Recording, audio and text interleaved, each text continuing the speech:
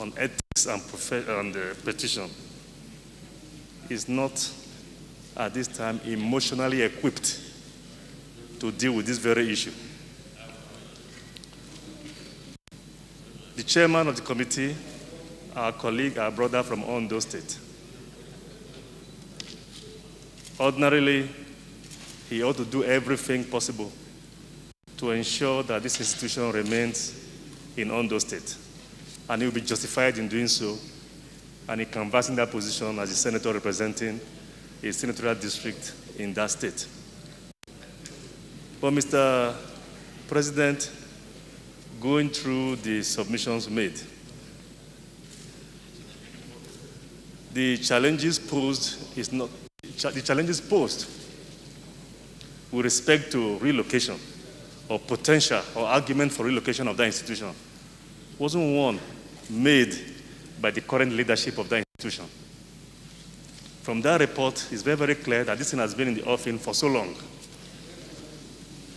And therefore, the decision as to whether or not the institution ought to remain or not to remain there cannot be one made by this committee, given the interest. I hate to use the word conflict of interest. That is why I support 100% the position canvassed by the leader of the Senate, that we need a more dispassionate review of the events that have taken place there, most especially in the last 31 years.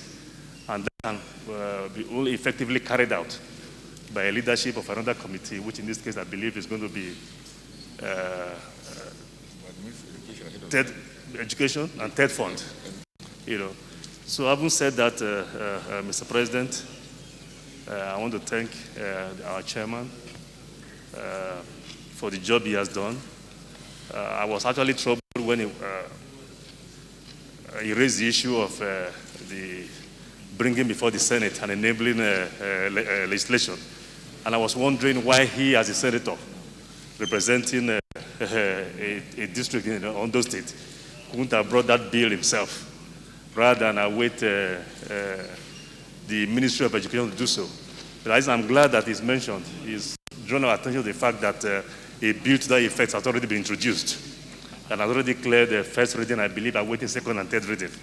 So once again, I thank him and I thank you for the opportunity to speak. Thank you very much. Thank you very much, the DSP. I think my understanding of this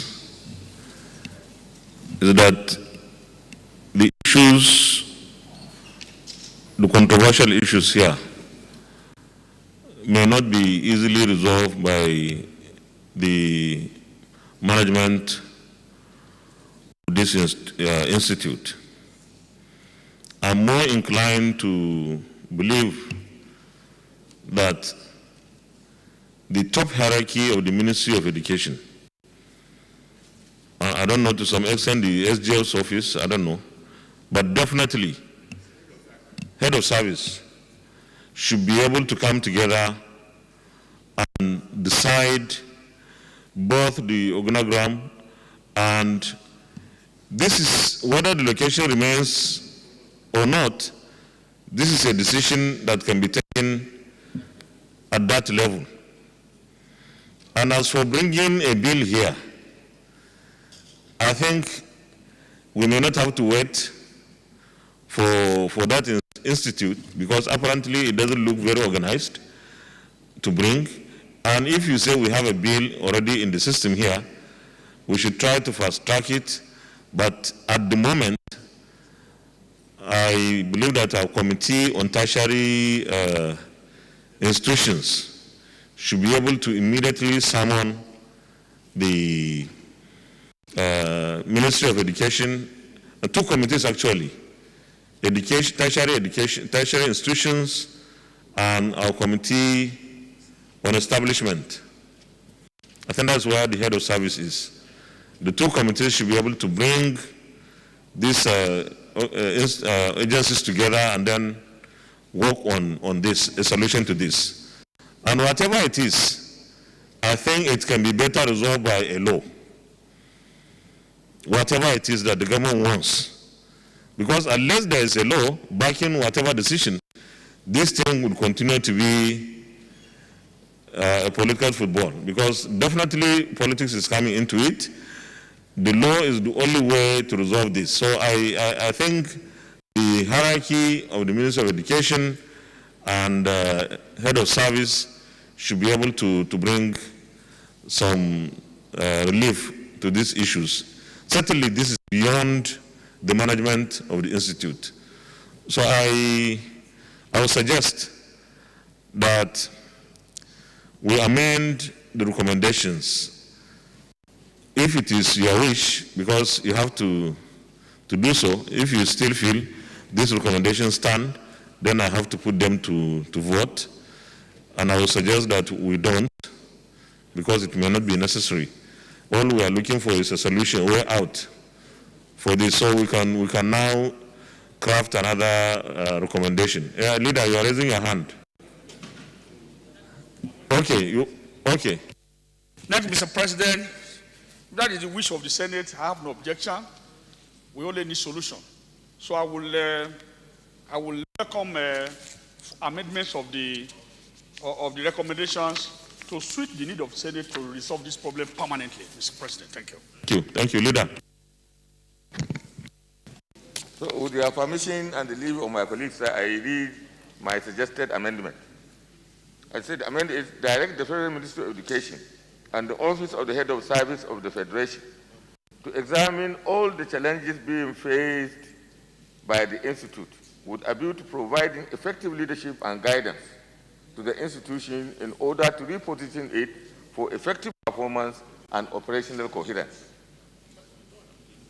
That's one. Number two, in effecting one above, there should be an enabling act to guide the operation of the institution. So the two prayers, the prayers that are there, I'm trying to suggest an amendment to them so that we can have these two prayers to supplant the recommendations. Yes. Yeah, then the two committees, actually this one is not TED fund. This one is education planning and administration. It is an institution that is guided from foreign funding by UNESCO, which is trying to work out the way in which the administration of education and planning of our education. So which of our committees is supposed to handle that? This is an educational institute, and it's supposed to be under the supervision of our committee of tertiary institutions.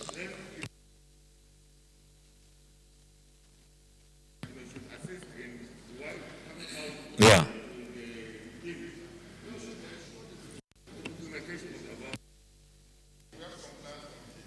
No. We have not reached there yet.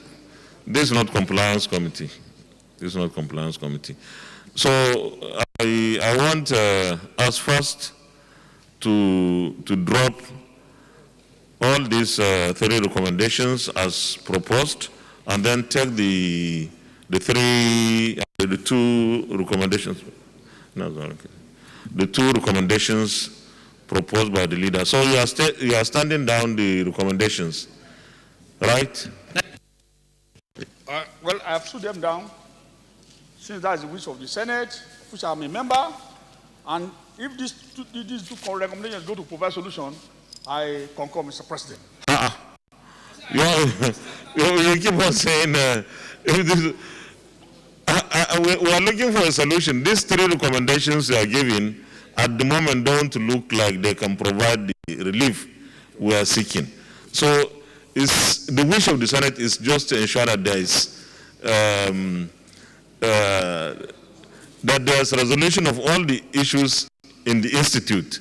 So I think there is no harm in this, and we are asking our committees on tertiary institutions and TED fund and establishment to swing into action immediately to bring the Federal Minister of Education and the Office of the Head of Service to start looking into the ways and means of ensuring that this institute starts to work properly. And then, of course, the second segment of the resolution, recommendation by the leader as amended, is to ensure that we have a law.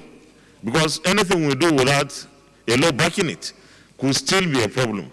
Somebody could just come and use his whatever it is and maybe scatter whatever arrangement. So I think we are on the right course. All right. So you can second the motion as the new recommendation as proposed by the leader. I so second. Okay. So, distinguished colleagues, there are two new recommendations.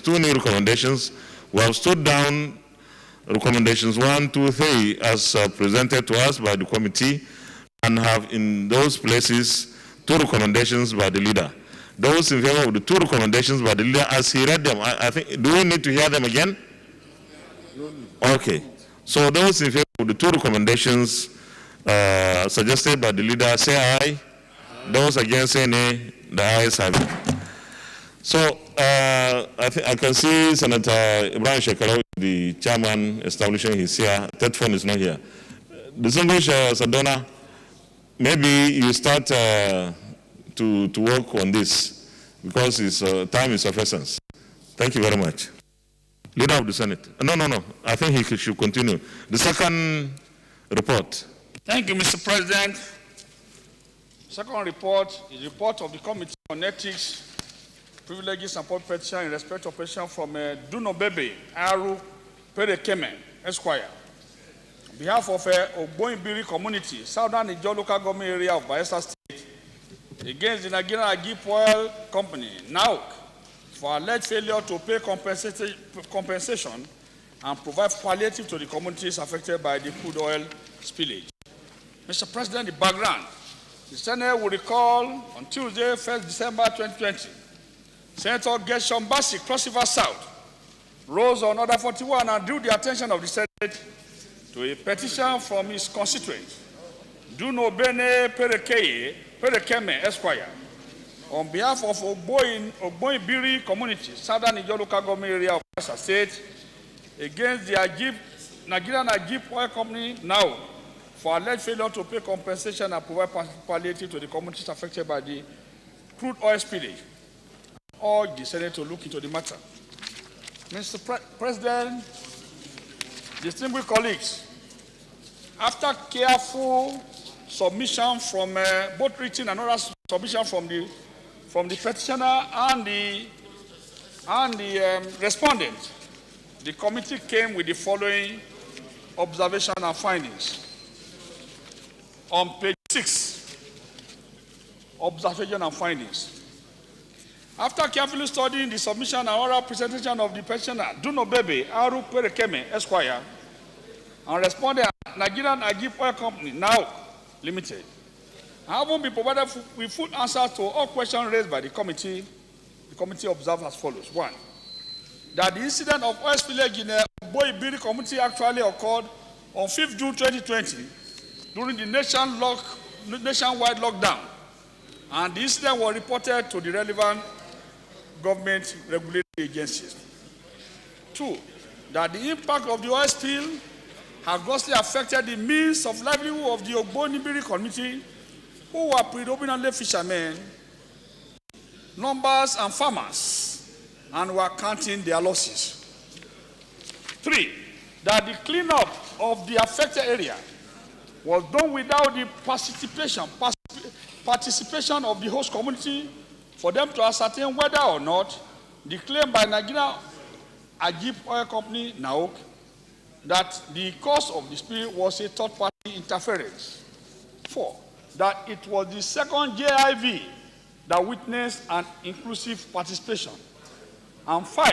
That the Committee on Ethics, Village and Public Petition haven't appealed to now to tamper justice with mercy by providing a reasonable sum in money to ameliorate the community's predicament as a result of this spill.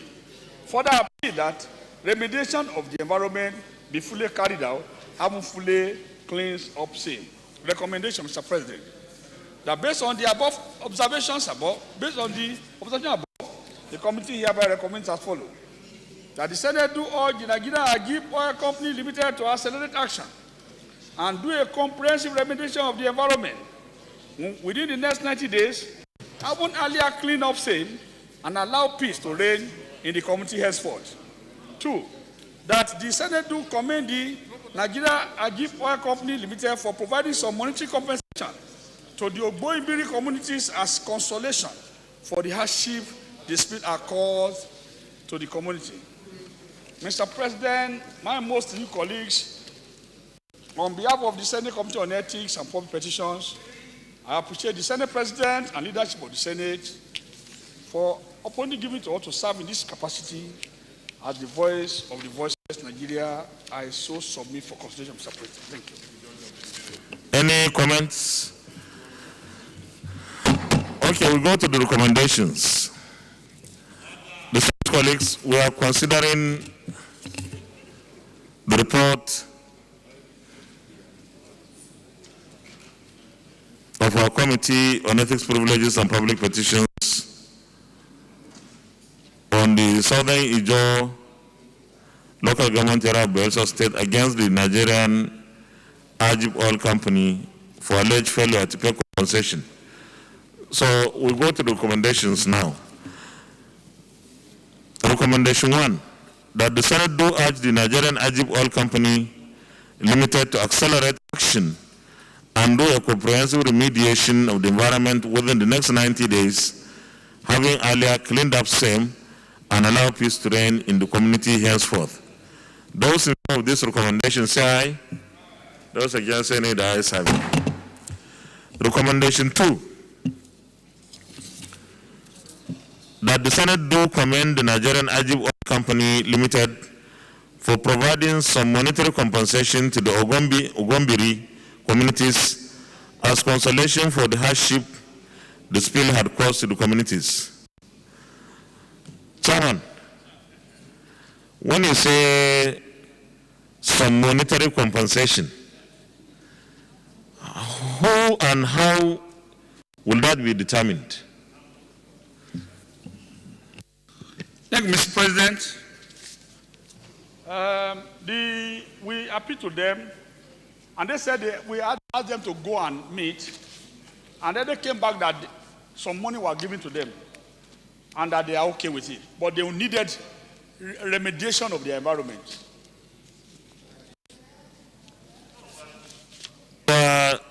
Recommendation 2 is saying the oil company should provide. Oh, okay. You are commending them. Okay, okay. So they have paid compensation already. Okay. So those in favor of recommendation 2, aye. Those against any other side. Go ahead and take the next report, please. Mr. President, the third report is the report of Committee on Ethics, Privileges and Public Petitions in respect of a petition from Mr. Franklin Oyembuchi Ekwe against the Nigerian Institute of Science Laboratory Technology, NISLT, for alleged withdrawal of his appointment letter and refusal by the Institute to document him for assumption of duty as a staff of the Institute since 2018. Preamble. The Senate will recall that on Tuesday, 9th February 2021, my distinguished self rose on Order 41 to lay a petition referred to his committee from the office of the President of the Senate and due the attention of the Senate to a petition from Mr. Franklin Oyembuchi Ekwe against the Nigerian Institute of Science Laboratory Technology for alleged withdrawal of his appointment letter and refusal by the Institute to document him for assumption of duty as a staff of the Institute since 2018 and urge the Senate to look into the matter. In line with this order, the Senate referred this matter to the committee for further legislative action. Mr. President, distinguished senators of Federal Republic of Nigeria, based on response from the respondents and the petitioners, the committee came out with the following observation and findings. After carefully studying the oral and written submission of the petitioner, Mr. Franklin Oyembuchi Ekwe and the respondent, the Director General of the Nigerian Institute of Science Laboratory Technology, Mr. Yemi H. Badegeshi, the committee observes as follows. 1. That Mr. Franklin Oyembuchi Ekwe applied for a job in the Nigerian Institute of Science Laboratory Technology, NISLT, in 2017. And after a series of interviews, he was issued an appointment letter by the Institute in 2018. that the institute failed to contact Mr. Onyebuchi for documentation, as promised, while his colleague whom it contacted did their documentation and assumed the duty, thereby leaving the petitioner behind. 3, that the petitioner's appointment letter duly issued by the institute was withdrawn by the latter without explanation when the petitioner traveled to the institute's headquarters in Ibadan to find out why he was not contacted for documentation. That the Director General of the institute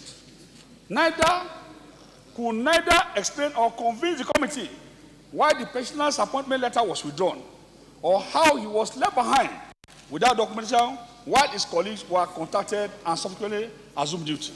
And 5, that the appointment letter issued by Mr. Onyebuchi by the institute was duly signed by the General. Therefore, the committee could not see any reason the petitioner should be segregated against, and that the committee concluded that the best way to bring justice to the petitioner was to recommend his immediate assumption of duty and be paid his entitlement from 1st February when his colleague assumed duty. Recommendation. In view of the finding above, the committee hereby recommends as follows: that the Senate do all the Nigerian Institute of Science, Laboratory, Technology to forthwith release the original copy of the appointment letter to its withdrawn. We withdrew from Mr. Franklin Onyebuchi Ekwe. Commence without delay the documentation of the petitioner and absorb him into the service of the institute with effect from 1st February 2019, and pay all salaries and entitlement that accrued to Mr. Franklin Onyebuchi Ekwe with effect from 1st February 2019, when he should have assumed duty. Mr. President, I so move for consideration. Thank you. Any comments? We'll go to the recommendations then. That the Senate do urge the Nigerian Institute of Science, Laboratory, Technology to forthwith release the original copy of the appointment letter it withdrew from Mr. Franklin Onyebuchi Ekpe, commence without delay the documentation of the petitioner and absorb him into the service of the institute with effect from 4th February 2019, and pay all salaries and entitlements that accrue to Mr. Franklin Onyebuchi Ekpe with effect from 4th February 2019, when he should have assumed duty. Those in favor of this recommendation say aye.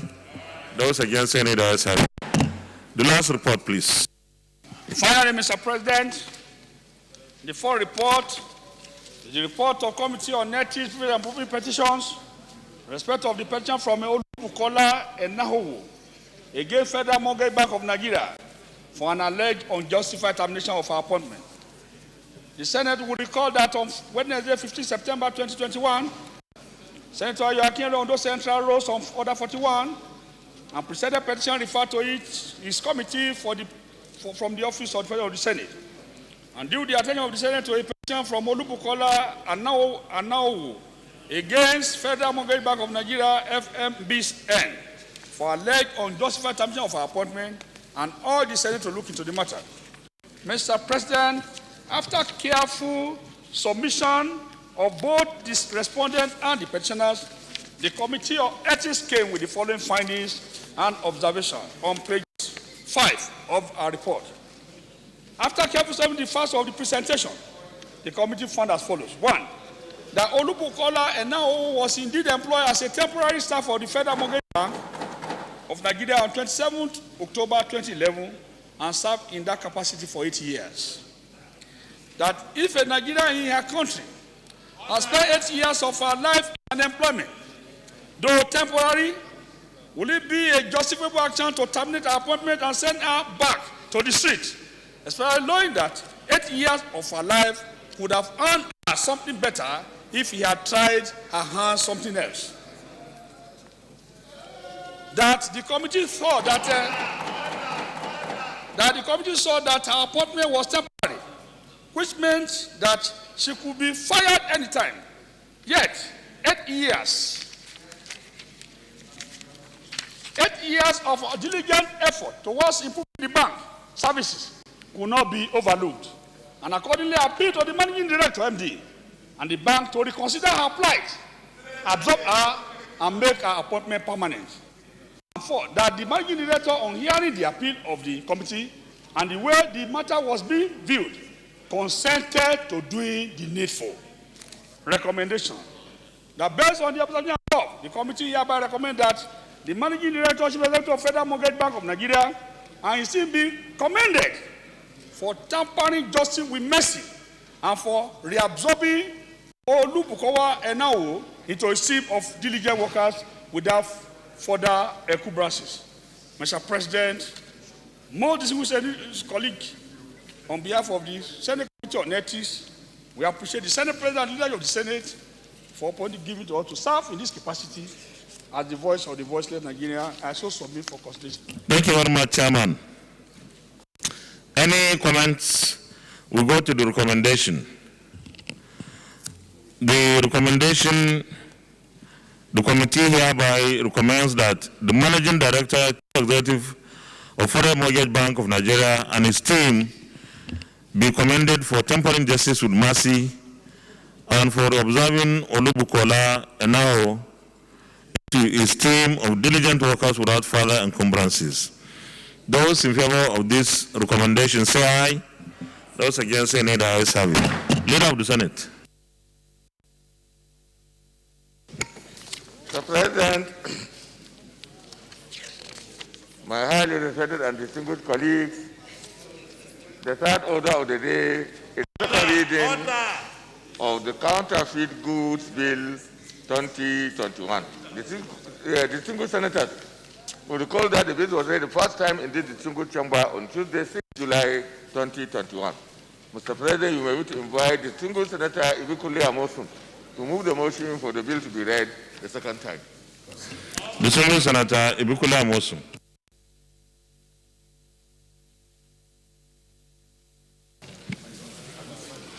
Thank you, Mr. President. Ibikunle Amosun, I represent Mr. President, permit me to move a motion to present the lead debate on the Counterfeit Goods Bill. I so move. No, you go ahead. Thank you, Mr. President, distinguished colleagues. Ibikunle Amosun, I represent Ogun Central. Mr. President, distinguished colleagues, it gives me great pleasure to lead the debate on the Counterfeit Goods Bill 2021. The bill was read for the first time in this chamber on 6 July 2021. This bill is a 26-clause legislative proposal. It clearly and directly provides for the prohibition of manufacturing, production, possession, and distribution of counterfeit goods. It simplifies the process of laying complaints by persons interested in protecting goods that are counterfeited and provides an enhanced enforcement capacity. The bill also provides for administration of criminal investigation and seeks to make prosecution a lot less cumbersome so as to provide effective control of counterfeit goods in the country. While the Customs Service is further empowered to check and control the imported counterfeit goods, the police is given the power to demand information for efficient crime prevention and prosecution. Counterfeit goods are unauthorized or illegally manufactured, reproduced, altered, or distributed goods. It is also associated with abuse of recognized intellectual property rights, such as trademark, patents, design, or copyright in goods. According to reports, products often counterfeited and pirated include currencies, apparel, consumer electronics, automotive parts, pharmaceutical, foods and drinks, and chemical, among others. Over the years, Nigeria has become a major destination for counterfeit and pirated goods. Nigeria has not only become a major consumer of cheap counterfeit goods, but also has become both target destination and significant transit route to other West African countries. The growing number of counterfeit goods in the country is a major threat and challenge for businesses, consumers, and the economy. In fact, it is difficult to put an exact value or loss occasioned by counterfeiting, as there are no accurate figures on the number of counterfeited goods, type of goods, or the volume of its sales. Indeed, it has been said that as long as there is a demand for a product, and consumers are willing to buy it, there will always be counterfeiters selling the products. The existing legal framework, the Trademark Act provides a legal proprietary right to owners of registered trademark. The only offenses provided under the Act are the offenses of falsification of registration of trademark, falsely representing trademark as registered, and restraints on use of arms in Nigeria. In a nutshell, the Trademark Act provides only a civil enforceable right to trademark infringement, and this has not helped in checking the criminal proliferation of pirated or counterfeit goods. On the other hand, distinguished colleagues, the Criminal Code Act provides an offense of making or dealing in infringing copied of copyright works with a ridiculous punishment of a fine not exceeding 400 naira only, or 2 months imprisonment. However, the Criminal Code Act and even the Copyright Act are essentially concerned with literary or artistic works only, just as the above-mentioned laws are limited in their scope of application. The Counterfeit Fake Drugs and Unwholesome Processed Foods Miscellaneous Provision Act and the NAFDAC Act are equally restricted to the administration and prohibition of sale and distribution of counterfeit, adulterated, ban of fake substandard or expired drugs, or unwholesome processed foods. Another related law is the Standard Organization Act. While this act prohibits the manufacture and sale of items that does not comply with mandatory industrial standards, counterfeited goods are not captured within its strict definition. Bearing all this in mind, distinguished colleagues, it is clear that previous regulation response to counterfeit goods has likely been limited, restrictive, and weak in enforcement mechanism. Aside from the NAFDAC Act that seeks to protect public health, other counterfeit and pirated products may not necessarily cause any personal harm. Nonetheless, their proliferation may severely damage companies' profitability, innovation, and creativity, and brand value. For government, it may also cause loss of tax revenue. Recently, the Standard Organization of Nigeria sought to mandate importers and manufacturers to create a database of every product in the market. The idea is to ensure an effective prosecution of offenders of manufacture and sale of substandard and counterfeit goods. The bill seeks to facilitate such prosecution. Mr. President, distinguished colleagues, in conclusion, most road accidents in the country have been traced to counterfeit automobile parts, like fake and counterfeited brake pads, discs, tires, batteries, etc., while many household goods, like television sets, electrical and electronic gadgets, electronic cables, light bulbs, etc., are also being counterfeited on a daily basis, a development that this bill seeks to curtail. The Counterfeit Bill 2021 also seeks to introduce measures to further protect owners of trademark against counterfeit of their goods, protect consumers from dangerous counterfeit goods, and ensure that appropriate revenue accrues to government from trademark owners of goods. I therefore urge, Mr. President, distinguished colleagues, to support the second reading of this very important bill. Thank you. I so submit. Distinguished Senator Tolu Odebi.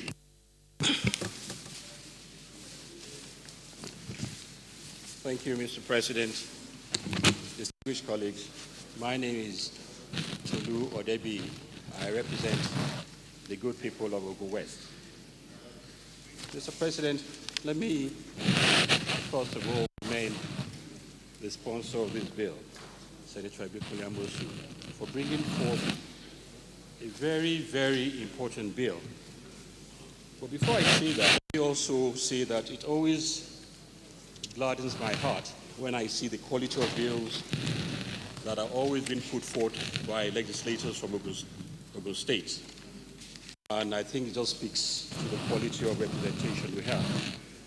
Having said that, Mr. President, this bill is a bill that is very apt and appropriate today. I happen to be a member of the Committee on Industry, and it was only last week or so we were talking with the Standard Organization of Nigeria about the proliferation of counterfeit goods in the country. I think this kind of bill that will strengthen and criminalize the importation the sale of counterfeit goods can only make our economy stronger, because there are a lot of companies and industries that are closing down due to the proliferation of all these counterfeit goods. But more importantly, I think we also have to bear in mind that apart from strengthening these laws, we just signed the African Continental Free Trade Agreement. And it behoves on us that we strengthen our own counterfeit act or law, so that Nigeria does not become a dumping ground for all kinds of counterfeit goods that are going to be brought into the country. I may also say that also, I think when we realize the amount of debts or sorrow that has occurred due to the counterfeit goods, whether it's medicine, whether it's brake pads, whether all kinds that have occurred in this country, I think it would be quite alarming for all of us to see the need and the importance of this bill. I think that this bill is quite apt. I think definitely we should all support it. I think it can only increase internal production once we've strengthened this bill, once we've strengthened our laws and we've stopped or minimized the amount of counterfeit goods that come into the country. That can only enhance internal production and thereby create jobs for our citizens. So I strongly support this bill, and I commend the sponsor of this bill. I so support. Thank you very much, Mr. President.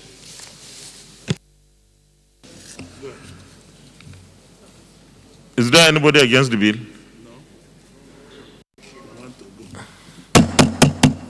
No. Those in favor that this bill be now read a second time, say aye. Those against, say nay. The ayes have it. Clerk of the Senate. Mr. President, distinguished senators, a bill for an act to introduce measures aimed against the trade in counterfeit goods so as to further protect owners of trademarks and copyrights against unlawful application and for other matters connected therewith, 2021, SB 768, second reading.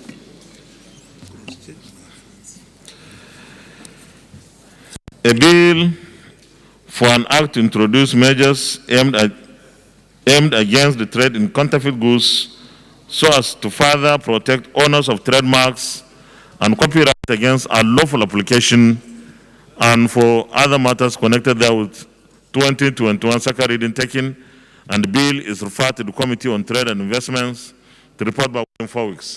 Leader of the Senate. Mr. President, my highly respected and distinguished colleagues, the fourth order of the day is the second reading of the Institute of Border Studies, Kosubosu, 10 Kwara State Establishment Bill 2021. Distinguished senators will recall that the bill was read the first time in this distinguished chamber on Thursday, 7th October 2021. Mr. President, you may wish to invite distinguished Senator Sadiq Suleiman Umar to move the motion for the bill to be read. Distinguished Senator Sadiq Suleiman Umar.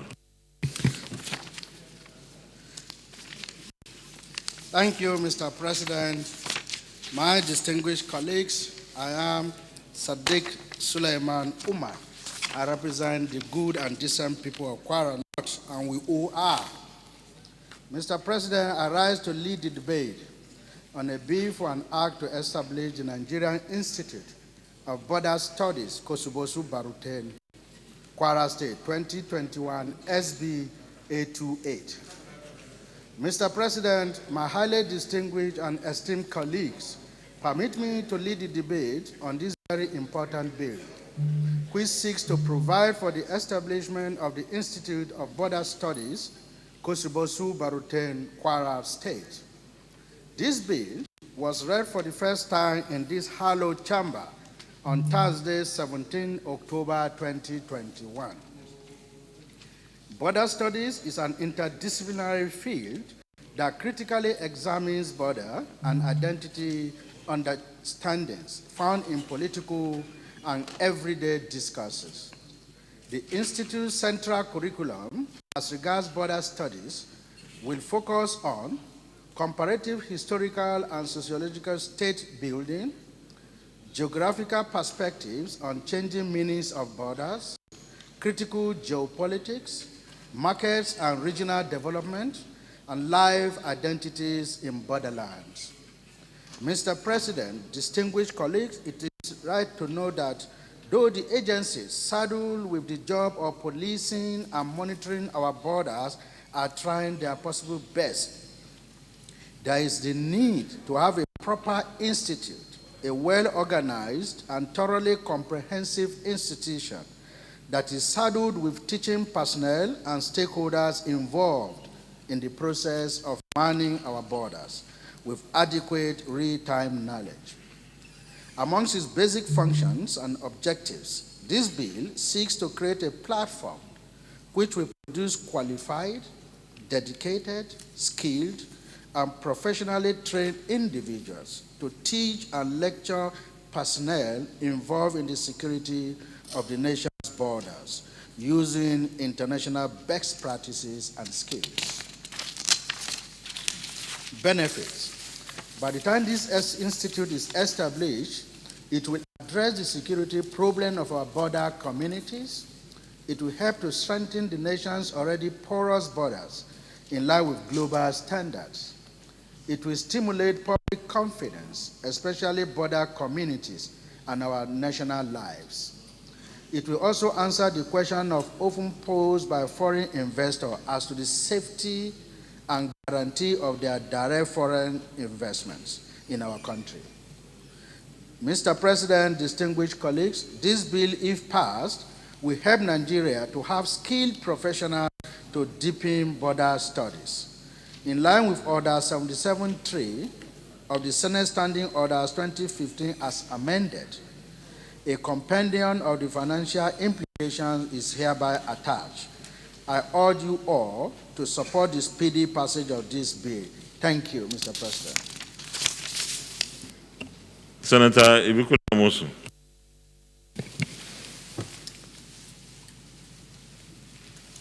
Thank you, Mr. President. Ibikule Amosu, I represent Ogun Central Senatorial District. Mr. President, first let me commend Senator Umar Sadiq Suleiman for coming up with this bill. Mr. President, because of where this institute will be situated, which is a border town between, I think, Nigeria and the Republic of Benin, and with what is presently happening to us as a nation in Nigeria today, that our borders, most of the crises we are having, of course, usually starts from our porous borders. So anything to deepen our knowledge, our understanding, our border communities, our border areas will add value and will assist in protecting not just the people in those border areas, but all of us in the country. That is one plus for me for this bill. The second one is very important. It's every day we complain about our young, able-bodied men, boys and girls, men and women, that doesn't have anything doing. If we now channel their resources to areas like this where they are educated, of course, we will be helping ourselves, because there's a saying that if we do not get our young ones busy, of course, they will get us very busy, which is what is presently happening now. This will afford our people. It's some kind of creating wealth for them, because after this training, they will be in a position to now use those knowledge that they acquired. One, in the area that I've mentioned, in the area of security. Two, in the area of even developing themselves and even helping the community and helping the state, and by extension, helping Nigeria. So, Mr. President, without much ado and without not wanting to be repetitive, I want to urge my colleagues that we should support this bill to pass the second reading so that it can appropriately be sent to the respective committee for further consideration and passage. Thank you, Mr. President. Thank you. Deputy Minority Leader. Thank you, Mr. President. Very distinguished colleagues. My name is Senator Boacha Emmanuel, I represent Taraba South. Mr. President, the bill before us is important to us as a nation, and it is one of those suggestions. It will provide an immediate solution if the bill is passed in good time and taken to third reading and sent for assent.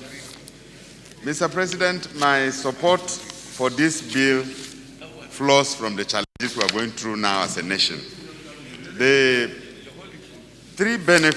four benefits enumerated by the lead debater are all boiled or settled down on insecurity. In fact, the last one being interest of investors in the country, it can only be possible where there is peace and orderliness, where security of lives and property is guaranteed. We have these multiple challenges of very porous borders across the length and breadth of Nigeria, from the north to the south, to the east and west. Mr. President, when I raised the matter of challenge to our territorial integrity, a journalist took me on after the session and asked whether, do you know where is the borderline of your community? It's a very difficult question, because these borderlines keep shifting from time to time, depending on the interests of those in the border region. A particular farmer can even decide to shift a border of a nation, provided he's in agreement with his neighbor in the other country. If they can just go into agreement, let me take more of that land, because there is no an institution in place that shall oversee this. I've said on and on that the immigrations are not manning our borders sufficiently, and this is no longer news. It's saying the obvious anyway. So I think it's important if we could have an institution like this whose duty is to safeguard or teach our citizens or specific people how to man these borders or understand where our border lines. We've had such controversies in other climes where nations rise to say, we will build even a wall. You know, we've seen that in the Trump government, where he tries to build a wall between the US and Mexico. So defining border lines is a very, very important thing for a nation to do and to know.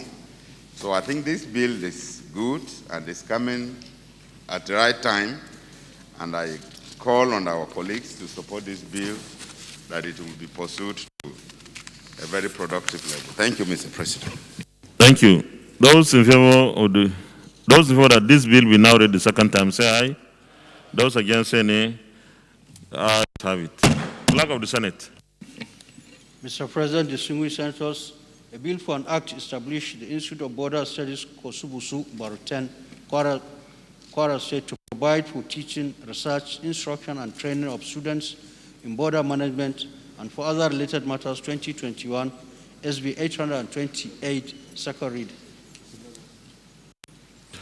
A bill for an act to establish the Institute of Border Studies, Kosobusu, Baruten, Kwara, to provide for teaching, research, instruction, and training of students in border management and for other related matters, 2021, second reading taken, and the bill is referred to the Committee on Tertiary Institutions and TED Fund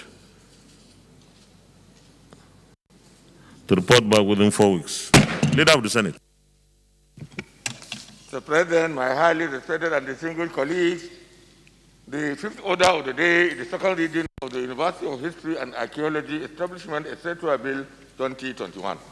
Distinguished senators will recall that the bill was read the first time in this distinguished chamber on Tuesday, 17th March 2020.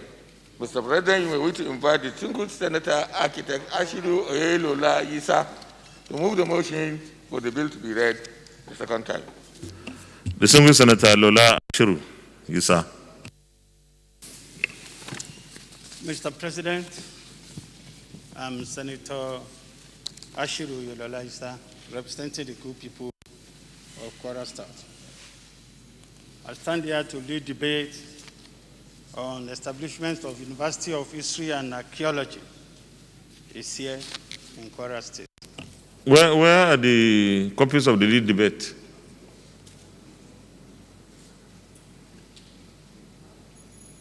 Where are the copies of the lead debate?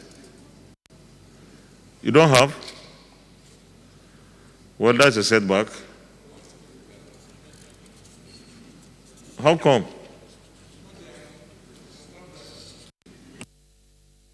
I'm afraid without the copies of the lead debate available to the single senators, we may have to wait for the copies to be available.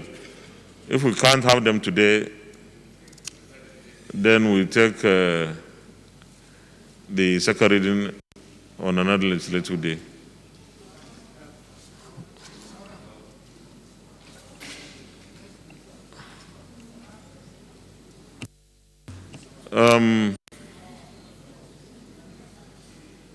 Okay.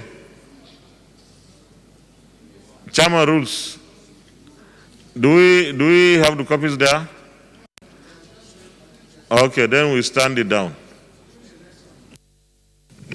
Leader of the Senate.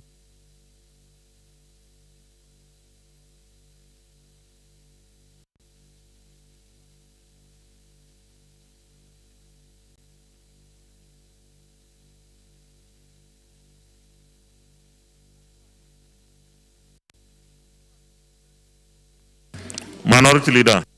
Mr. President, I rise to second the motion that the item on the order paper be stepped down for another day.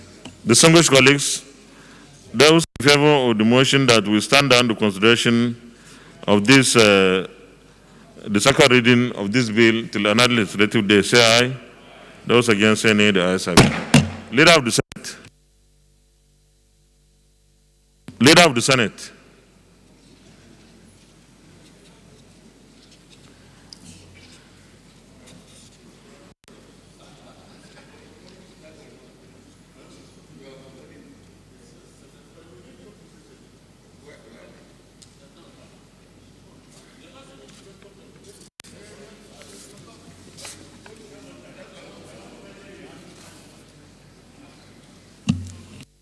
Don't you have copies?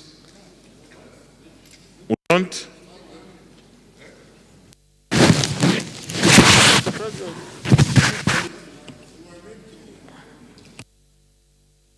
Provide 120 copies yesterday of the lead debate, and we made it and sent it to the Rules on Business. Okay, which copies?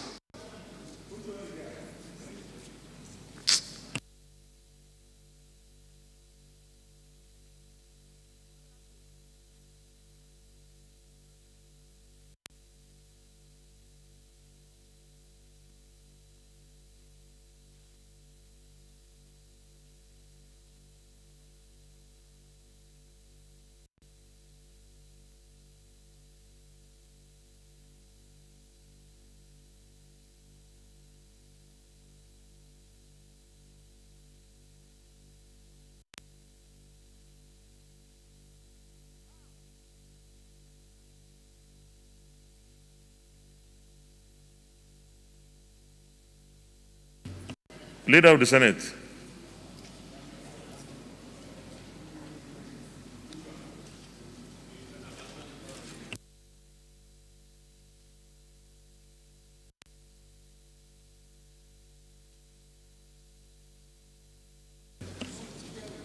Leader of the Senate. What is the copy for Senator Aleri's bill available? Huh? Who is responsible for this? Not Rules and Business. Okay, in that case, we have to go to the next. Leader, we have to go to the next. We can't just stand like this. We'll go to the next. When it is available, we'll look at it. We'll go to the next.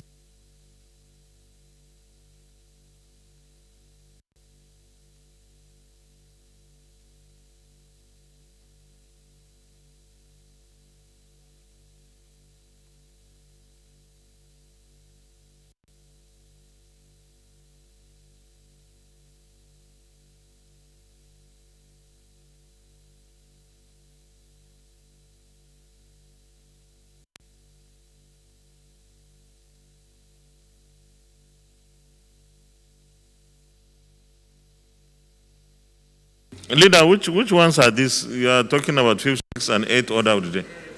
Which ones are these? Because we stood down University of History. Okay, which next one stand down is that of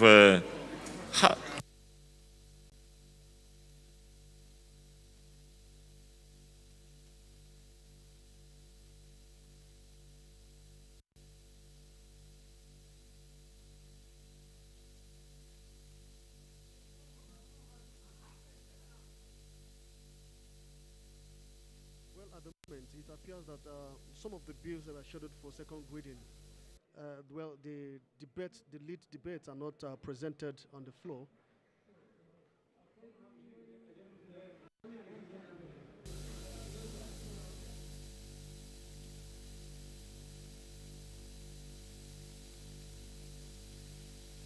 Fifth. We have already taken the fourth.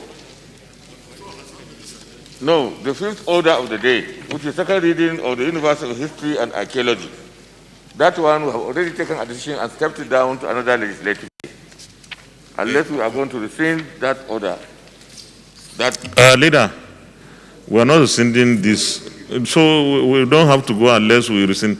We'll go, please, let's make progress.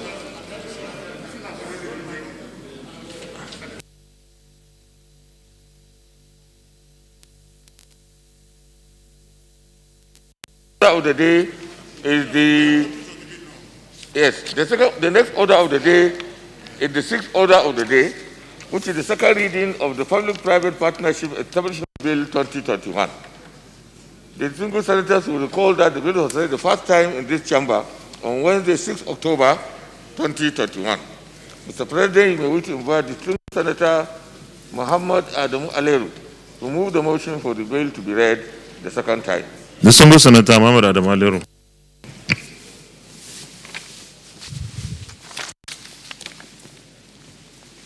Thank you, Mr. President. My highly distinguished colleagues, lead debate on Public-Private Partnership Regulatory Commission Bill 2021. Mr. President, my name is Muhammad Adamu Aleru. I represent the good people of Kebbi Central.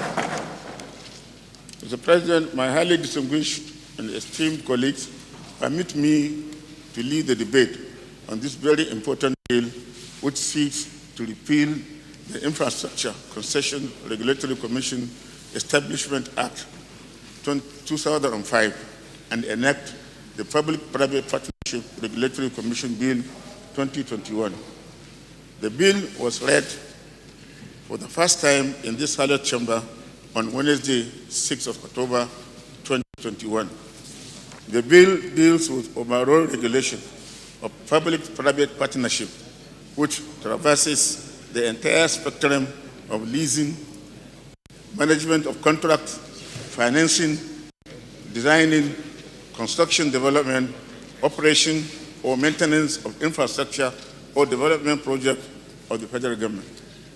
Therefore, having operated the RCRC Act 2005 for 14 years, it has become necessary to strengthen the Commission so as to further attract private sector participation in our infrastructure development.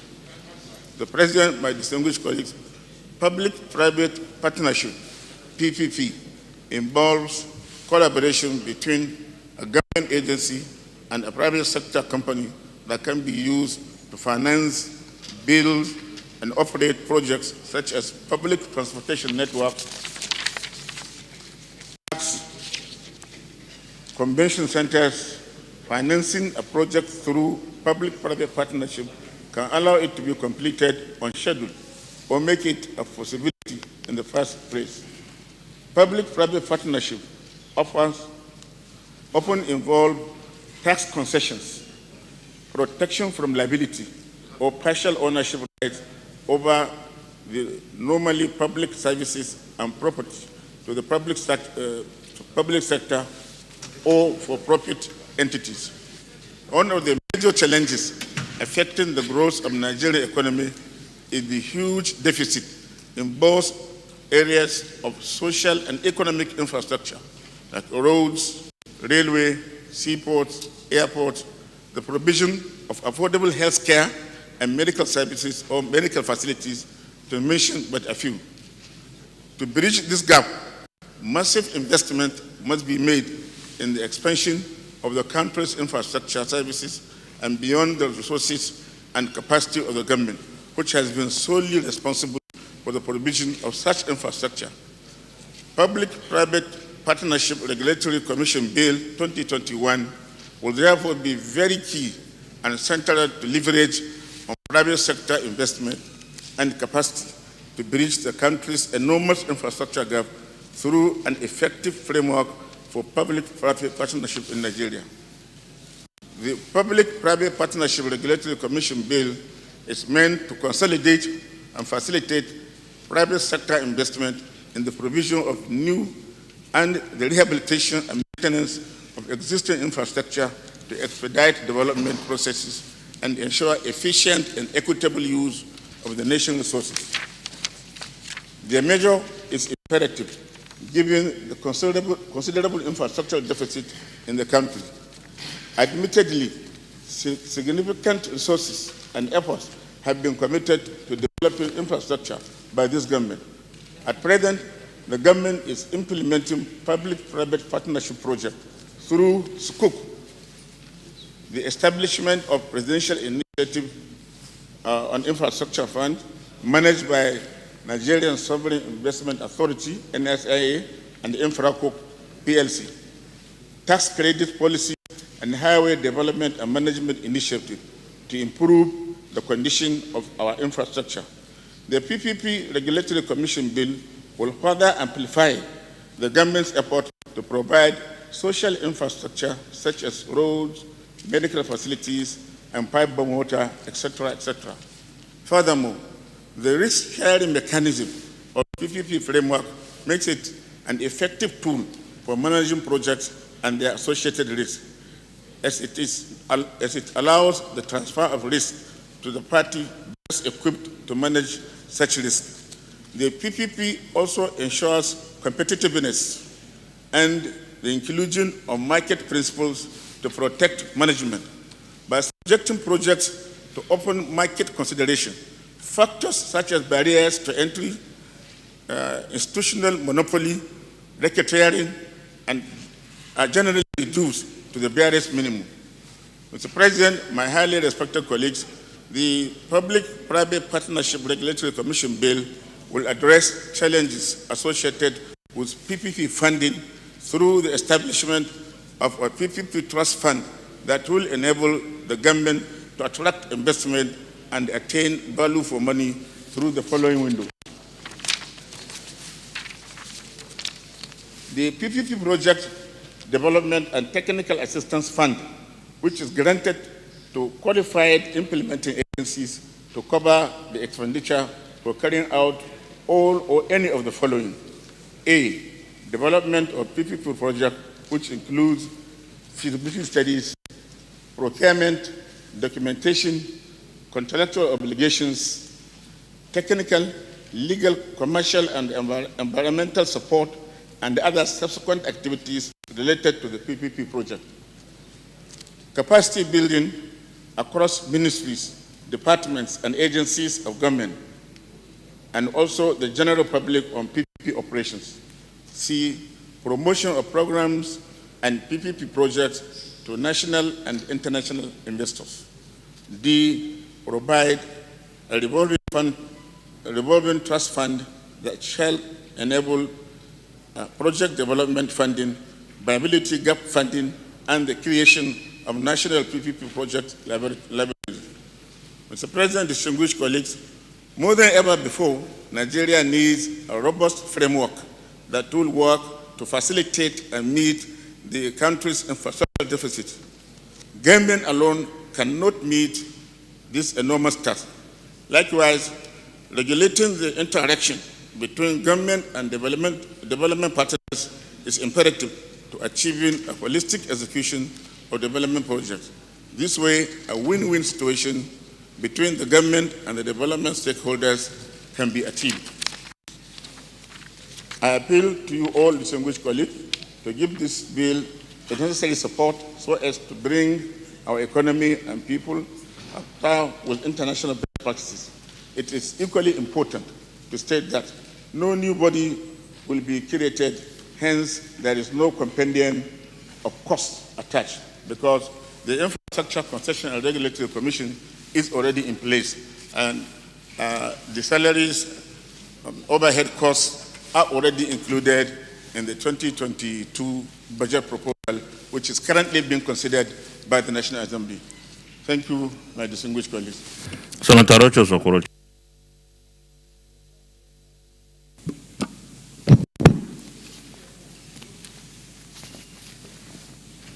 Mr. President of the Senate of the Federal Republic of Nigeria, distinguished colleagues, I rise to support this all-important bill for the Public-Private Partnership Regulatory Commission. Mr. President, most of our bills on the floor of this Senate is either for regional development or sectional development.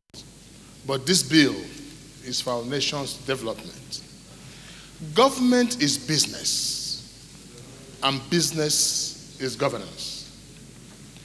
And this is just the way to go if we have to change the face of our economy to affect positively on the life of the ordinary citizens of the Federal Republic of Nigeria. In most cases, Mr. Senate President, you realize that handlers of our economy make it look like government, everything is about government. But we have realized that government has not been successful in any business outing. Today, you may ask of where is Nigerian Railway? It's dead. Where is NEPA? NEPA is still not alive.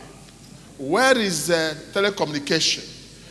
And all those agencies that government ran on their own as full-time business, none of them have succeeded.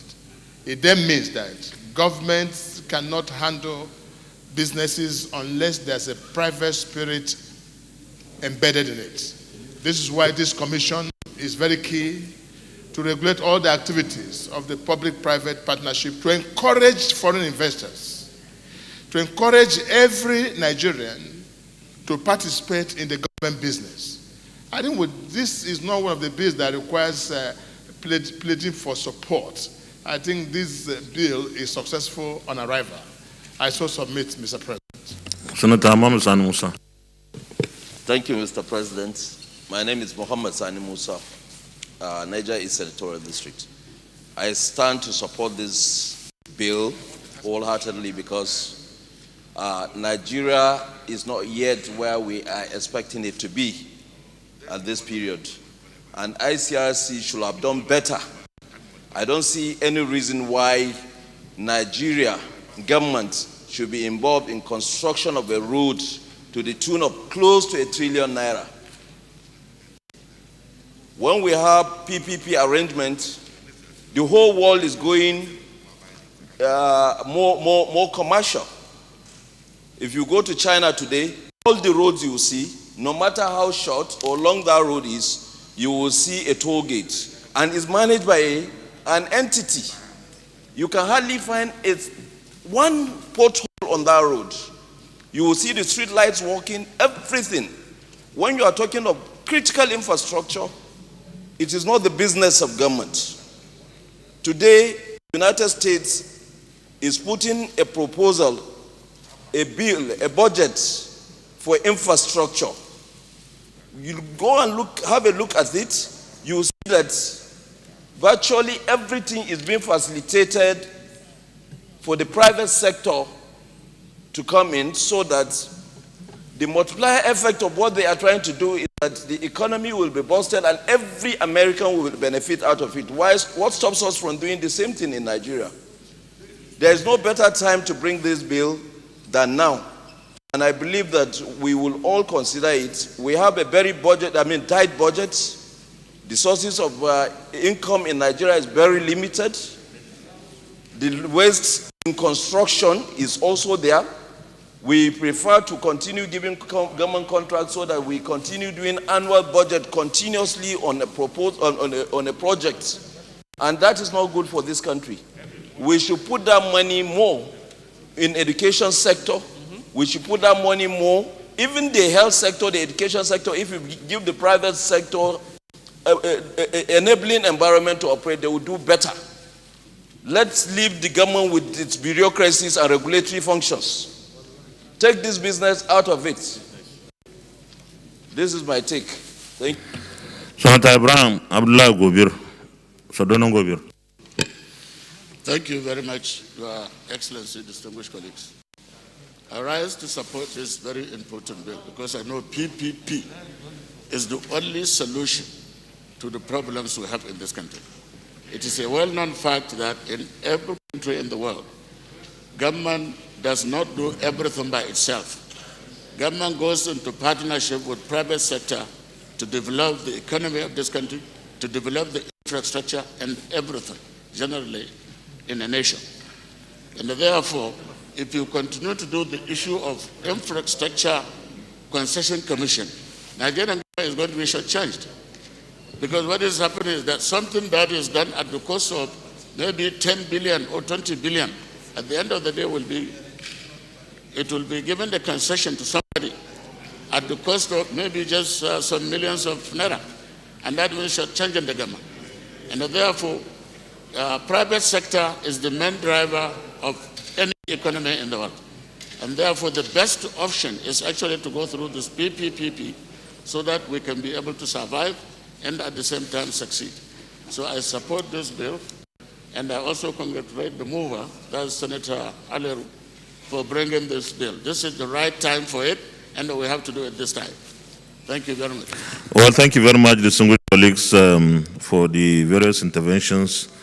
Let me say that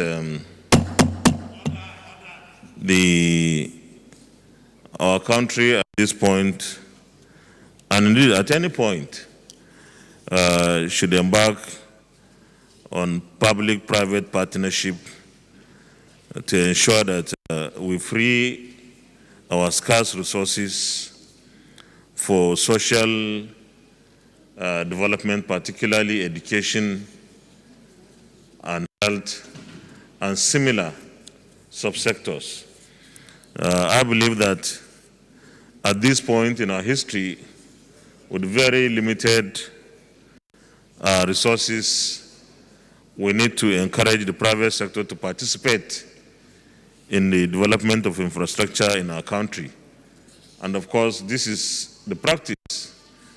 But one thing is clear, that we have to provide the environment, a convenient environment, a safe environment for the public and for the private sector to be convinced that their investments will provide the kind of return that they aspire to get, and that there is the legal framework to protect their investments.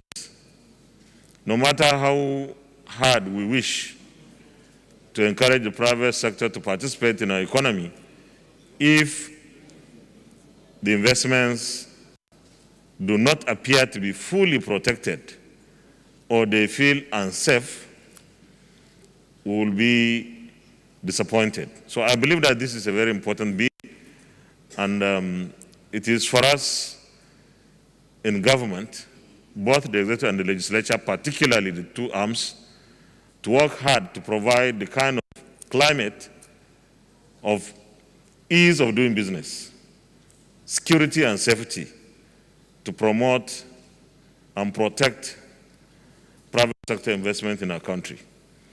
I believe that Nigeria has the kind of population that will encourage any private sector investment to come.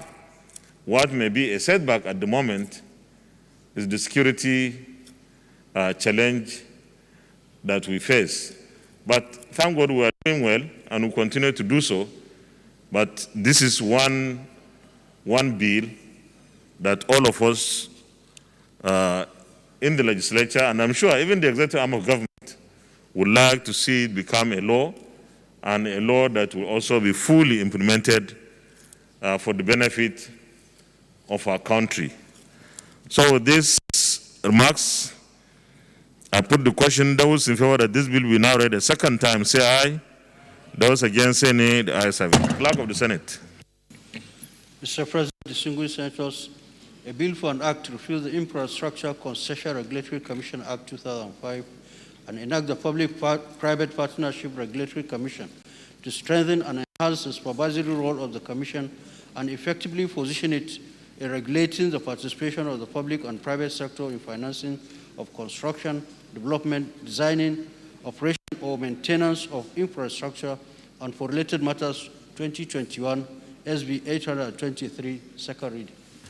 A bill for an act to repeal the Infrastructure Concession Regulatory Commission Act 2005 and enact the Public-Private Partnership Regulatory Commission to strengthen and enhance the supervisory role of the Commission and effectively position it in regulating the participation of the public and private sectors in financing of construction, development, designing, operation, or maintenance of infrastructure, and for related matters 2021 second reading taken, and the bill is referred to the Committee on Works to report back within 4 weeks. Thank you very much. Leader of the Senate, last. Mr. President, my highly respected and distinguished colleagues, I rise in a motion that this Senate do suspend and step down the consideration on all other items on our order paper to another legislative day. I so move. Minority Leader. Mr. President, I rise to second the motion. Distinguished colleagues, those in favor of the motion that the Senate do suspend the consideration of all other items on the order paper till another legislative day, say aye. Those against, say nay. The ayes have it. Leader of the Senate. Mr. President, my highly respected and distinguished colleagues, having concluded today's proceedings on the order paper, I hereby move that the Senate do adjourn to Tuesday, 30th November 2021 at 10 a.m. prompt. I so move. Minority Leader. Mr. President, I rise to second the motion that the Senate do adjourn till Tuesday at 10 a.m. I so second. Distinguished colleagues, those in favor of the motion that the Senate do adjourn till Tuesday, the 30th day of November 2021 at 10 a.m. from say aye. Those against, say nay. The ayes have it. The Senate is hereby adjourned till Tuesday, the 30th day of November 2021 at 10 a.m. prompt.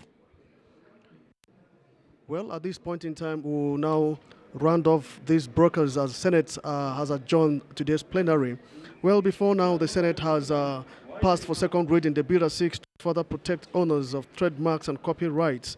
That bill was sponsored by Senator Bukunle Amosun. The Senate had earlier paid tribute to Umaru Sani, former clerk of both chambers of the National Assembly, who died a few days ago. At this point in time, we will now hand over to our studios for the continuation of our scheduled programs for the day. I am Ignatius Nkwo. And on behalf of our outside broker crew here from the National Assembly, I say enjoy the rest of our programs. Thank you.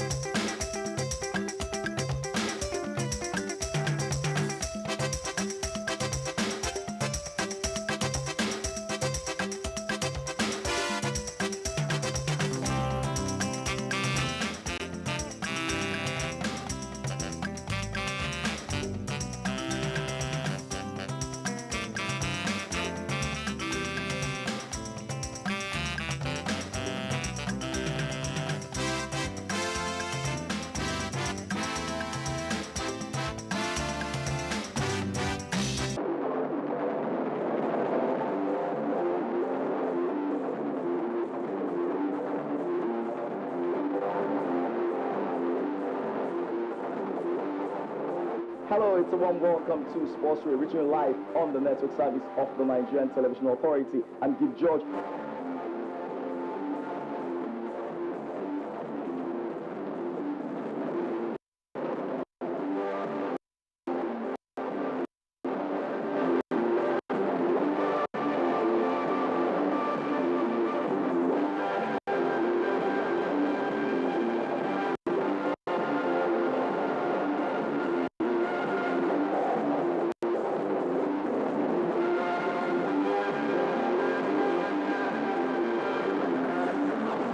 The coronavirus, also known as COVID-19, has been declared by the World Health Organization as a global pandemic. While clinical trials are ongoing for a vaccine and a possible cure, there is no known treatment for the coronavirus. Nigeria has recorded some of these cases, and people are advised to take these preventive measures to keep themselves safe and contain the further spread of the virus. Wash your hands frequently with soap and water, or use hand sanitizers all the time. Maintain social distancing. Avoid touching your eyes, nose, and mouth.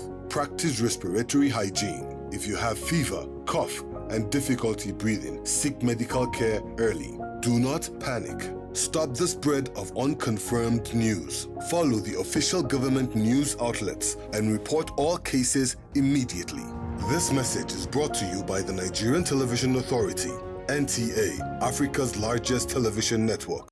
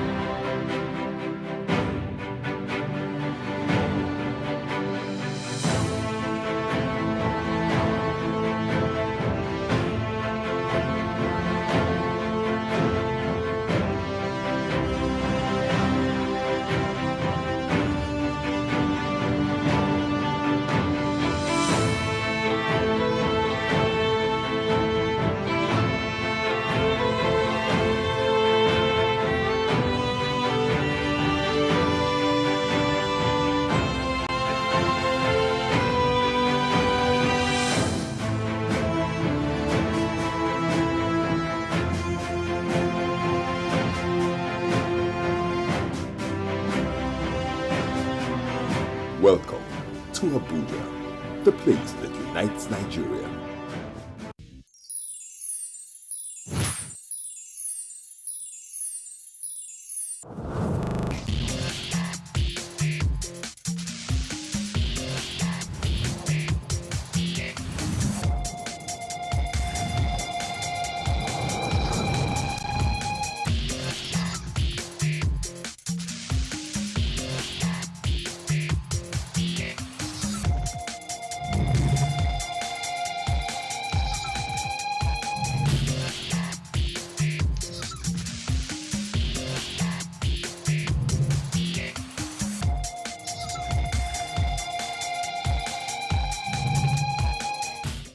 It's a new week right here on Entertainment Gist, a new week for new trending stories, a new week for new trending music, as well as comic videos. Welcome to another edition of Entertainment Gist. My name is Simeon Sunday, you already know. And of course, talking about new gist, a lot has been happening in the world of your favorite entertainers, especially as it has to do with Nigeria. I know a year ago, about in 2020, Omo Ghetto, the saga was released by Funke Akindele, which she co-produced co-produced alongside her husband JJC Skills. And just recently at the AMA Awards, it got about 3 nominations. And it seems like this movie is not stopping anytime soon, as it just got another award, not in Nigeria, and this time all the way in the United Arab Emirates, talking about Dubai. Yes, the Meta Cinema Conference Awards have actually awarded Funke's movie as the highest grossing movie in Africa, not Nigeria, in Africa. And congratulations to the cast and crew of this movie, and also to Film One, the co-producers of Omogeto the Saga. And still talking about nominations, AMA Award is back. And remember, this award came into place back in 2005,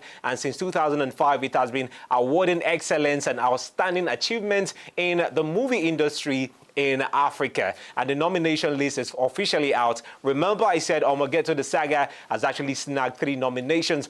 Eyimofe also has a couple of nominations, and La Femme Anjola by Rita Dominic has also gotten a couple of nominations as well. Rita Dominic has actually gotten a nomination for the Best Actress in a Lead Role. And of course, Funke Akindele's movie, talking about Omogeto, also got the award for the Outstanding Achievement in Editing. It also got a nomination for the Best Nigerian Film. Congratulations to all the Nigerian films that made it this year to the AMA, that is Africa Movie Academy Awards, celebrating all Africans. And of course, the Somalian movie, The Grave Digger's Wife, actually got the highest nomination at this year's AMA, snagging about 10 nominations. Congratulations to all the nominees of the AMAs 2021. And now it's time for us to check out a trailer of the most nominated movie at the AMAs 2021, talking about The Grave Digger's Wife. Have a feel of it and tell me what you think about it later on.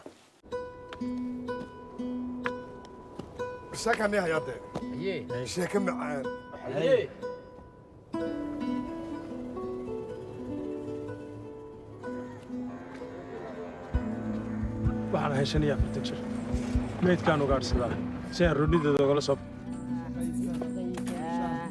wiil yar waana tusaale u noqon karay baan dhalay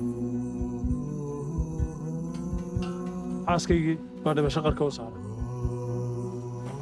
warka xumay waxa weeyaan in qalitaanku lacag yahay haddana tiyo saas tahay saaxiib habeenna hurdala aniguma leh uubsaw waxaad iga balan qaataa inaan wada jiro dhibaato walba aan kaga agbaxayno sambay mayan jufey nyuwali jufey xare ba sa chorchor hooyada la sii joog ku fayo bobom darka joogaw wuxuu mu ka yahay agteen way dandalen daaw dandale jël bu ke dootul miim gaw la booleen daana te war leena mën a duma ay de sambirim de lay ko sa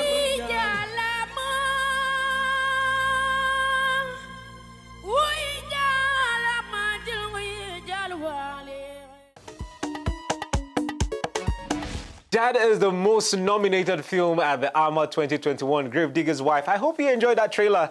Amazingly, no wonder the movie actually got such numbers of nomination. The picture is really amazing. The sound is, and of course, the characters in the movie. I love every bit of that movie. Anyway, congratulations to that. And now let's talk about something else that has been trending. We all know that the movie Queen Amina has been trending on Netflix. Nigerians have been talking about it. And since it dropped on Netflix, the review has been really amazing. And in case you don't know, the lead character of the movie, talking about Lucy Ame, who played the role of Queen Amina of Zazao, decided to narrate a part of the production, that we never knew about. According to her in a recent interview, she said she almost lost her life while on the set of the movie. Remember, this film was shot in Plateau State. Yes, just to be precise. According to her, she said in one of the, scenes in the movie, she was flipped by the horse she was sitting on, and then she landed headfirst. So painful. Anyway, she said she's fine, and when she got back on set of the movie 3 weeks after the production was put on hold, she still had that PTSD and the fear of getting tipped over by the horse again. But this time, she did it well, and amazingly, no wonder the reviews had been really, really fantastic. Congratulations to the cast and crew of Amina. I need to see it. I haven't seen it myself. I think I'm going to see it. When I see it, I'll come back and give you a critical review of what I think about it, although the reviews have been good so far. And away from that, let's talk about one movie that made a lot of us, especially those of us who grew up in the 80s and 90s, really excited. And that is Sisters Act. Remember, Sisters Act actually hit the big screen back in 1992, and then a sequel was done in 1993. And after that, it seemed like Whoopi Goldberg just went missing on us. With the light of day.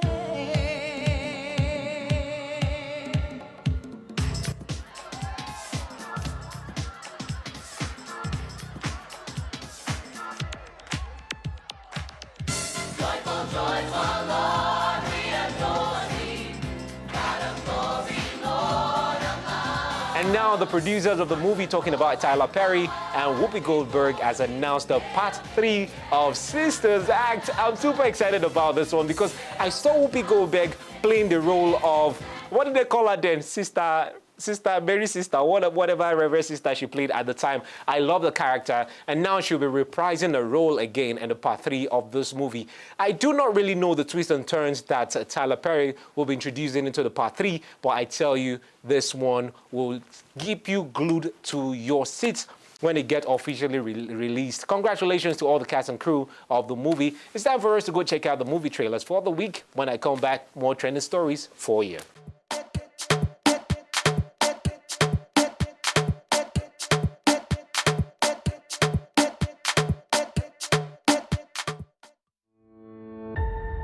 Clouds of change gather.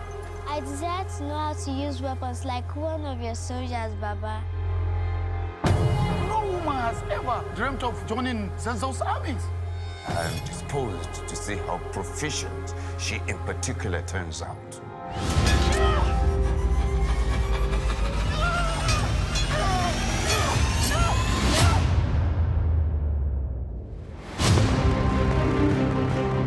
You are the priestess. You came to find your destiny.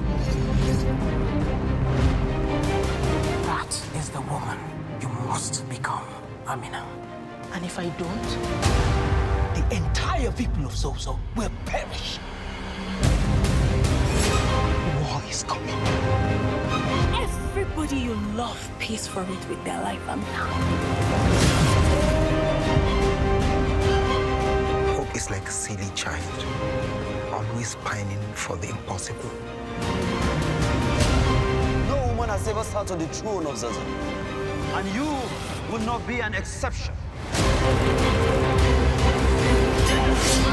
Don't be afraid. I am Amina. I fear nobody. Throughout my life, the 10 rings gave our family power. If you want them to be yours one day, you have to show me you are strong enough to carry them.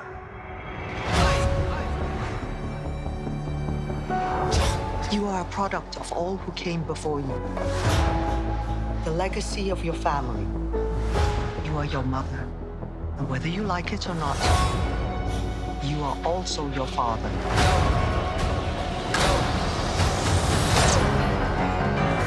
I told my men they wouldn't be able to kill you if they tried.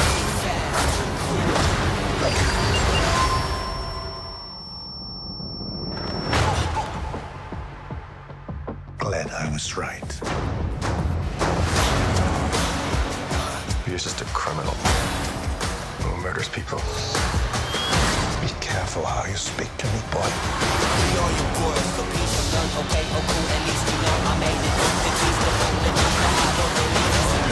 I thought I could change my name. Start a new life. But I could never escape his shadow.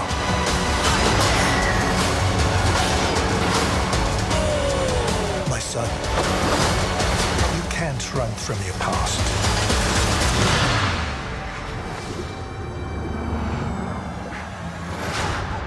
Is this what you wanted?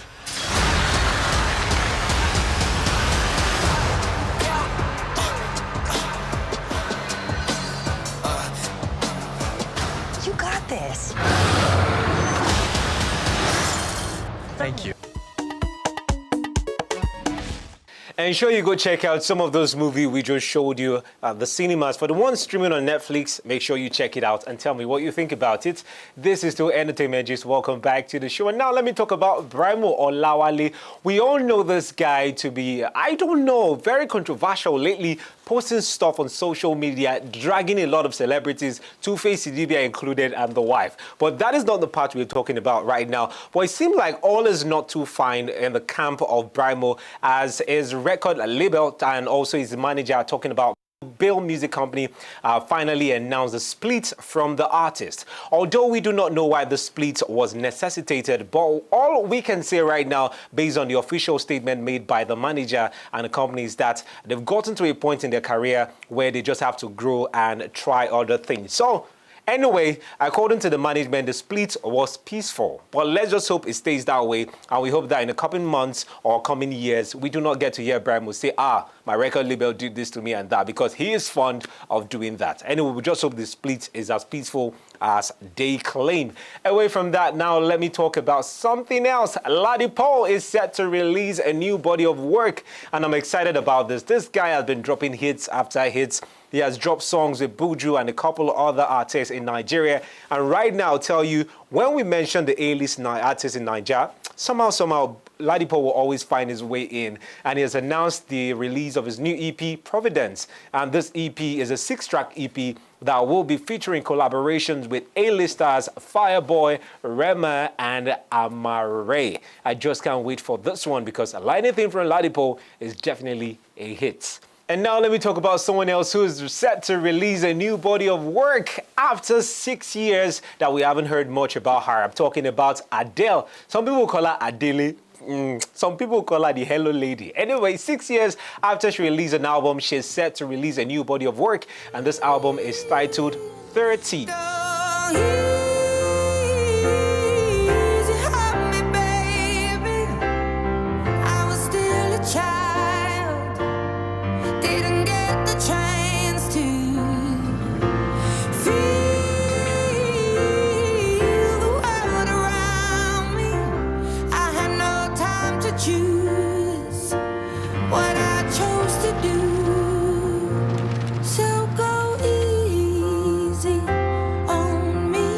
And you're wondering why she decided to title the album 30. According to Adele, she announced that she started the official writing of this body of work 3 years ago. And this was when she was just 30 years old. According to her, this music documents her life and all the traumas that she has had to go through, especially in her marriage. And she said a part of the music, one song of this album, will be telling the story why she decided to leave her husband. So let's just keep our fingers crossed and anticipate this body of work. According to Adele, the album will be released this November. So we just can't wait for that one. Congratulations to Adele, or do I call her Adele, to make it Nigerian. Away from Adele, now let me talk about this music group that we loved back in the day. I'm talking about ABBA. Yes, the new school generation might not understand or relate to this particular one, but I know I'm not old school, I'm not new school, I'm in between, yes. So ABBA, they are officially back. Remember, some weeks back on Entertainment Gist, I announced that they are working on an album titled Voyage.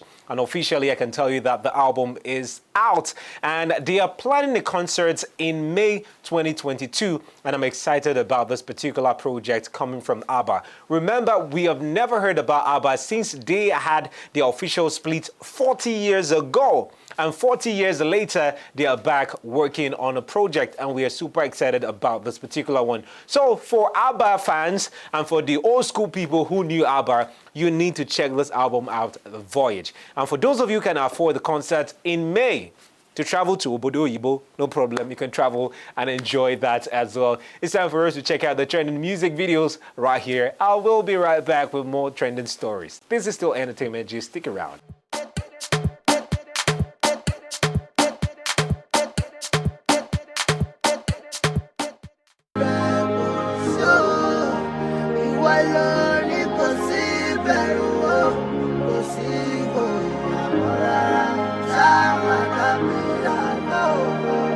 This house right there, and I be lost my brother. Oh, Same day I still go past for carnival. I'm not saying I paid any price, but what I went through was all worth it on Christ. Cause I'm not to forget my mother.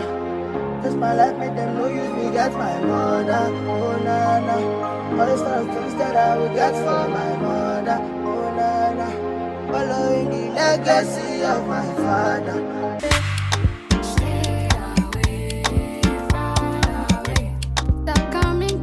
Coming closer, get out of my head, man. Stay away, far away. And Miss Diana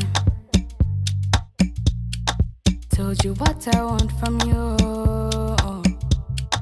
Divertido chica, yeah. Living in your head is all I ever want to do. You don't look Mr. Man, but he no go give you chance. Always walking about, never gon' get the glance. Baby, you've been asking, but he's not gon' give you more. Gone are the days when my money no they complete. Hey. When my rising no get me so when my life be no they jolly, but now.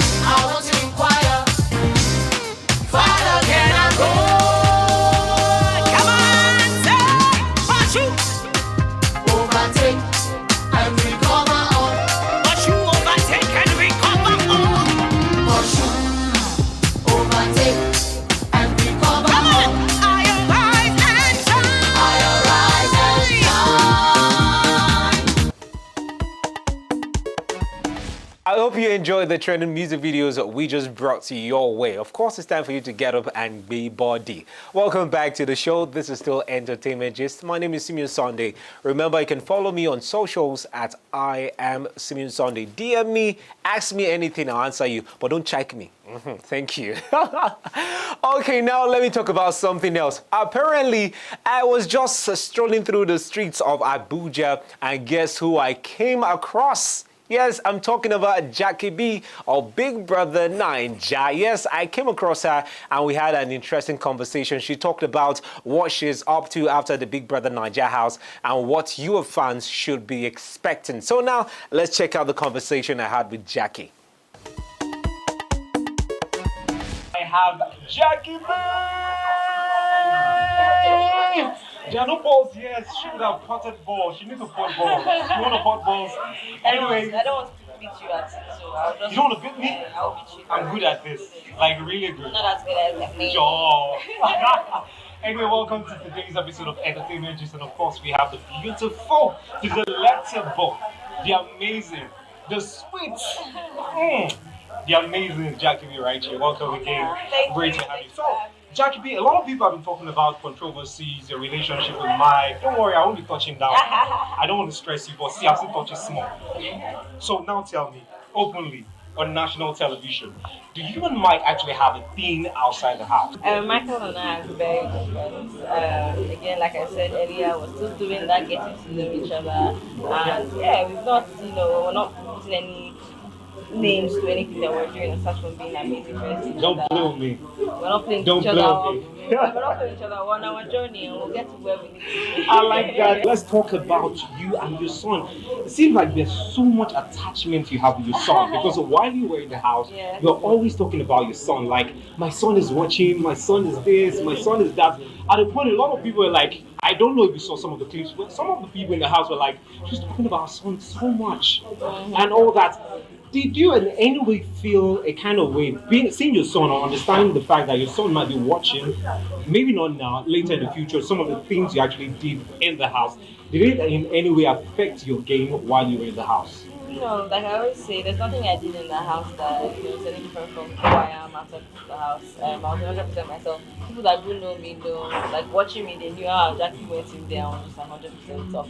So that was honestly who I am and who I was. I don't like to do anything that I'm not comfortable doing, where I'm not comfortable doing it, and that was what I did. It wasn't just because of myself, but of course that was one of the main reasons for sure.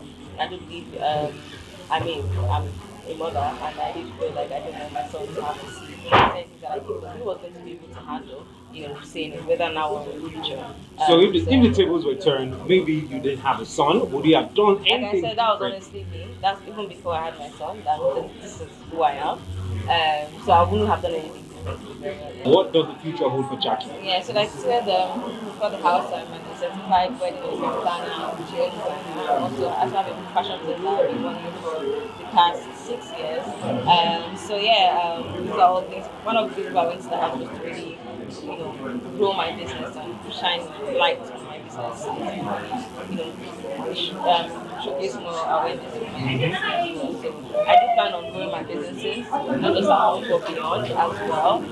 Again, new interests in acting, so being able to enter in entertainment industry as well. So yeah, we're growing our learning, so I will be going into a lot of things, definitely. Watch out, guys. Watch out for Jackie B. Okay, anyway, send a shout out to all your fans. Oh my God, my Jaguars, you guys, Tanzania, South Africa, Uganda, Ghana, everywhere. I never expected it. It's so surreal. Until today, I haven't been able to really just take everything because it's so overwhelming. The love is real. Like, I can't even explain it. I don't know why you guys love me so much, but just know that I love you very much. And I will not disappoint you. Okay? I will not. I love you guys so much, and I'm so thankful for you guys, and I appreciate all the love I see, I hear about it. And I hope I meet more of you guys, to be honest. Yeah. I love you guys, Jaguars.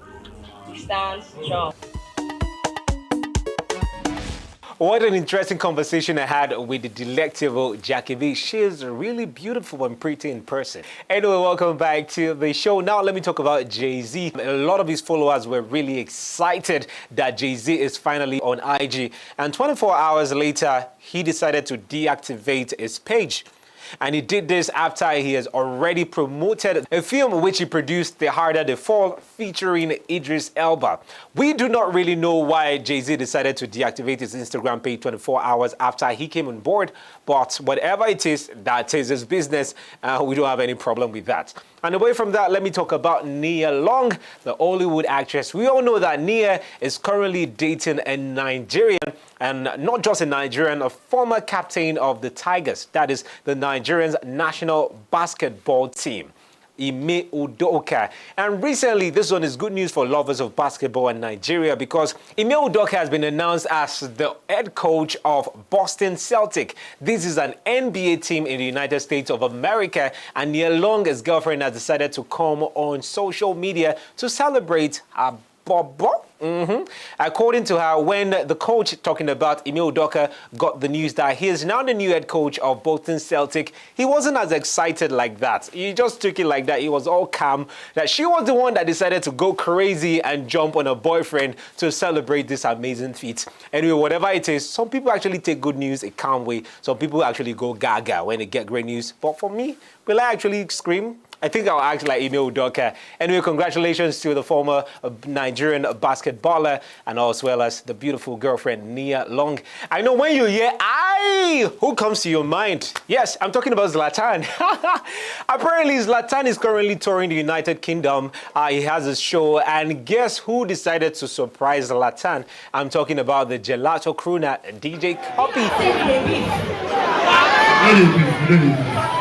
You don't even I have to surprise you tonight.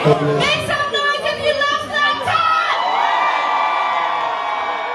Zlatan! DJ Copy made a surprise appearance at Zlatan's concert in the UK, and a lot of people are like, wow, finally Zlatan and Copy have decided to squash their beef and they've settled on stage. And while on stage, they performed their song Gelato, Remember the whole drama between DJ Copy and Zlatan started a few months back when DJ Copy came on social media to tell Nigerians to please beg Zlatan to unblock her on WhatsApp, Instagram, and Twitter at the time. And then in another interview, Zlatan was asked about the rift between himself and DJ Copy. But Zlatan said, please, who is Copy? Is that an artist? And then that caused a lot of, drama in the social space. A lot of people are asking, wow, so there is actually a problem between Copy and Zlatan. But right now, despite all the drama that ensued, where someone had to officially come and beg DJ Copy that, please, I'm sorry for the mouth that I came to choke in your matter. I'm not going to mention the person, but right now we're excited that Zlatan and Copy are officially back together. They've settled their problem and they are good. And on this note, we're wrapping things up on Entertainment Gist. Thank you so much for being a part of the show. It has been a great time talking entertainment. Of course, I'll be here next week to give you some more trending stories. My name is Simeon Sunday. Remember, you can follow me on socials at I am Simeon Sunday. Follow me, I'll follow you right back. And thank you to the team who made this possible. From my humble self, Simeon Sunday, I say, Sosongo, Eshe, Dalu, Adatinda, Ndatinda. Don't mind me what I'm speaking. Bye for now.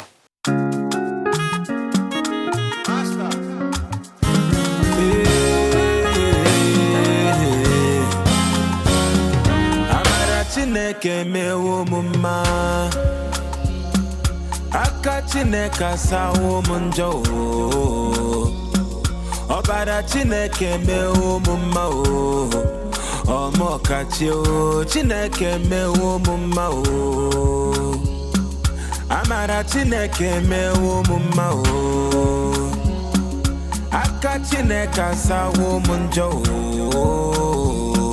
Obala Chineke mewo mumma o Omo kachi o Chineke mewo mumma o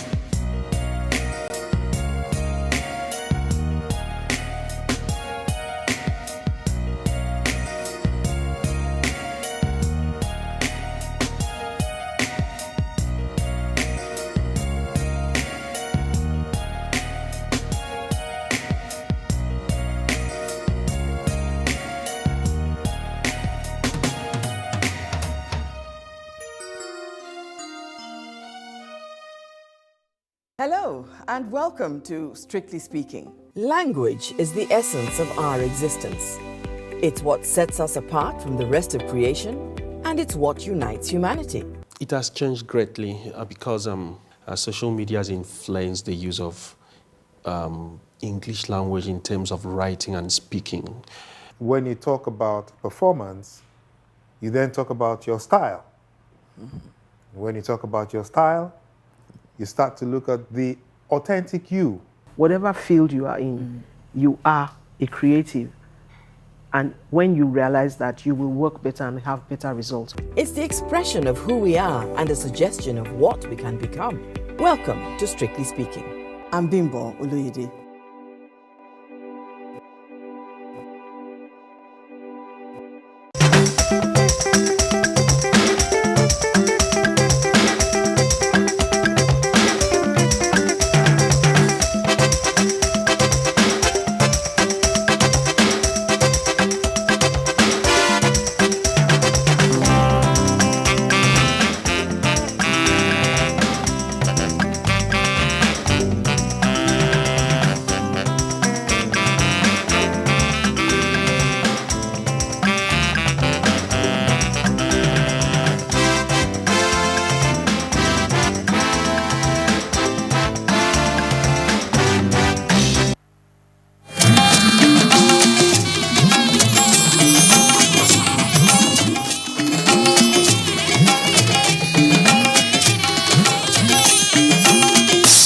This is the network service of the NTA.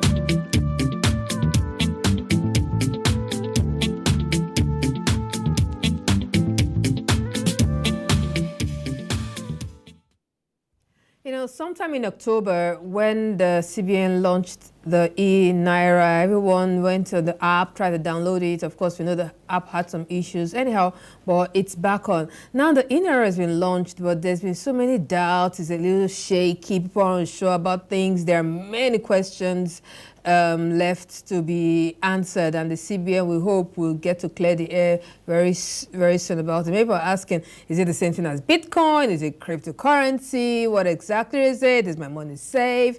There are so many concerns about it. We'll make an attempt to answer as much as we can on this as we start off the program. My name is Cecil Egbeli, and you're watching the Medley Show on the Nigerian Television Authority. I'm broadcasting from the nation's capital, Abuja. Now, besides talking about the e-Naira, we will delve a little and talk about some online fraud that we receive on our mobile. You know that message you receive to say, quick cash company, I'm giving you free loan of this amount of money, please pay up. Then later you start receiving messages, or your friends start receiving messages telling you that you have been given a loan, you have refused to pay, and so many of such. Well, there are many other of such online scam fraud that we receive on our mobile and sometimes on our email. We'll get to talk about this and why you should be careful when you get involved in issues like this. Now, you can be part of the conversation. Tell us about the e-Naira. What's any question you want to ask? Are there any clarifications you need? We'll attempt to answer your questions. We are not here with this. We are not from the CBN, but we'll attempt to answer your question. I will have you get to meet my guest shortly, but that will be right after we get back from our first feature. Meanwhile, you can reach us on our phone line, which is showing on your screen, and our phone line is 081-177-82020. E-Naira and online fraud is what we'll be talking about on the program today. But first, just before we get to this, go into our discussion proper, we'll take this feature. Now, this feature is taking a look at e-transactions in Nigeria, e-business. We have the ATMs, the POS, the bank transfers, and all that. We want to take a look at those because these are what, can I say, birth the e-Naira? They're all technology, and the e-Naira works with technology. How far have we gone technologically in our financial sector? And then the e-Naira is coming in. Is it a good idea? Anyhow, let's take a look at this, and Semben puts this together.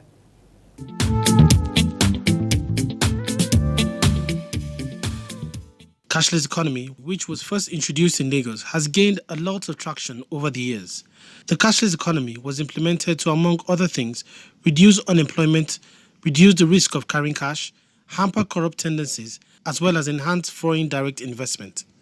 To key into the cashless policy, services were provided by banks and telecommunications service providers with the introduction of mobile banking applications and shortcode usage. With the widespread usage of these services, e-transactions have been gaining countrywide acceptance.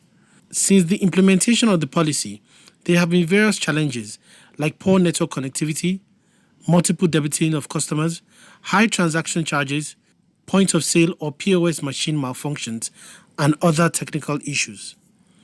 The automated teller machines or ATMs were also upgraded to limit the number of withdrawals made per customer and the amount of money withdrawn. Services carried out by ATMs were also modified to adapt with the times. Statistics in recent times show an increase of financial transactions using the POS. The National Bureau of Statistics report shows that in October 2021 alone, over 32,000 new POS devices were registered, with over 23,000 deployed across the country.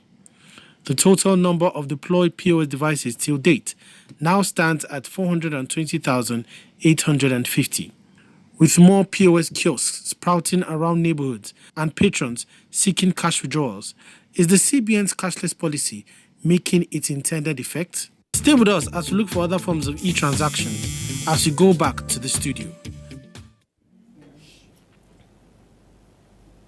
Okay, thank you very much for that one, Semben, actually. It's time for us to go straight up into our discussion. I will start off with the e-Naira. And I have with me my colleague. She's the business correspondent. She's the head of the business desk here on the NTA, talking about Leah. Babatunde. Leah, thanks you for coming around. Hi. Yeah, this is the first time I'm having you on set. Really? Okay. Yes, I should have you a little more often on set. Okay. Now, I have just said we're going to talk about the e-Naira. You were there in the launch of the e-Naira. You and your colleagues, you did a lot of packaging it. But before we get to talk about that, we just had a feature on POS, ATMs, and the other online transactions that are already on before the launch of the e-Naira in October. How well do you think that is faring, considering the fact that sometimes you hear, no network, or you're debited twice or 3 times, or your money hangs, all that. Has that been a challenge so far? Yeah, of course. You know, there will always be those fleeting challenges that come with transactions, especially in Nigeria, when you note that the infrastructure is still a problem.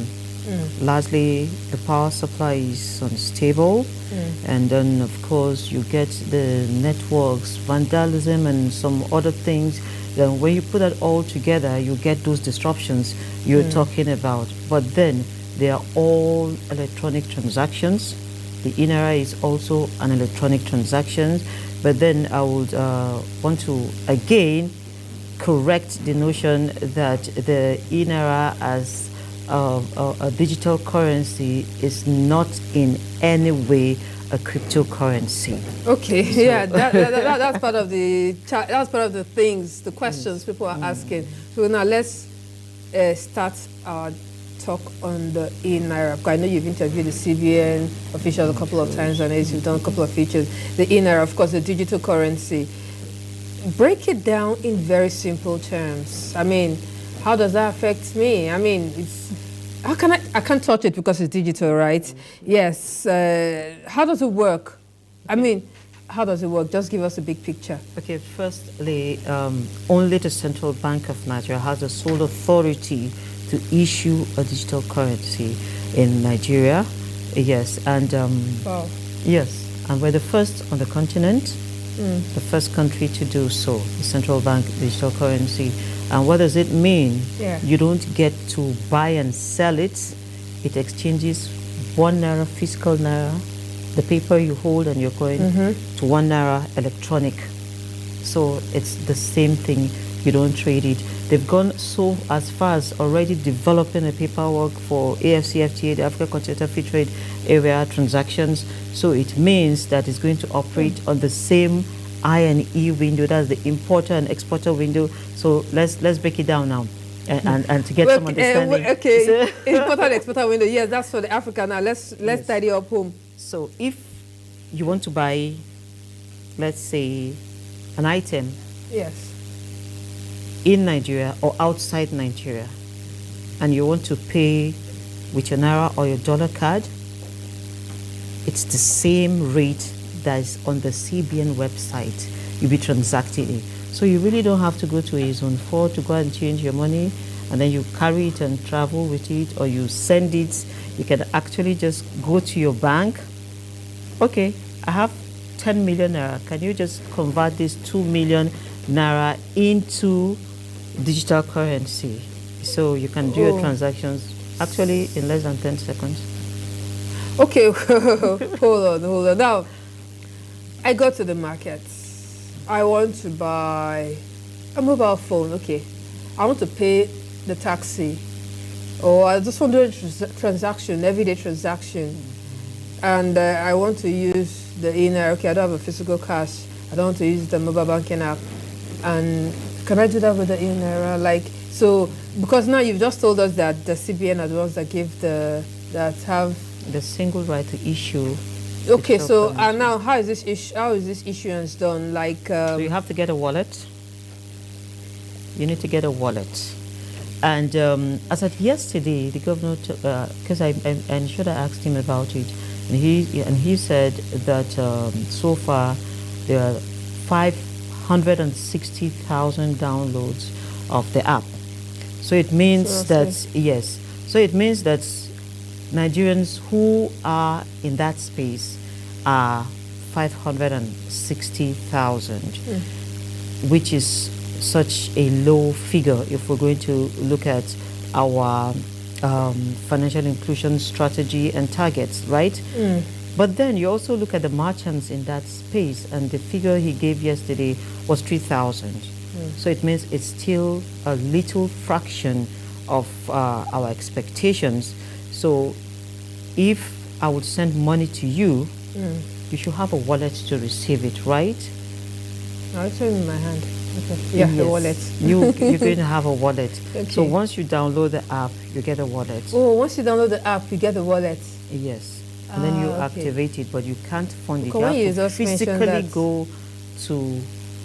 It's an electronic wallet, not a physical wallet. Because when you mentioned that, when you say the CBN are the ones that would give you I thought the wallet is something CBN will have to issue me the virtual wallet. So once I get the app, yes, I get the wallet. You get the wallet, but you will have to go through your bank to access it and to work it. And it's for all the obvious reasons. So no one can just steal your money, convert your money, or do any transactions without your express permission. Okay, Leah, good to know you've told us some of these things about it. But we actually went out on the streets and sought from Nigerians, what do they even understand by the e-Naira? Do you even understand the e-Naira, how it works and everything? It was quite an interesting finding, and here it is, our Vox Pop on the e-Naira.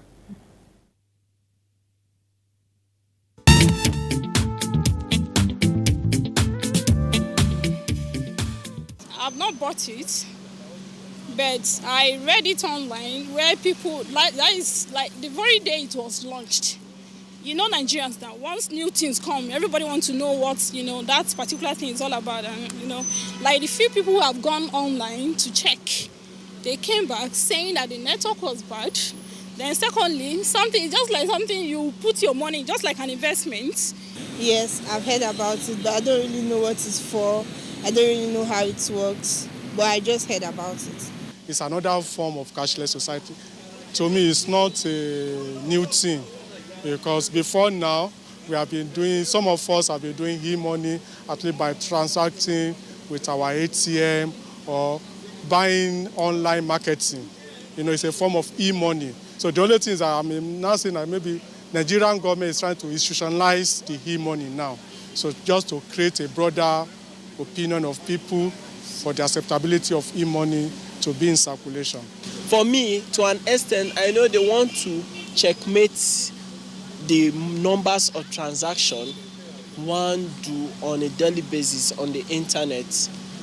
Like some people, they can just wire in money from abroad from there for them. Some people going to Yahoo of a thing. The government have brought this e-Naira to make sure that they checkmate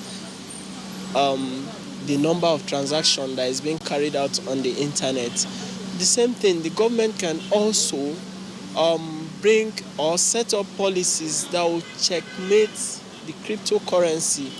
That will make young men like us go into that trading, and at the end of the day will come out and will not be dependent on anyone. You don't really know much about that. I don't understand. I've seen mails, my bank have sent me mails on that, but I have not.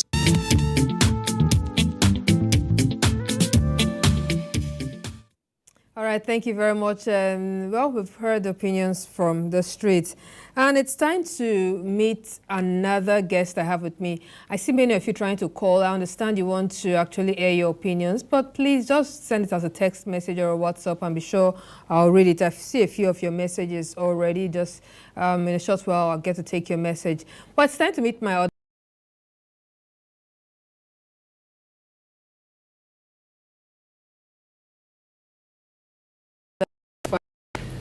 Is an accountant, an ICANN certified accountant, yes, and he is Adebayo Shuaibu.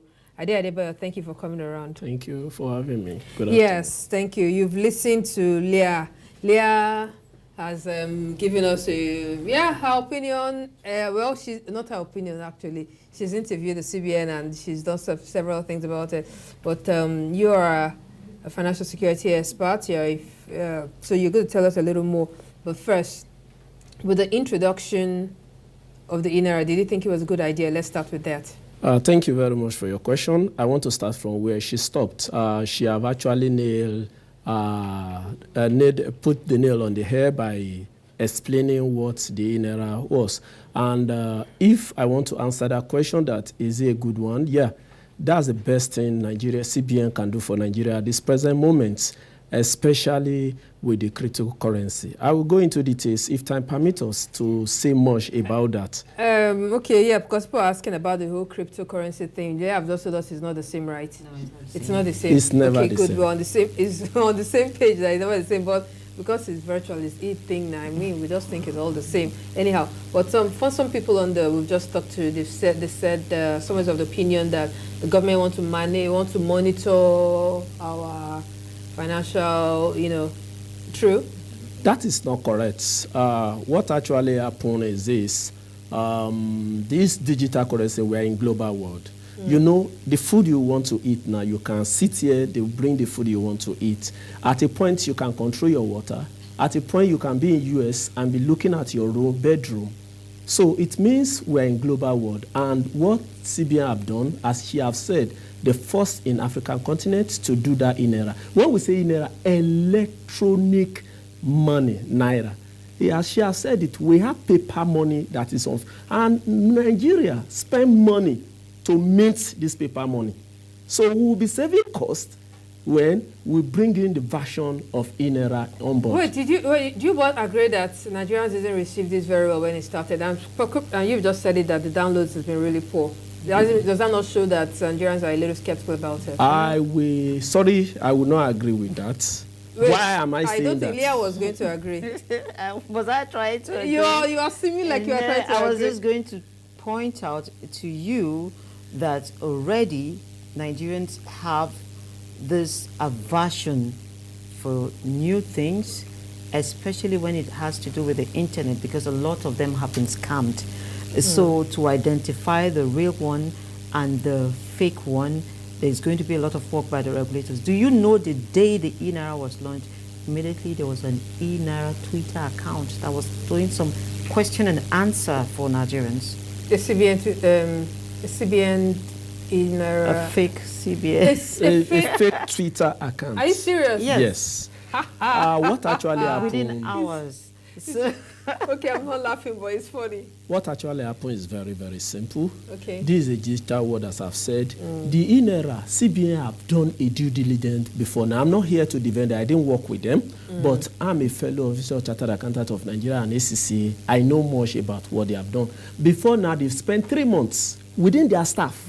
They have been using this INERA to do transaction before they decided to launch to the public. They decided to launch on 1st of October, but eventually they go on the 25th of October because of some technical... So I like that part where it says the staff have Yes. been using it. Yes. The person in the accounts wants to quickly pay money to the guy in human resources, he will just pay through INERA. Yes. Okay. Even their food vendor within CBN, they are using INERA.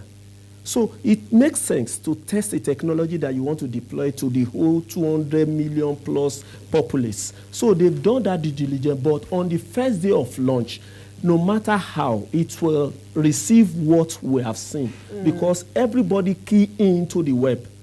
Like last week, when I want to launch my own, it doesn't take me up to 2 minutes. But that very first day, everybody key into it and it will cost a lot of glitch. It's a network, it's a technology.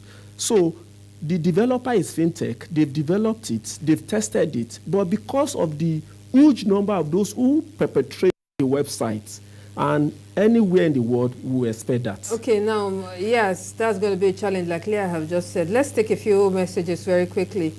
Someone is asking, what's CBN doing about people that Lumia wallet to change their pillar?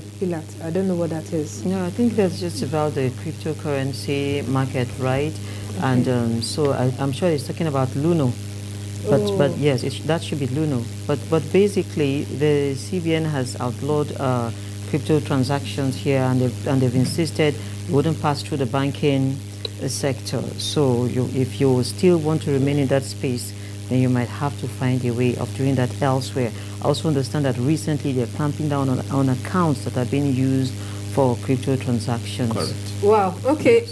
Remember, you can be part of this conversation on the INERA. Ask us your questions, contributions, and our phone line is 081 177-820-20. Phone number is showing on your screen at this point. Please be part of the conversation. Ask us the questions. I know many of you have concerns. That's why the download is still very poor. But here, I think our guest is trying to tell us that we should get to download the app. And I guess, well, maybe you want to give it a try. I don't know. It's clear. Okay, he's trying to show me that. Okay, he has. This is your own app. Yeah.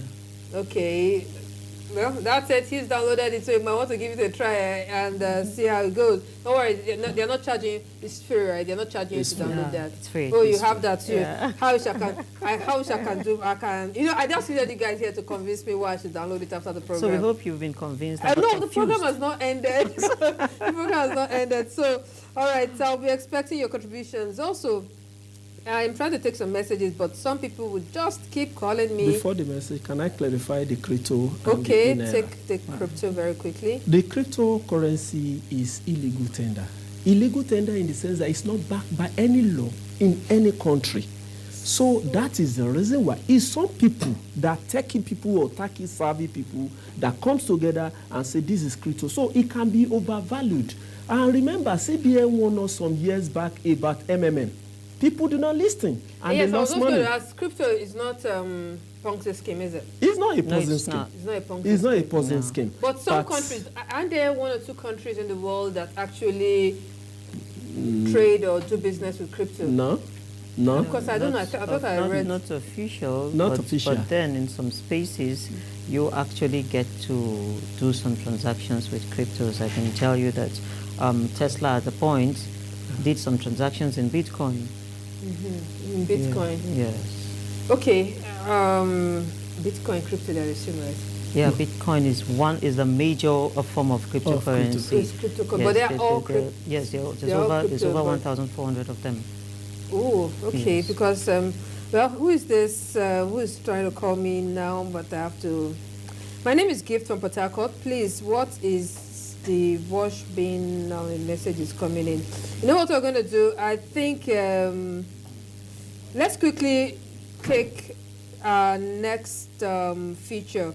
And this feature is some of the popular questions that Nigerians are asking. I've made an effort to ask some of your questions, but we just put together some popular questions. You might want to watch this that Nigerians have been asking about the e-Naira, and then we'll be back to the studio to chat even more. The launch of the e-Naira in October 2021 makes Nigeria the first country in Africa to launch a digital currency.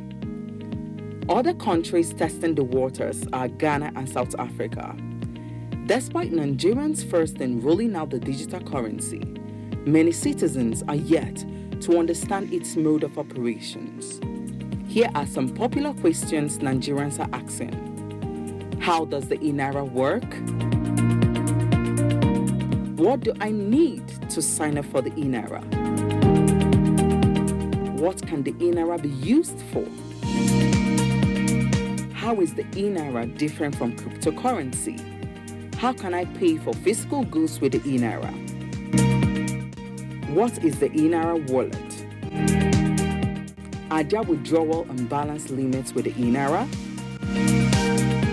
How safe is the e-Naira? Are there risks with the e-Naira? Are there special charges for using the e-Naira? How can I convert my physical cash to the e-Naira? While there may be many benefits to the e-Naira, these and other concerns, Nigerians are begging for answers. Okay, that's some of the questions of the e-Naira. Yeah, and Ade Adebayo, you heard some of these. I see you trying to answer some of the questions. So are there risks? There would naturally be risk in every form of transaction you carry out under the sun. There will always be risk. So we shouldn't hide it that there will be no risk. But then, what are the measures in place to address this risk? So these are the issues that would naturally confront every governing body, right? So yes, the risk would be like in your normal banking transactions. You don't have to share your PIN with anybody. You don't have to share your BVN, for instance. And of course, while you're onboarding, the email you use to open your account is what you would need to onboard, and of course your new number. So then, why do I have to share it with anybody? Once you start giving out those information, then it means you're already putting yourself at risk. Okay. Have you started trading with your yes, you have it? In consolidation transactions, not trading. It's just a transaction. Okay, sorry, transactions. Have you started transacting with basically, I've transferred from my bank to the e-wallet, but I've not started paying people because those who I want to pay, they didn't have the wallet. So, but I have funded my wallet from my GT bank account to my e-wallet, and it's still my money. Let's assume that I have 300 in my bank account. I instruct them to transfer just 10,000 as a test. So I have 10,000 in e-wallet. I have 290 in my main bank account. So I still have 300. Okay, so if I download the e-naira now, I'll just tell you, okay, let's test it. Just send me 100K. Let's see if it works. The moment you have the app. The moment I have it.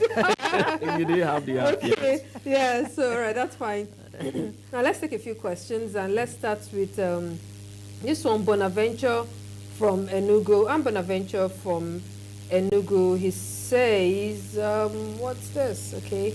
All right, can the money be withdrawn? Like, did it take time to withdraw? Okay, I mean, is that if you can withdraw? You cannot withdraw. What you can do is to turn that your e-naira back to your physical cash, then you go to bank and withdraw. Okay. Though this it will be peer-to-peer, business to business. I want to give you 20,000.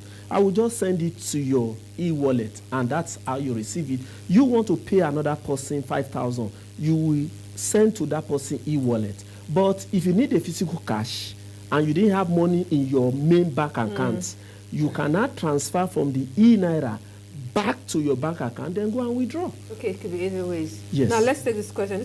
This person is Ramat. He didn't tell us where you're writing from. Hi, good afternoon. I'm enjoying the program.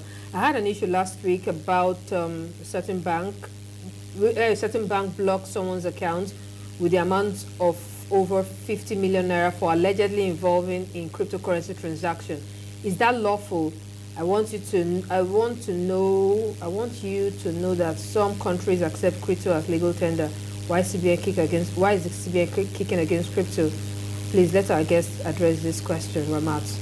All right, who wants to take it? Okay, I would say the CBN has the authority to determine how we operate our monetary space, how we transact, how we do everything that involves currency.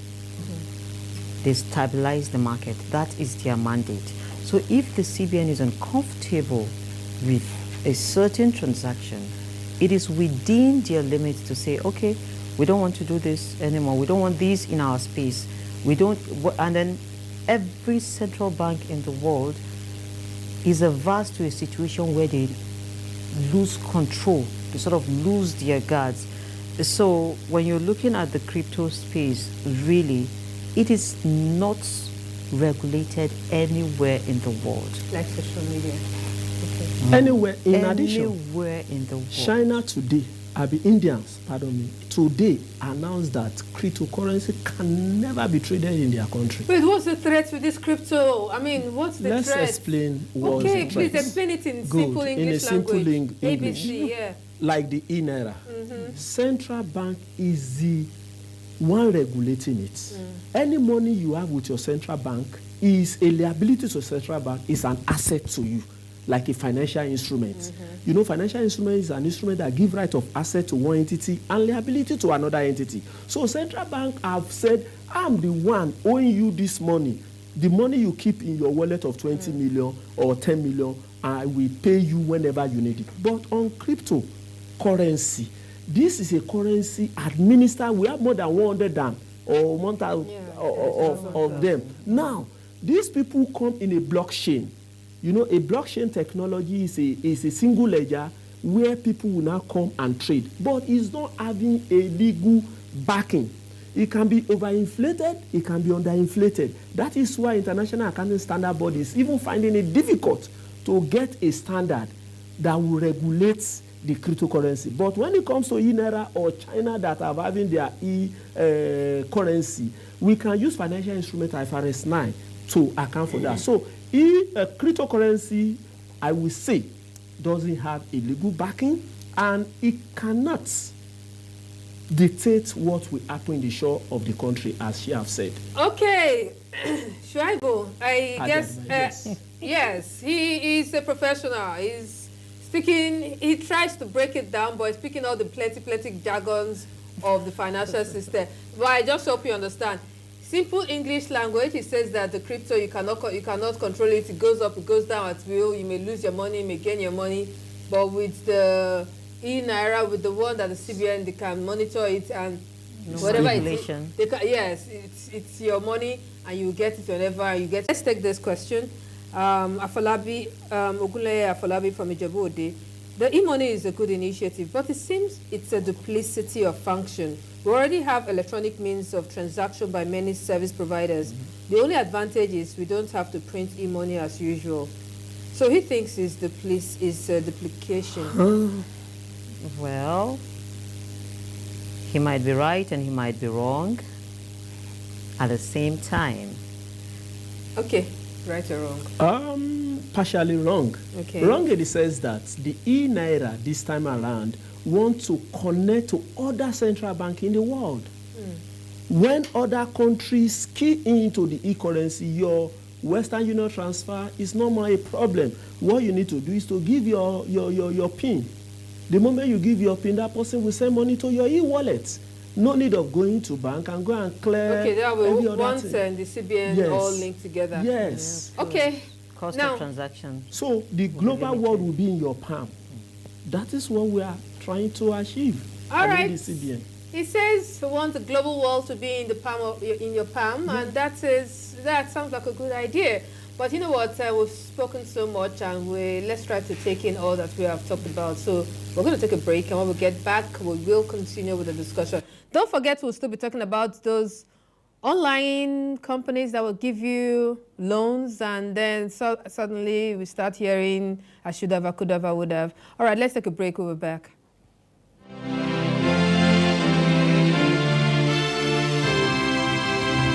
We want to talk about rights, there are obligations. I'm not saying that this government is a saint, very far from it. But there are things that we can do to make it better, and that's the challenge I'm throwing to you. You don't want to build this nation? I don't know where else you want to go. If I had a choice, I'll come back. When I stand outside and I hear what you have to say about this country that I know that I can die for as one, then I'm really sad, because you're young. You have education. You have tools. You have a huge future ahead of you. And you're condemning yourself before you started on that journey. So please don't do that. Please don't.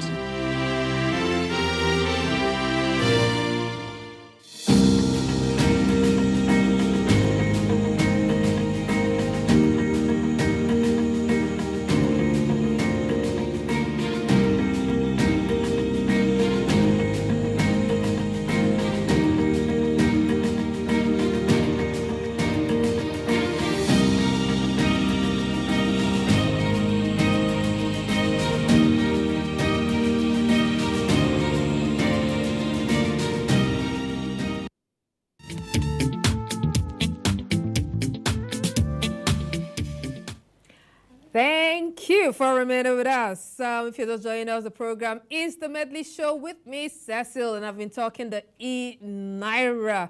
It's been an interesting one. My guests in the studio, Leah and Ade Adebayo, have been educating us. They're gradually succeeding in trying to get me to download the e-wallet, the app, yes. Maybe at the end of the program. Yeah, making progress. Speed wallets. I can't even download it here. It's just a short time, right? Yeah. So once I download, you now try to send like 50K or you just send like 100K. I'll not see if it actually works, you know. You just need to download it first and activate it. First. Yeah. Okay. All right. So is this Ugwara Emeka from Abuja? How can I change my money to e-naira? All right, let's take another one. This person says, watching your program right now on NTA, I'm interested in it. Thank you very much.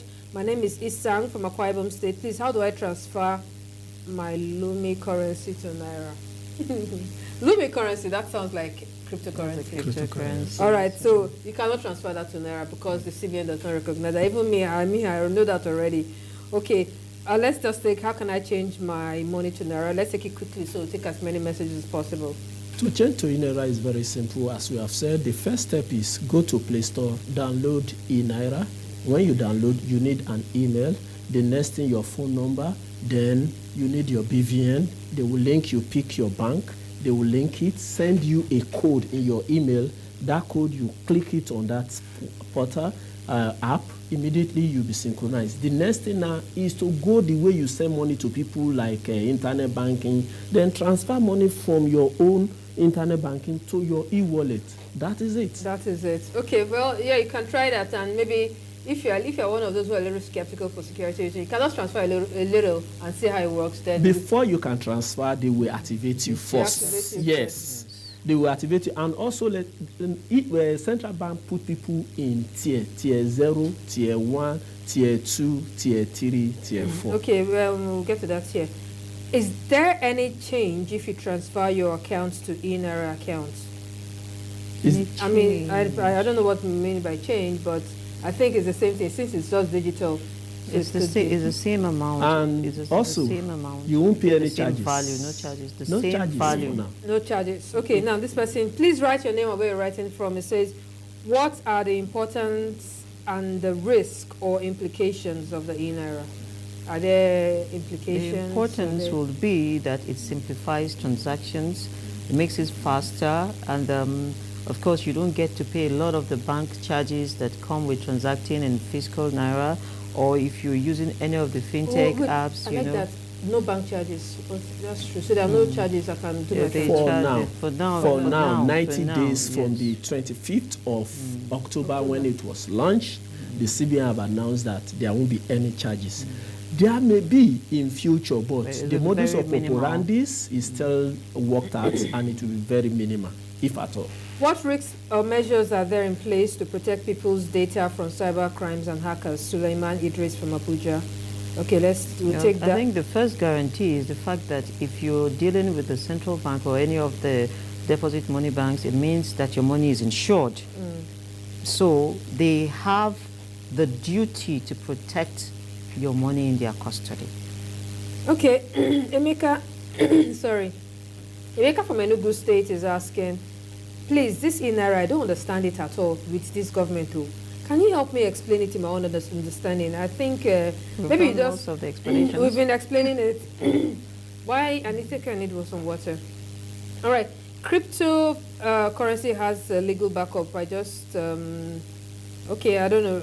Well, you should explain to us where he got the legal backup. Okay, we will take that up later on. Let's take more messages. Please, what value and gain of using the eNaira? Mahmoud Olawale from Kwara State. Mahmoud, we've talked about it. Just keep listening. Additional value is that it has security. Additional value is that it has security. My name is Ayo from Lagos. I don't understand e-money, but if you are telling me that I can transfer from my e-wallet to e-wallet, it's still the same as if I transfer from my main account to another account. So what's gain if I'm using eNaira, or what's the advantage? Well, okay, let me allow you want to take it. So it says that since you can transfer from one of his normal accounts like that, so what's the electronic one is faster and has more security. Okay. And additionally, aside from the security aspect of it, the electronic wallet still give you the same value you have. No charges, as she have said, from the bank for now. Okay. No charges, your money remain, your $1 remain $1, your 1 million remain 1 million. All right. And if you're into business or trade, you should be interested in having an e-wallet, especially if you're doing cross-border trading and transactions. Bonaventure again from Enugu is saying that since it involves BVN, I hope it's safe. And also is asking, can the app accept any amount of money? Good. That's why I said it's about a tiers. Tier 0 to 1 do not need BVN. Okay. Tier 0 just need a phone, mobile phone number. That they can only transfer maximum of 20 million in a day, and they can't have more than 120,000 as a balance. That's tier 0. When it gets to tier 1, you must have your name. Do you get that? Name, if you have it, you can only transfer maximum in a day 50,000, and your deposit, the balance can only be 200,000, I'll be 300,000. Oh, okay. But when it gets to tier 2 can only transfer maximum of 150 or 120. Then the balance in their account is 500,000. 500,000. Yes. Go to tier 3 as well. Tier 3, you can do 1 million transfer. The maximum balance is 5 million. How do we classify them? If you have BVN, if you have been trading, even in the internet banking, if you want to transfer, there are some people that can transfer 100,000 in a day. There are some people that cannot get to that level. Yes. So there are some people limits that can do 2 million. So it depends on the volume of your transaction. Okay, I see so many of your messages. Inara TV girl, can you? TV girl. My name is Cecil. Thank you. Inara TV girl, please can you explain very well to me? Thanks. I'm Commander Aluku from Delta State. Please can you explain to me how the Inara works? I'm Raymond from Port Harcourt. Good day, Cecil. I need to know what the Inara is used for. Then this person is asking if you can trade with it in China. Yes. Anyhow, you know what's going to happen. I'll still take a little more of your messages as we continue. But very quickly, let's take a vox pop. We actually went on the streets and asked people questions about that. That soft loan thing, that messages that you receive asking you to take loan is very tempting. Then you get to click on it. Suddenly, they now start harassing the rest of us with messages that you are owing. They tell us your name, show us your picture and all. Anyhow, I went to the street and asked people if they know about it and what's the reaction been.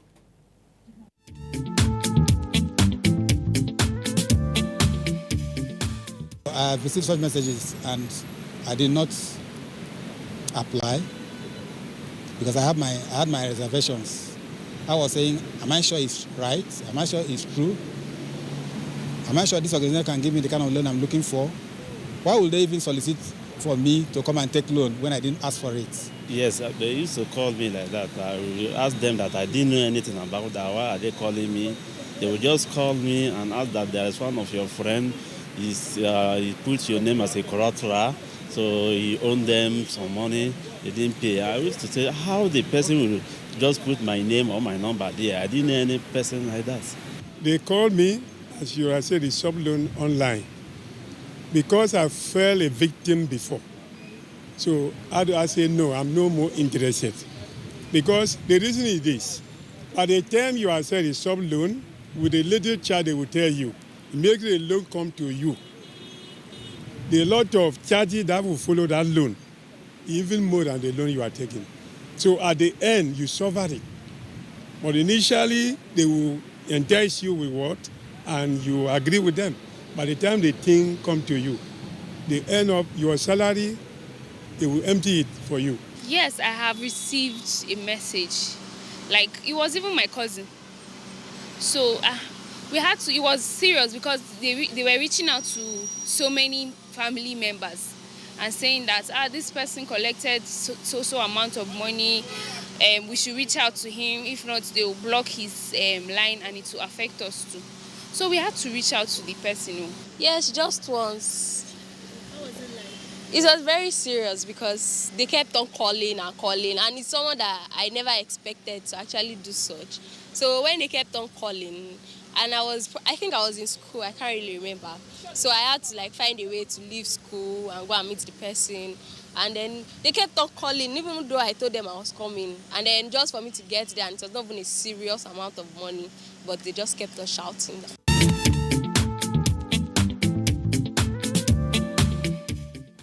Now you've seen what I'm talking about. You see that that one I've received. I mean, when I don't know, for some reason, I just looked at it, I just ignored. The next thing I saw that everyone kept asking about it. This guy, so you're owing, hey, you borrowed money. Hey, I don't know, say you broke like this, so, and all that stuff. Leah, you've received that kind of message, have you? A lot of them, and quite embarrassing. Quite embarrassing, right? So really, now I've been wondering how really does who are these online? Are they scammers or what exactly are they? No, we call them loan sharks. Loan sharks. Okay. Yes, and they're basically these little fintech companies that came up with the idea that okay, we can give you credit, you pay back, you don't have to go to the bank, let's take away the stress. But I have a problem with their modus operandi. When they want to get their money back, if you default, I mean, you just get a message with somebody's face that says, do you know Mr. XYZ? He's a thief. The police are looking for him. He's told. And you know, the tone, the way it comes, and they just keep hammering and hammering. They'll call you. The first time I saw it, I was a bit taken aback because it was someone whom I knew so well, and I see him as a kid brother, and I called him up to ask him if he was okay. This is one of this. This one is one asking you to take a cash. When you take this cash now, yes, when you take this cash from them, and then once you click any of those links, the first thing is they harvest data from your phone. Yes, so that's there must be somewhere you say I agree, or you are given permission. Yes, but then it's part of the complicity NITDA has been trying to address, and I know recently they fined heavily a couple of companies. They fined them heavily for taking data from people and then sending unsolicited messages. Now they've graduated to making phone calls. But the question we keep asking the authorities is, who are those people giving out this information? Who are those people in these telcos that give out the information if the banks are not giving out the information? And then why do you keep calling and telling me to tell Mr. XYZ or Mrs. B, C, D to pay back loans? I signed a guarantor's form without my knowledge. My sister! And then like seriously. It doesn't really work that way. It's blackmail. Well, we consolidate what she have said. You know, we call them, as she said, loan sharks. They like to take the opportunity of the system and capitalize on it. Their corporate governance is very deficiency, in the sense that someone needs a loan. You are the one calling. People just sat on their own, the comfort of their own. You are the one sending also the text messages, asking the people, you know, because of the economic situation, some people will be tempted that, oh, let me quickly manage my business with this loan. The moment you get it, what they do is this. The link you clicked, it's not that NIDA or anybody is giving them. The moment you click the link, they will access every information on your phone. I think there must be somewhere where you would have clicked I agree. Yes. You know, there's some apps you download on your phone and they now ask you, do you agree that they should check your photos and videos? You just say, yes. So because you just want to take this loan, you just click I agree. Let's hurry up, let's get to the party, they give me the money. Then somehow you just rope the rest innocent, those of us that are innocent, you just rope us in. And now my phone will know no rest. So I don't know, I think there must be regulators who should look into all this. Aside from the regulators, I will beg the general public as well to refrain from taking such loan. We knew that it's not easy. You may need loan. Why can't you access it through your bank? Why can't you access it through the microfinance bank or those financial institution that gives loan rather than the online thing? The online thing is frustrating to the extent that all your family, even your boyfriend, girlfriends, or those people you are not playing with, including your enemies. God bless you. Including your enemies, we know that you borrowed. You know, on a few occasions, it's someone that I don't even know. Maybe it's someone that I've ordered to, please help me deliver food. Okay, I'm at your gate now to drop food. Now, because the person has my number now saved in his phone, because he's just a delivery man or something, next thing they now send me, I'm now wondering, who is this name? But, you know, I don't know. Some will tell you the guarantor. Yeah, they told me that they are the guarantor, that the person actually dropped my name, because that was the first one of them I saw guarantor, and I was like, okay, how, when, on what occasion? Anyhow, but that's a very crazy Do you one. harass them back? No, I just even ignore the. I just ignore. I don't even bother answering. No, I harass a lot of them back. Yeah. I just ignore them. So you know what? We have so many messages and we have very limited time. So Let's see how much we can run through many of these messages. Let's go to text message. Ooh, okay, this is a very, very long one. Okay, the problem with Nigeria is that we try to go extra mile on issues we are not mature enough for. Just imagine 560 downloads out of. My question is, how do we know that the e-naira is not just the same kind, does not have the same kind of risk with cryptocurrency? Okay, he's asking that question. Let's note that. We'll take that very quickly. Okay, it doesn't have. It doesn't have. It doesn't have. Okay, all right. So you've heard that already. Or another message. People are just angry. They have their monies already invested in blockchains that they can't take out. Okay, I'm Chodo Mohammed from Niger State. I don't only enjoy the program, I love the discussion too. But my question is just about the risk and how to keep our money.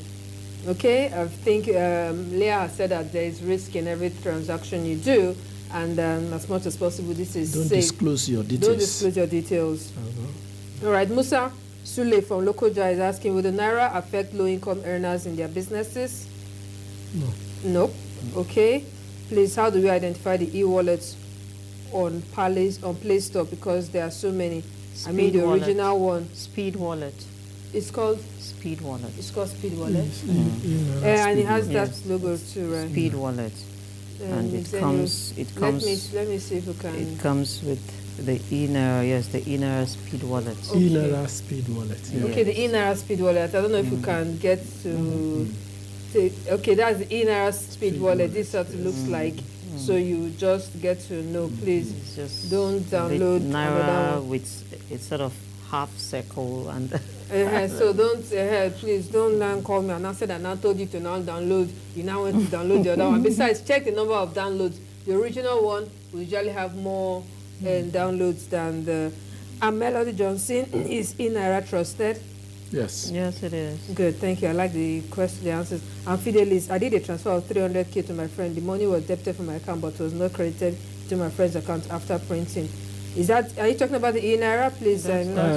Maybe the friend account has not been activated. Has not been activated. Okay. Your account needs to be activated before you can do peer-to-peer transfer. What's the difference between online transaction and e-naira transaction? Ilya from Kaduna.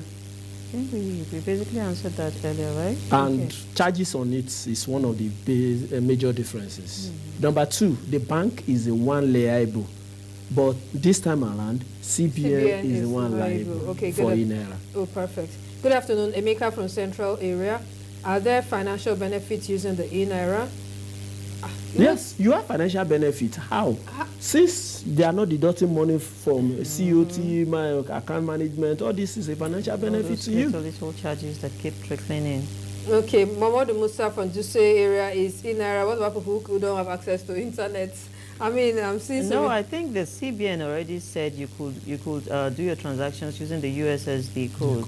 Okay. So you don't really need internet as long as you have access to a mobile technology. Okay, I think there are still quite a lot of questions here left unanswered on the e-naira, and but many of your questions, I believe that it's been answered already. Just you know what, we're going to send you the link of today's episode of the program. I'll post it on our status, on our WhatsApp status of this phone line, so you can actually watch again and get to follow. There's our phone number on the screen, 081-177-82020. Once we upload this episode of the program online, I'll send you the link so that you can watch again, and maybe many of your questions would have been answered. And can I just give one unsolicited advice before you sign off the program? Now, if you get any message at all that says you qualified for any funds, any sort of exercise that you need to send your card details, your PIN details, your BVN, or they say they're from your bank, please, I beg you, do not respond to them. A lot of people are falling prey, and with the difficult economic situation we found ourselves, you bear the risk when you give out information to strangers. The banks will leave you to bear the brunt. So please don't share your BVN, don't share your ATM details with anybody at all. If they say they are from your bank, call your account officer or go physically to your bank. To clear that. To avoid stories that touch the heart. Yes, I don't want stories that touch that. You mean so much to me. I really love to see every time smiling the way you are doing now. So please try not to fall prey. Thank you very much, Ade Adebayo, for coming around. I really enjoyed it, and it's been quite insightful. Leah, always a delight, of course. I'm sure I'm going to bring you back on. All right, for me, Cecil Egbele, it's thank you very much for being part of this program. Let's do this again next week for another exciting episode.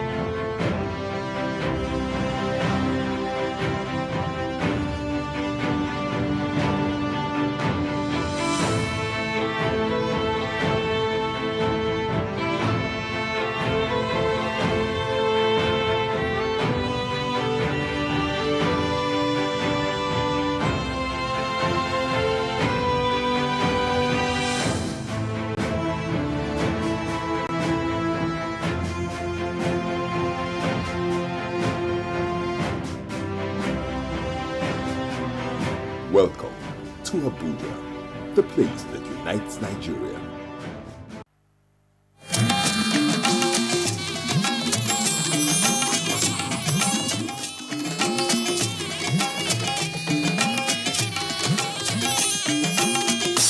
This is the network service of the NTA. Language is the essence of our existence. It's what sets us apart from the rest of creation, and it's what unites humanity. It's the expression of who we are and a suggestion of what we can become.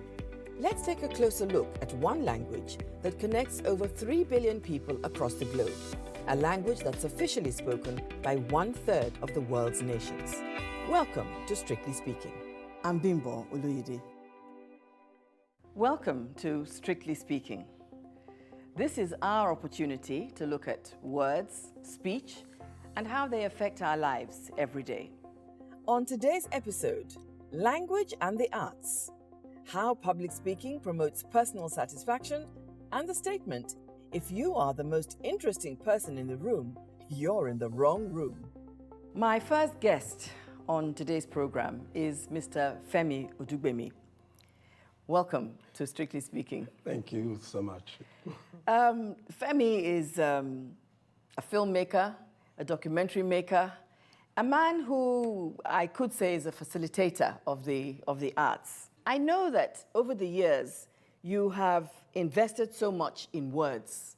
In fact, that's your medium. And I'm thinking about the quality of English, the quality of scripts and things like that. And I'm wondering whether you have observed that there is a decline over the years. Well, clearly we're in a space where we definitely need to pay attention. The decline itself is fundamentally from the decline of our educational system. So that's where it has its root. It's very important that we acknowledge it so we fix it from its foundations. We have had 2 or 3 generations of students who have not been given the best quality of education, especially in English, in grammar, in language, because of that neglect. Yes, and this obviously cuts across everything that you're doing. Everything, because remember, we are teaching sciences with English. We are teaching technology with English. And English is not just a language in that respect. It is directly connected to our capacity to develop, to innovate. It's beyond communication. It's about meaning across board. Yes. And so for us, it's particularly a huge challenge because a large chunk of our young people are in the business of storytelling. When you talk about decline, sure enough, there is a decline in the language. Is there a decline in the attitude towards embracing the language, wholeheartedly? I say yes, but I connect it to a bigger problem within society. It surrounds what we value. There is a decline in how much we value excellence. There is a decline in how much we value precision. And I think every nation that develops on the wings of those values. And once you get that right, it then becomes something that you're invested in, whether it is in learning a language, in speaking a language, or in any form trying to communicate meaning. I know that you've been involved with training right from the days when you were secretary and president of the Independent Television Producers Association of Nigeria. And more recently, you headed the Multi-Choice Talent Factory. Now, these young people, they are learning the techniques, they are learning the applications. Many of them would probably like to go abroad, venture across the Atlantic. And I wonder, will they be able to express themselves properly? Would they blend with their peers? The big problem with that, and it's a big challenge, and I'm glad you brought that up. It's not about cameras and equipment. It's actually about you as a storyteller and how much you're able to communicate your story. But when you travel, it is not just the story. It is what's driven you to that story. It is why are you telling that story. So there's a lot to unpack when you stand in front of an international audience that has to do with your worldview, your capacities, and when you already have the difficulty of your accent, to then have grammatical issues, pronunciation issues, it compounds everything. Your capacity to articulate and convey any sort of meaning becomes even abridged. The good thing is, I think those who succeed in the communication business often understand that there is a continuous learning paradigm that needs to come into play. Almost all industries are realizing they have to re-educate. Quite. It's almost, unlearning to relearn. Exactly. I don't know if it is still happening, but there was a time when Nollywood films that were shot in English required English subtitles. We see the subtitles, and I'm wondering, how do these products go out unnoticed, unfiltered, uncensored, as it were? The truth is, regulators are gatekeepers. They should be. They ought to be gatekeepers. The reason there are regulators is so that, the ethical compass, the moral compass, the capacity to convey the right kind of meaning is all part of their job. But I think we're in a place where, there seems to just be a lowering of, a lowering of standards across board. And it's far more dangerous and consequential when it is in the space where the product reaches so many people. Yes. So yes, there has to be. But again, there is the issue of training. The people who sit at that gate must not only understand filmmaking, they must understand storytelling along with their job to ensure that when things are not right, yes, we are specific enough to send it back and say this and this and get this is what it done is right. Right, exactly. Impunity is a major national challenge because people do things and people are able to get away with doing anything. So is there hope? Is there a way forward? We have to be humble enough to understand that where we are is not only not good, it does not align with our developmental objectives. If we really want to go forward, if we really want to build a society where we are actually able to prioritize innovation, prioritize development, and create this sort of human equity that has excellence and knowledge and understanding and capacity, we have to understand that the bridge to that is in ensuring that the process, the language, the grammar, the details of how we convey meaning is not only exact, it is actually excellent. So I think maybe in rounding this conversation off, I think maybe what we should be saying is that what we need is, passion is fine, but process must also be there. Exactly. Thank you so much, Femi, for joining me on this program. Thanks for sharing your thoughts. Thank you very much. Up next is another conversation, but this time I'm having the conversation with John Senaya, and he's our in-house public speaking coach. Don't go away.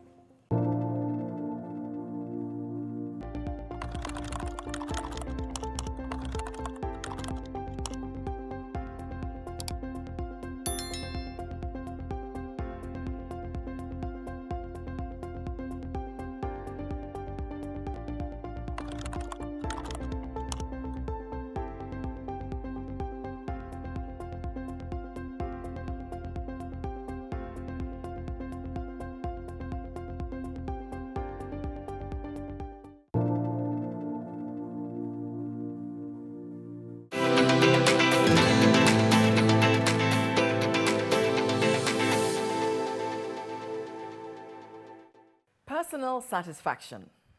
That's our subject this week. And as usual, JS is with me, and we're going to tackle it from the beginning to the end. Okay, so shall we start by defining what personal satisfaction is? As a storyteller. You have a story to tell. I have a story to tell. Okay, okay. So who would like a pat on the back for has been defeated because my daughter has a boyfriend now? But I have... I like that. I have 4 dogs, and the easiest way to train them is that you give them a task and then a reward.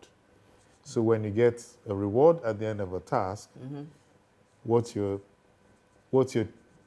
passing on is that feeling of, having having achieved something. Yes. Okay. Can we now put it into context Yeah. and apply this feeling of satisfaction to public speaking? Yes, public speaking is a display of your skills. If you do it well and you get as little as a smile at the end of it, it spurs you on to the next level. Right, to do more. To do even better, right? Mm. It helps your confidence level, which is the main thing really. If you're able to break that fear Yes. of facing the audience, through an appreciation by the audience itself or the listener himself, then you would have been seen to have moved, from one point to another. Okay, now you mentioned that word fear, and of course we know that it's very real in the sphere of public speaking. Yes. Okay, but then if you are able to overcome that fear, it is supposed to be something like an empowering experience. Am I right? Oh, yes. Okay. Now, shouldn't that be some sort of indication that if you can do it for this, that is, if you can overcome this, then you ought to be able to equally overcome that? You see, life itself is so dynamic, There are so many things that would make you develop that fear or nervousness, okay? So it's not something that you go through and you never experience again. You may successfully go through it now, okay? But at the next encounter, you may not be as lucky. Once you know in your mind that the dynamics are always different for every engagement, mentally prepare yourself for the worst. From what you're saying, my understanding is that you should take each one as a different assignment, as a different challenge. Every meal is different. The same dish, the same ingredients. Right? It may even be the time of the day that it is being consumed that makes the difference.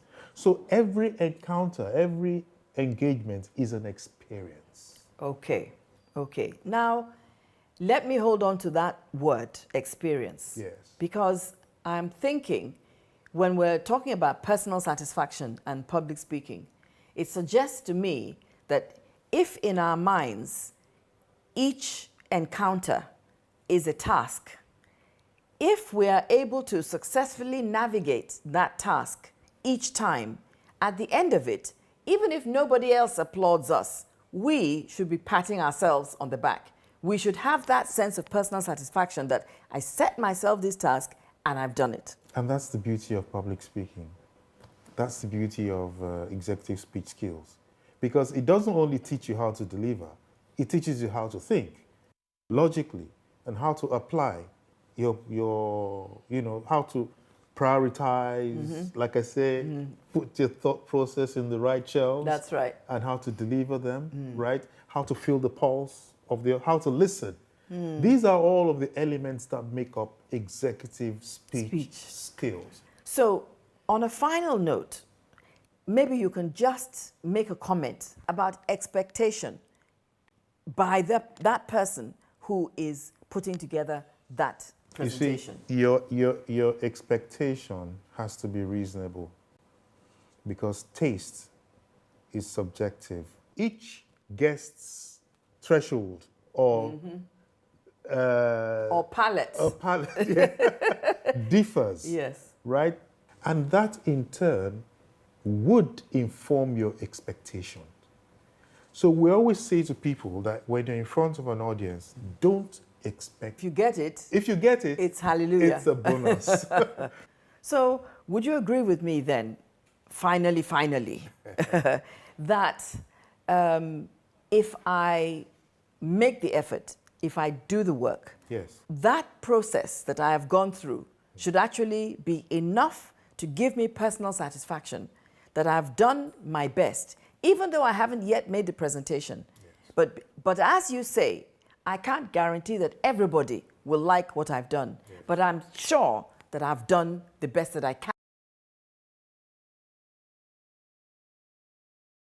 Not for winning, but for participating. Right. So participation is very important. It's very important. The fact that you were able to go upstage and face the audience, not everyone can do that. Okay. So you deserve thumbs up for that. All right. So participation should give you personal satisfaction. Yes. Yep. And then winning or getting an applause. That's the icing. That's the icing on the cake. Thanks very much, JS. Thank you. Yeah, we'll do this again. Yeah, sure.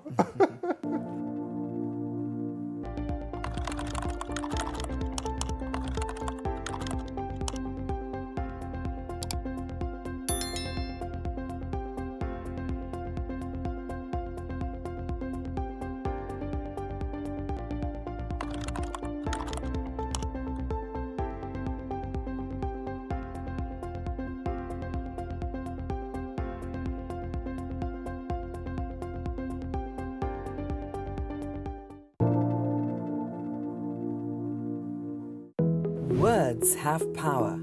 Power to build, encourage, create, and transform. But words can also diminish, devalue, deceive, and destroy. It is said that we speak about 7,000 words a day. That's 7,000 opportunities to either tear ourselves apart or bring each other together. If every thought becomes a word and every word becomes an action, how are we fueled by our response to words? How does our state of mind, culture, gender, religion, or politics align with the words, phrases, and sentences we use every day? It's time to consider the human response to various situations that are powered by words.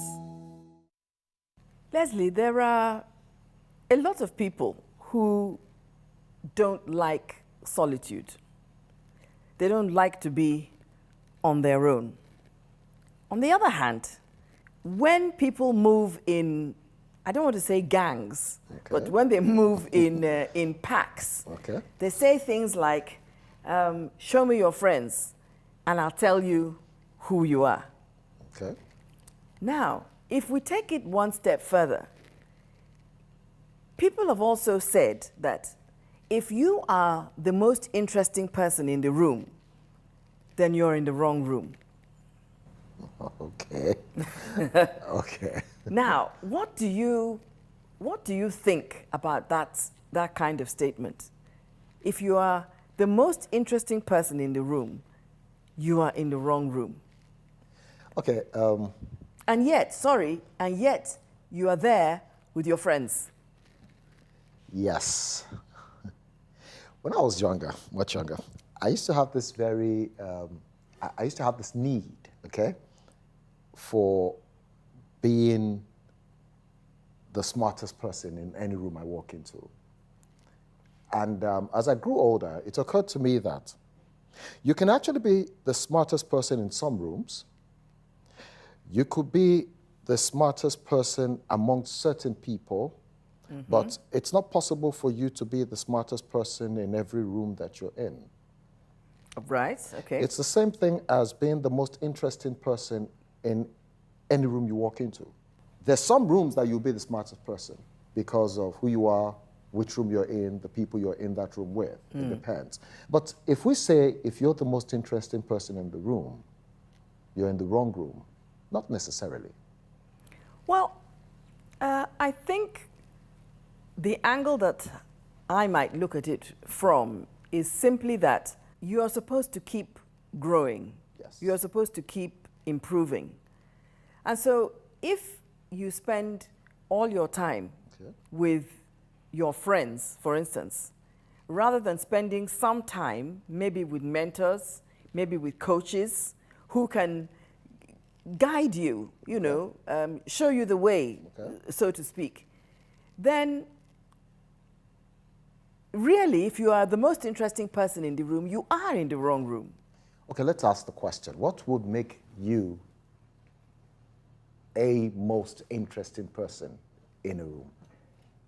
Ah, okay. You've turned the tables on me. I have. Because I'm thinking it like this, okay.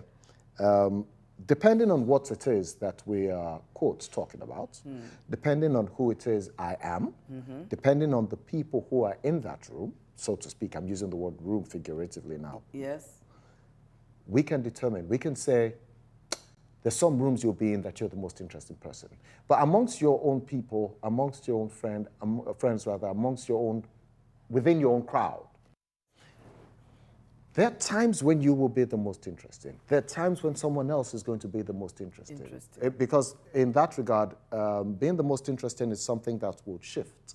Okay. But your in crowd, if you are the person that the attention is always on, so to speak, there's something wrong in that crowd. Something wrong in that crowd. Now, from what you've just said, you know, it makes me think of the kind of people who actually always want to be the star in that room. And that would mean that they are unlikely to grow. They are unlikely to expand. They are unlikely to increase their knowledge. Because if you are always the most interesting person, then everybody else around you, let us assume, may not be quite as knowledgeable as you, which means that actually your so-called interesting equals static. You're not moving. And you don't want everybody else to move because it's going to change the dynamics. So you want to keep it that way.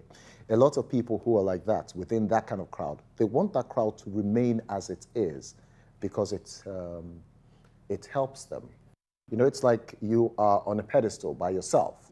If somebody else brings another pedestal to that place, you're like, no, we don't want another one. This one is enough, because you want to be seen. That's the thing about wanting to be a star in a crowd. Every single person has to actually be a bit lower than you are, and that's the problem. But for you to say, every room I walk into, that you're always the star. It doesn't make sense. I can remember, as you're speaking now, I remember an article I read many years ago. Somebody was being interviewed, I think, one of these Forbes 500 type of people, and he was asked, what is his secret? What is the secret of his success? And he said that he always made sure that whenever he was employing people, especially at executive level, that they were always, always smarter than him. That's a smart person. That's a smart person. Yeah. A person who has this tinge of pride, this tinge of arrogance and all that, it becomes a problem for him to want to have people who are smarter than him surrounding him. It won't be a good idea if everything, every idea, every thought, every kind of creative spark would have to come from you. Yes. And you have a team of people, you have a following, there's something wrong. Because then it limits what can happen. It limits what is obtainable. And you can't help other people grow. Right. And you probably won't help other people grow because you don't want them to outshine you and all. And they, unfortunately, are probably willing to settle for the position where they are. Yeah, there's some people like that. They always want somebody who would be in front, somebody who is responsible for everything. That's the person who's making decisions. That's the person who's coming up with ideas. When you ask them, what do you think? They're like, who am I? How can I think? What can I think? You know? Okay, so final thoughts now. If you want to grow, if you want to expand your knowledge, then you better find situations where you will be in a room where there are other people who are smarter than you, who are more interesting than you. In different cases. For example, I'll give you one of different cases. In my circle of friends, when it comes to certain things, there's some people who stand out.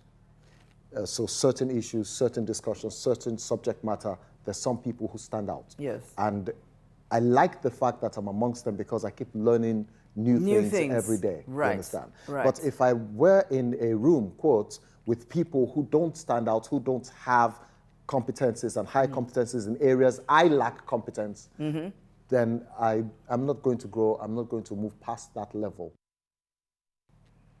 So let's shoot for the sky, or shoot for the stars, and ensure that, you know, around us are also stars. Yes. Yes. Otherwise, will become shooting stars. And you know how long they last? They don't last. They don't last. They don't last. Thanks, Leslie. Thank you. Thank you for having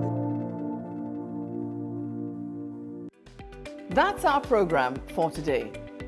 Thanks for watching, and we look forward to your company next time. I'm Bimbo Oloyede.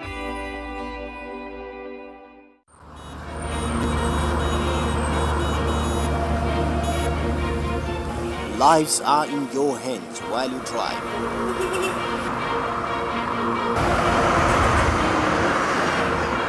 Protect yourself and others on the road. Road Matters, shown on the network service of the NTA.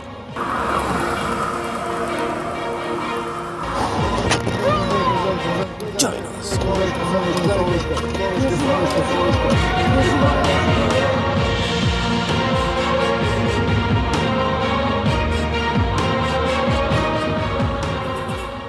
Hello and welcome. It's time for another interesting package of Everything Music. Angelina, you dey cool in my temperature. If you call, I go come deliver. This is Talking Movies. In times of old, the world was full of wonder.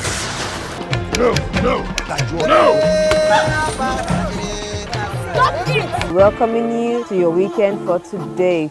Rise, oh, compatriots.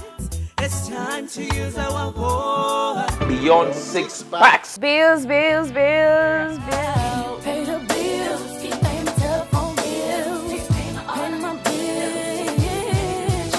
Welcome to Gallery.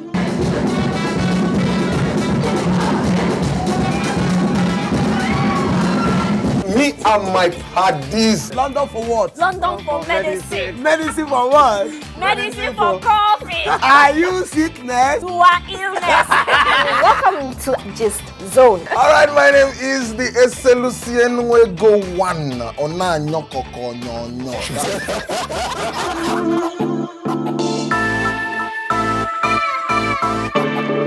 Ẹ kú dédé àsìkò yìí ẹ̀yin èèyàn wa ẹ sì káàbọ̀ sí yàrá ìròyìn Fọlákẹ́mi Adésọ̀nà Abina ní orúkọ tèmi ń jẹ́. Onye wete akụkọ wa nketa bụ Omenka Amarachukwu na nketa.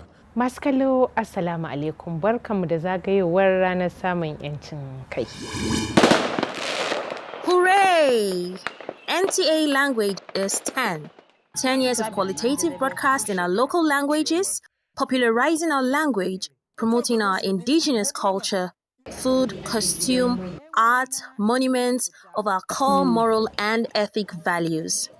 Come, celebrate with us and help propel our indigenous language to greater heights. A win for the elevation of our local languages is a win for us all.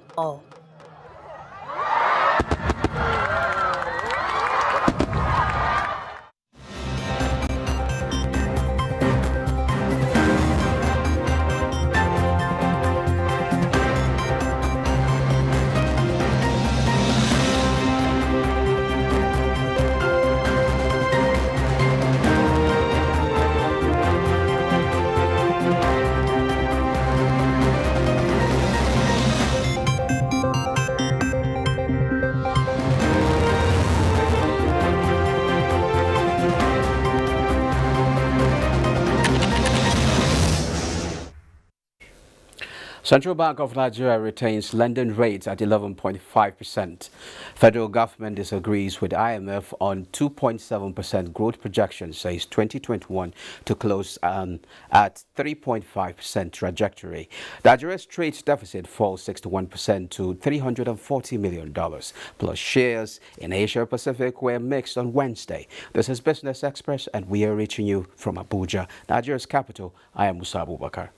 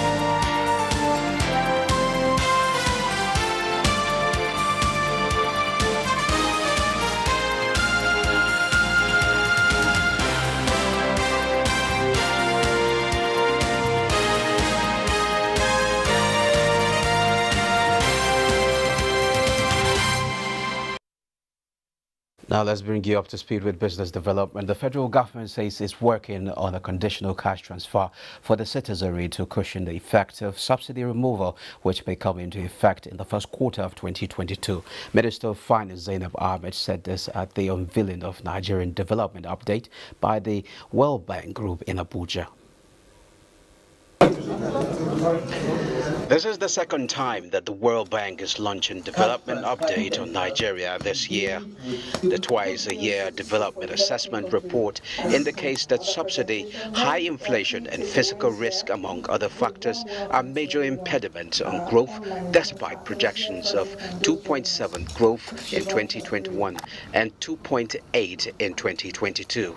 For the federal government, what we're projecting is that next year, in comparison to 2021, the federal government could be receiving 13% lower revenues in nominal terms. To support Nigeria in making progress on this core task of lifting 100 million Nigerians out of poverty.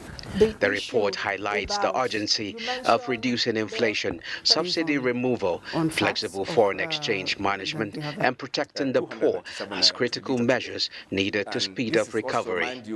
So this report for us is another wake-up call. It's like shaking everybody out of maybe the stupor that we're in to galvanize the whole of the community, so that is government, including citizens, to take that bold, decisive actions that need to be taken so that we can make progress. This thing need to be in place because we can job. It's not a failure of communication. It is just social reality that you never plan fully for it. And of course, those engagements still ongoing, and the provisions of the law is such that by end of February, that we should be out of the subsidy regime. That is what the Honorable Minister is emphatic. As state governments, we are committed to supporting the federal government on this compact. We will do our bit to engage with all stakeholders and put the facts on the table so that everyone understands the danger the country is in if this subsidy continues. Policymakers are expected to take advantage of the recommendations. Now, the federal government says it's not in consensus with the International Monetary Fund's economic growth projection of 2.7% for Nigeria for the year 2021.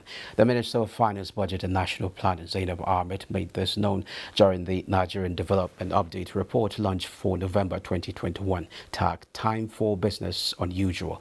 The IMF had reviewed Nigeria's outlook projection last month to a new 2.7% and 2.8% for 2021 and 2022, but the minister says Nigeria in the last 3 quarters of this year has seen a 3.3% growth and will improve to reach 3.5% by the end of the year.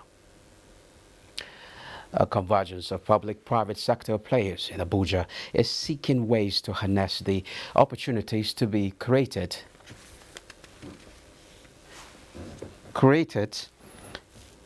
by the African Continental Free Trade Area Agreement at subnational levels. Mopland Akok reports that the initiative has been championed by the National Action on AFCFTA in collaboration with the Nigerian Governors Forum. Nigeria joined other countries to ratify the African Continental Free Trade Agreement in December 2020 to create a single market connecting almost 1.3 billion people across 57 countries. 1 year on, Nigeria is holding discussions towards full implementation of the trade agreements. This time, the National Action Committee on AFCFTA, in conjunction with the Nigeria Governors Forum, has brought together stakeholders from the subnational levels in facilitating states' AFCFTA development strategy. At the subnational level, the governors must clearly understand what the trade opportunities are for their businesses, for their communities. They must look for the financing that will make trade happen. They must also look for the appropriate technologies that will lead to the production of those goods in volumes. Stakeholders say government is leaving no stone unturned towards exploiting opportunities that could grow their economies and the single market as well.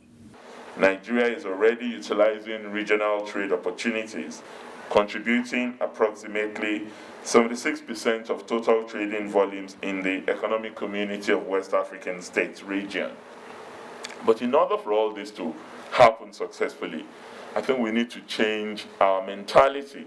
For the states, the target is to boost internally generated revenue, expand market territories, improve the ease of doing business, and grow the economy. Muplang Dakok. The Monetary Policy Committee of the Central Bank of Nigeria on Tuesday retained monetary policy rate and all parameters. Governor of the Apex Bank, Godwin Emefiele, said members agreed to hold position and allow recovery measures sustain linger for a while. Lekatum Babatunde completes the report. In the build-up to the last Monetary Policy Committee meeting for the year, experts had opined rates would remain unchanged, and true to that, the committee did, after studying the present fundamentals shaping the macro and micro economy. Governor Emefiele took time to explain happenings in the monetary space, focusing on the funds injected into the economy by the central bank. Members expressed confidence in the ongoing policies of both the monetary and fiscal authorities, which in their view was the hallmark of the current recovery and restoration of macroeconomic stability in Nigeria. They therefore called on both the authorities to look beyond the current position and plan towards attracting sustainable investment flows into Nigeria. So far, 560,000 downloads of the eNaira app have been recorded, with modalities set for the takeoff of the Infrastructure Corporation Infracorp, while the policy on 100 for 100 seeks to support President Muhammadu Buhari's quest to create millions of jobs in one decade. We want to work hard to reduce the size of foreign exchange that people come to ask for to import goods that can be produced within Nigeria. And we are really very determined to achieve this, and we are calling on the support of everybody to achieve this objective. He affirmed the bank's position in securing deposit money banks and advised the public to seek redress on frivolous bank charges, pointing out that the apex regulator will not tolerate acts contrary to its position. Now, the CBN Monetary Policy Committee announced on Tuesday in its last MPC meeting for the year 2021 that based on prevailing economic conditions, it decided to hold all policy parameters constant to support the enabling environment for sustained recovery. The decision of that meeting is the focus of our discussion on the program today. Our guest is CEO SD and the Capital Investment, Bolade Idakolo. You're welcome to Business Express. Thank you for having me. Okay, first of all, what do you think made the CBN maintain the status quo? I believe that the CBN decided to maintain the status quo because of the constant recovery that the economy is making. And over the past few months, the recovery has been growing, and there is adequate belief that if it is maintained, it could lead to further growth in the economy. Okay, inflation is obviously one of the factors that made them retain, but the World Bank recent report, which they launched, I think, yesterday, says that that double-digit inflation has pushed like 8 million people into poverty. So what do you make of the situation? Yes, according to the report and from statistics from MBS, you discover that inflation has continually moderated for the past 6 months. So this gives the Central Bank of Nigeria the opportunity to look at continuous maintenance of the policy parameters to ensure that inflation goes down further. I know that that is not where we are supposed to be as a country. If we want to actually maintain what we can call growth, real growth, we should be talking about inflation of between 6 to 9%. But presently, it's reducing and is gradual, and that is why we are where we are. There are so many other factors that could have caused more Nigerians to go into more poverty, which happens to come from both the monetary and the fiscal side of the policy. So when we look at that, the IMF might not be far from the truth, but the fact is that the inflation rate is reducing, and it's a good thing. Okay, with the decision of the MPC, is it, what do you, I mean, is there any good news from there? Yes, so far so good. The decisions made so far has stabilized the economy, and most of the parameters are still stable so far. So the policy to hold all the parameters is not bad at all. Okay, okay. The global output growth has remained upbeat. Yes. How do you see Nigeria's economy at the end of, 2021? Yes, most of the reasons why the global output has been the way it is because of the pandemic that has really caused a lot of problem, and that is still not abated yet. And we can see that Nigeria is gradually coming out of the pandemic. Nigeria's economy is bouncing back, and with more fascinations for the people, and with more opportunities that is in the sector, I believe that Nigeria has the opportunity to bounce even faster than the other economies. Okay, what do we need to do to really bounce faster?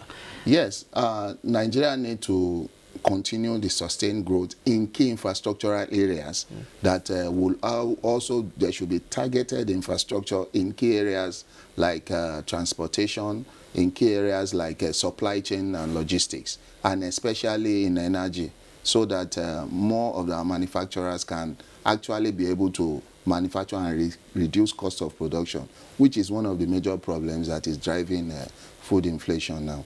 You're talking about inflation. Can we make actually the level of progress faster? Because really the double digit is really taking a whole lot of chunk out of people. That is true. It has to be a gradual process, looking at where we are coming from. Inflation has risen up to close to 20% in the recent past. So Nigeria is moving gradually, and you know that there are so many challenges and headwinds that are affecting inflation in Nigeria. So we can, the pace is slow, but if it is steady, in the next couple of months, we should be able to do better. Okay, the NNPC GMD says talked about removing fuel subsidy, which might likely take it to around 320 to 340 naira per liter in 2022. So, do you think this is the kind of decision we need at this point in time to move the economy, considering our situation?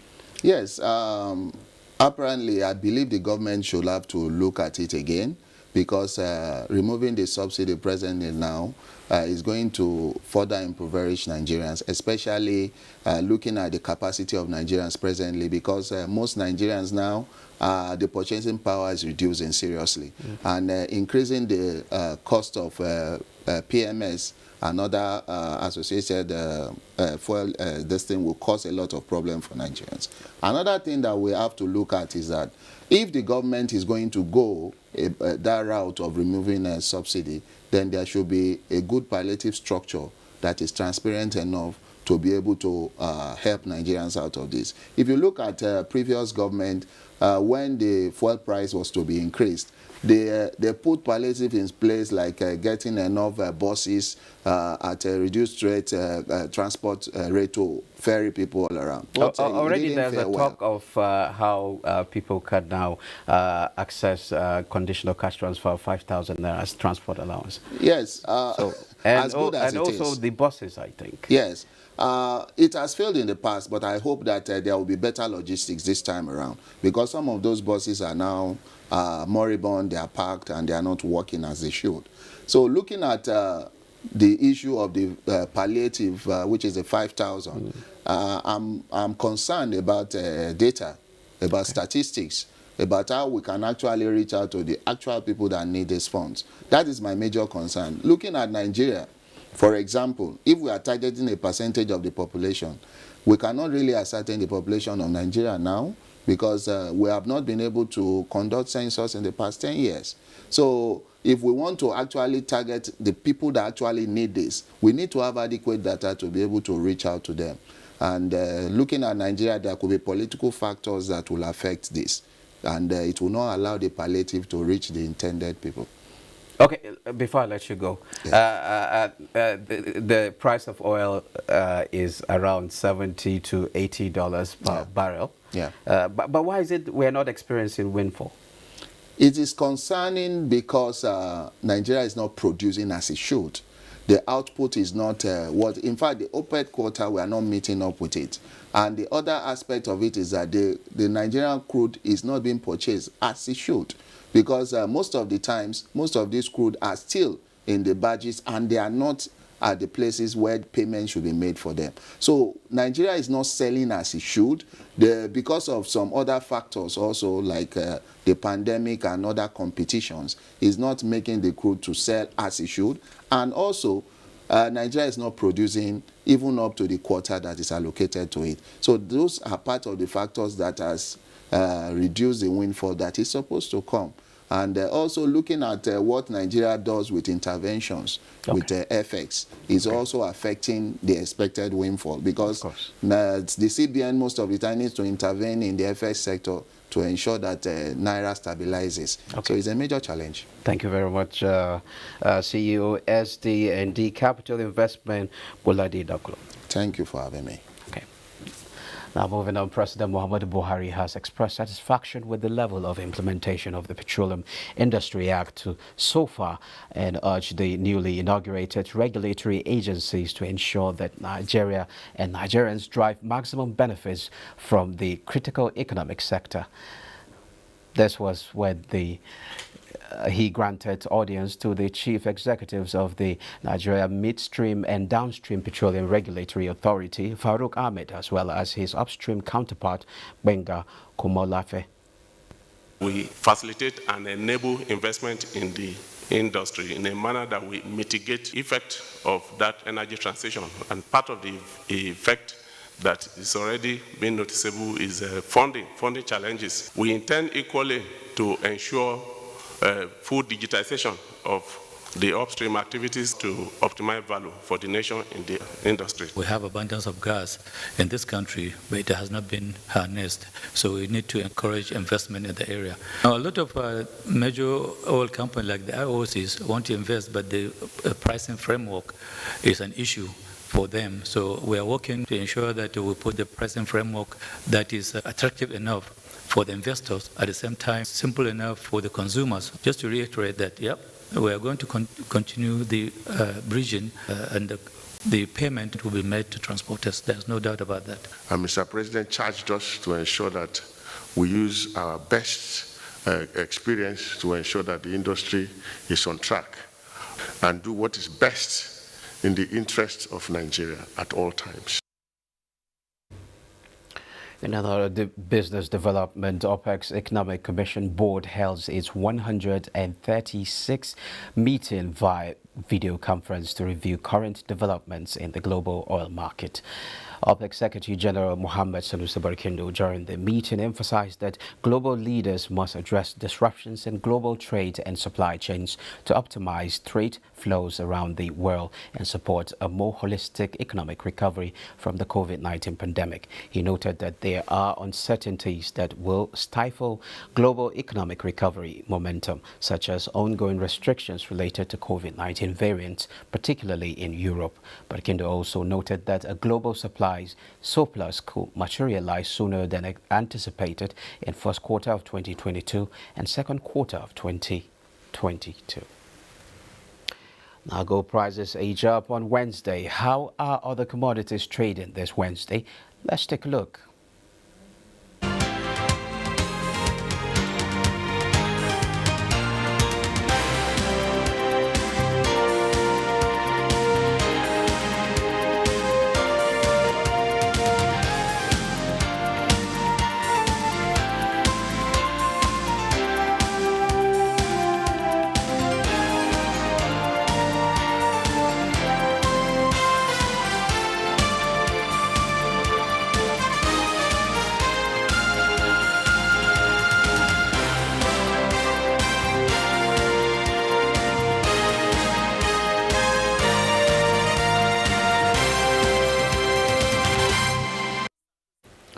Oil prices fell on Wednesday as the U.S.-led coordinated release of stocks from strategic reserves eased concerns over tightness in global supply. U.S. West Texas Intermediate crude futures fell 12 cents to $78.38 a barrel, reversing out of 2.3% gain in the previous day. Brent crude futures slide 32 cents to $81.99 a barrel, having risen 3.3% on Tuesday. As the ongoing Foreign Investment Network Trade Forum in Dubai continues to draw attention to Africa, women from across the world are lending their voices to the need for more investment-friendly environments in Africa to ensure a prosperous recovery of the continent. To this end, they advocate incentives for domestic investors while attracting direct foreign investment. For the current quarter of 2021, we are witnessing a great demand in the tourism and event sector, where Africa is a key market for us. Offer pitching for investment, that offer training for developing your business, that offer support into developing your skill set, and offer you free advice, support, and logistics assistance for trade into and outside of the UAE into the region. Should we focus on different sectors, for example, startups, for example, creating more entrepreneurs to solve a lot of challenges that we have? This can be one of the sectors. To think about the new sector that is appearing, ICTs, renewable energy, agriculture, how to create the policies that are very, very focused on this sector. And now to the equities market. The equities market closed in red. The all-share index closed Wednesday session at 43,245.02. 243 million shares value at 3.746 billion naira exchange hands and 3,777 deals. Equity capitalization stands at 22.565 trillion naira. Now, shares in Asia were mixed on Wednesday as other markets across the globe react to economic activities. Here's an update. Hello and welcome to the Global Market Review. Now, the Central Bank of Nigeria voted to retain the monetary policy rate at 11.5% whilst keeping all other monetary parameters constant. This will be the 6th consecutive time this year that the rate remained unchanged. This is, however, yet to reflect on the Nigerian Stock Exchange. Meanwhile, it's a different tune for Ghana's central bank, which lifted its own by 100 basis points to 14.5%. Ghana's GSE composite was marginally positive today, while other markets on the continent are mostly bearish this Wednesday. Meanwhile, investors in other continents are also digesting the latest business activity data from their regions. European stocks were mixed, with DAX dipping 0.43%, CAC 40 also 0.42%, and FTSE 100 appreciated 0.02%. Shares in Asia were mixed on Wednesday, with Japanese stocks leading losses regionally. The Nikkei 225 in Japan fell 1.58% across 29,302.66, while mainland Chinese stocks rose. The Shanghai Composite was 0.1% high at 3,592.70, and the Hang Seng Index in Hong Kong also topped 0.14% across 24,685.50. While U.S. stock futures were lower early Wednesday as rising rates continued to frighten away investors from high-priced tech shares. The Dow Jones Industrial Average dipped 0.33% at 117 points. The S&P 500 and Nasdaq 100 also depreciated. That's the Global Market Review. I am Boss Sede Abel. Well, that's it. Business Express returns Thursday at 9:30 a.m. Be safe out there.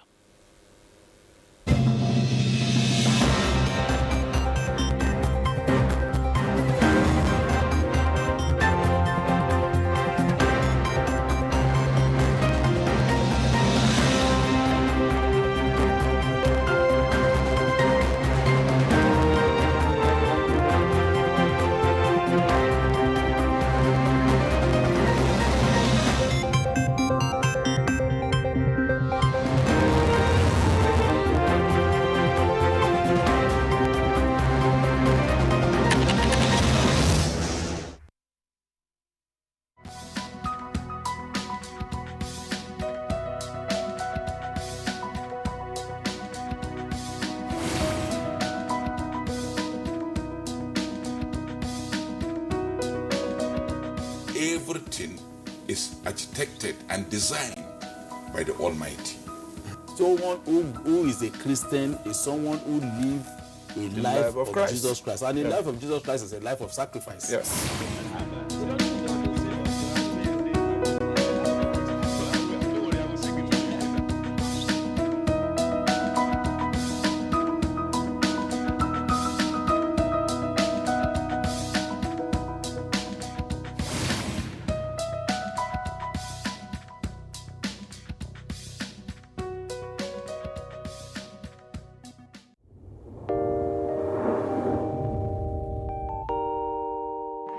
When there's a child out there that's not getting the same that your own child is getting, the difference will tell, and there will come a time in the society where that child is going to take its pound of flesh. Where you can actually, everything from watching a program with the child, you can start up the conversation from something on the TV and say, oh, you know. For me, it's like, hurry up with this business. And the other one said, Auntie, it's not about me, it's about the guys, they're not ready to marry. Yes. If she wants to ask something, no, I know my mother very well. In fact, the most interesting one is when I put up pictures on WhatsApp, you know, Snapchat filters and all that, she will call me, remove that picture. There was a day, I got tired of all that and I said,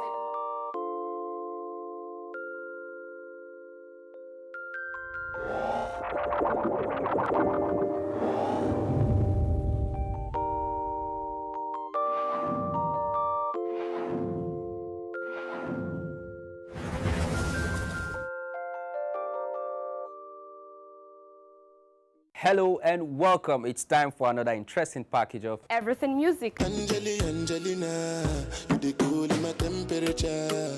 If you call, I go come deliver. This is Talking Movies. In times of old, the world was full of wonder.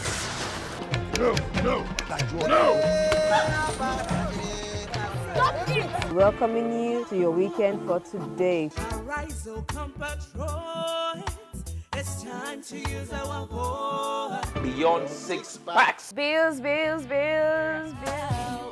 bills. Keep paying telephone bills. Pay my bills.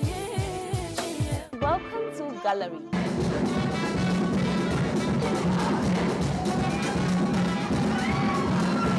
Me and my paddies. London for what? London for medicine. Medicine for what? Medicine for coffee. Are you sickness? To our illness. Welcome to Gist Zone. Alright, my name is the Eselucien Wego One. Ona nyokoko nyonyo.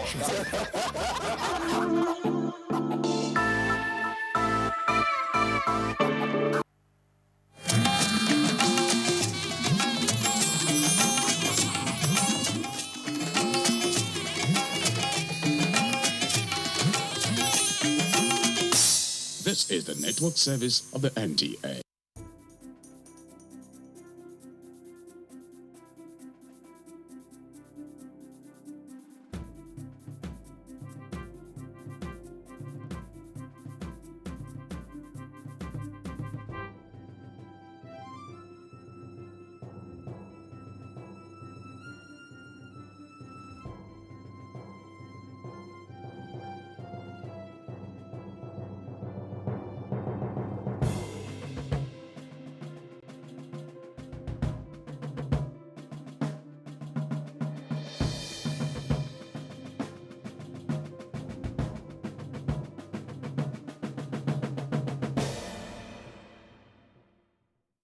They say every day is for the thief, one day for the owner of the house. But ICPC, the Anti-Corruption Commission, has reversed the role.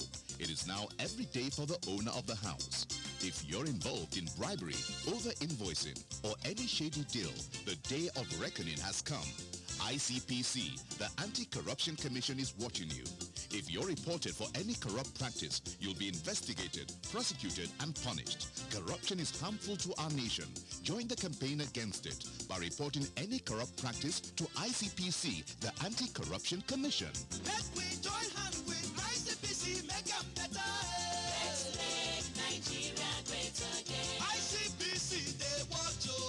Hand for corruption. Break the chain of corruption now. Don't give, don't take. This message is brought to you by ICPC, the Anti-Corruption Commission. Hello and welcome to yet another edition of Corruption Must Go, ICPC's weekly television program. I am your host, Murna Barnabas Atiai. Bringing together and connecting networks of anti-corruption, critical stakeholders to fight corruption in the public sector compelled ICPC, in conjunction with the Office of the Secretary to the Government of the Federation, to introduce the National Summit on Diminishing Corruption in the Public Sector in 2019. The National Summit, which is annual, aims at decreasing corrupt practices and related offenses through intellectual discourse based on the activities of ICPC in fighting corruption, recognition and reward for integrity to deserving public servants, and charting a way forward in the fight against corruption.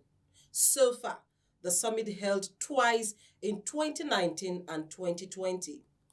Today, we'll bring you highlights and flashback of activities of the 2019 and 2020 editions of the summit. Do stay tuned for details after the break. Fellow Nigerians, do you know that constituency projects are actually your projects? Do you know that constituency projects are funded by the federal government? Do you know that you can track release of constituency project funds for projects located in your constituency and follow up to know how they have been executed? Constituency projects happen because government does not want to leave any community out in development efforts. You have a responsibility to know what constituency project has been planned for your community, how much has been allocated for it, and whether value for money has been delivered. Take ownership of constituency projects located in your community. Protect them because they belong to you. Government knows about your needs and is planning for you. Government needs your help to ensure quality delivery. Know that constituency projects are actually your projects. Protect your constituency project. My constituency, my project. For information on funds allocated to projects in your constituency, call 0800 2255 4272. This message is from the Independent Corrupt Practices and Other Related Offences Commission and the National Orientation Agency. This is Corruption Must Go. The National Summit on Diminishing Corruption in the Public Sector is an initiative of the ICPC that brings together highly placed government functionaries, legislators, judicial officers, technocrats, civil society, and the media to discuss emerging national issues around the fight against corruption in the light of the key activities of the Commission. His Excellency Muhammadu Buhari, President, Federal Republic of Nigeria, graced the occasions in 2019 and 2020. This summit is a production of one of the three key priorities of our administration, which is to enhance the fight against corruption as contained in the government's governance roadmap, the Nigerian Economic Recovery and Growth Plan 2017 to 2020. Corruption generally, and public sector corruption in particular, inhibits the ability of government to deliver infrastructure and basic services to the people. That is why I have reiterated on many occasions that corruption is an existential threat to Nigeria. Corruption is furthermore a major threat to the attainment of the sustainable, globally accepted development goals and the socio-economic transformation we are all working hard to bring about in Nigeria.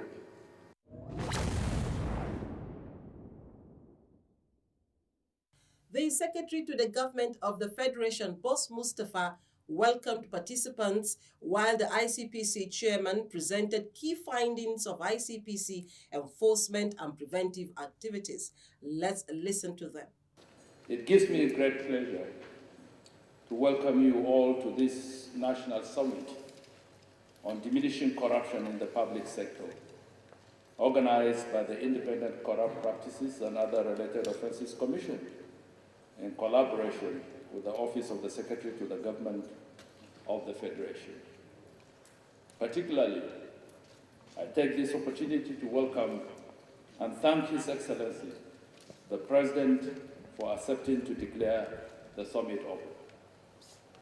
This summit is organized for top management officers drawn from institutions that make up the three arms of government, namely the executive, legislature, and the judiciary, as part of a new strategy in the fight against corruption. This new strategy aims at diminishing corruption through the deployment of technology, minimizing opportunities and conditions that allow corruption to fester, education, building of sustainable synergy, as well as institutionalizing of recognition and reward systems.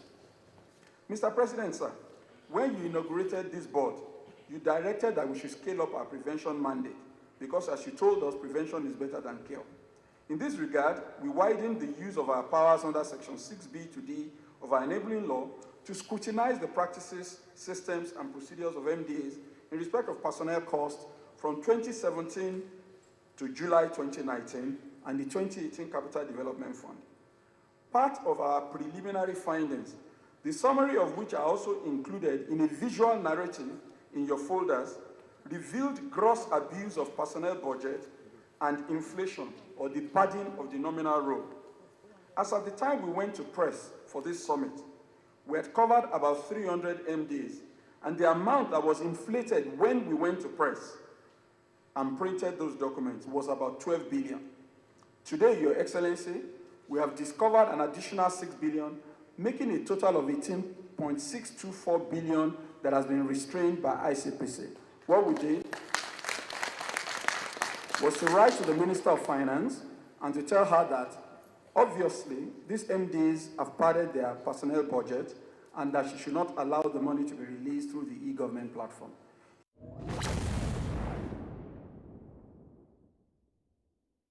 Welcome back. One of the most remarkable segments of the national summits was the Recognition and Integrity Awards. In 2019, these were presented to ACG Bashir Abubakar of the Nigerian Customs Service and Mrs. Josephine Ugu of the Federal Airports Authority, Lagos, by ICPC. The awards were presented to the recipients by President Muhammadu Buhari himself.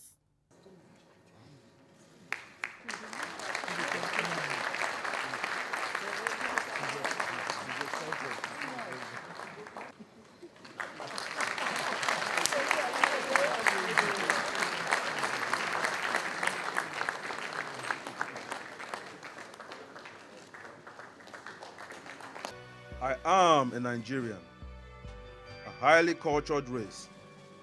My culture abhors corruption, and with my integrity, a new Nigeria is possible. I say no to corruption today to build a future for my children. Join me and imbibe the culture of integrity to build a Nigeria of our dreams.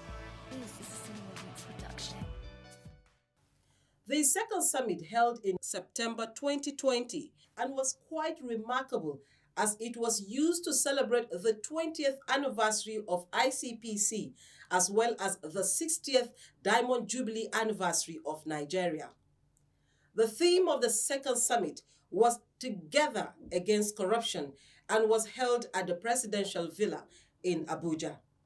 The summit witnessed the presidential launch of the National Ethics and Integrity Policy for the good and ethical conduct of the Nigerian citizenry, as well as the ICPC at 20 Legacy Book. I commend the Office of the Secretary to the Government of the Federation, ICPC, and National Orientation Agency for bringing to fruition this important priority objective of this administration.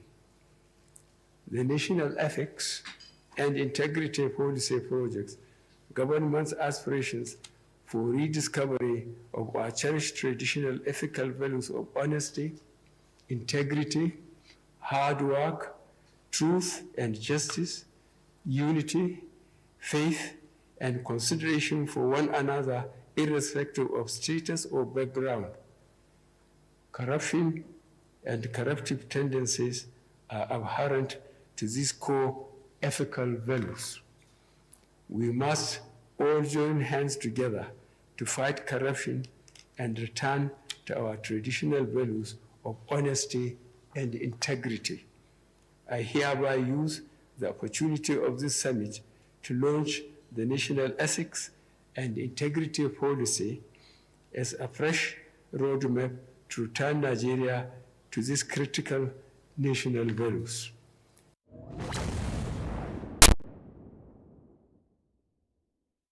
Thank you for staying tuned. This is Corruption Must Go.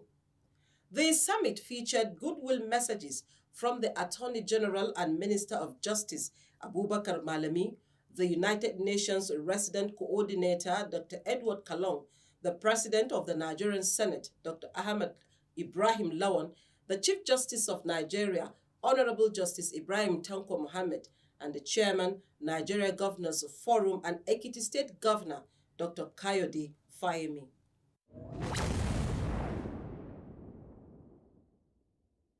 The Independent Corrupt Practices and Other Related Offences Commission, ICPC, in collaboration with the Office of the Secretary to the Government of the Federation, OSGF, welcome you to the Third National Summit on Diminishing Corruption in the Public Sector.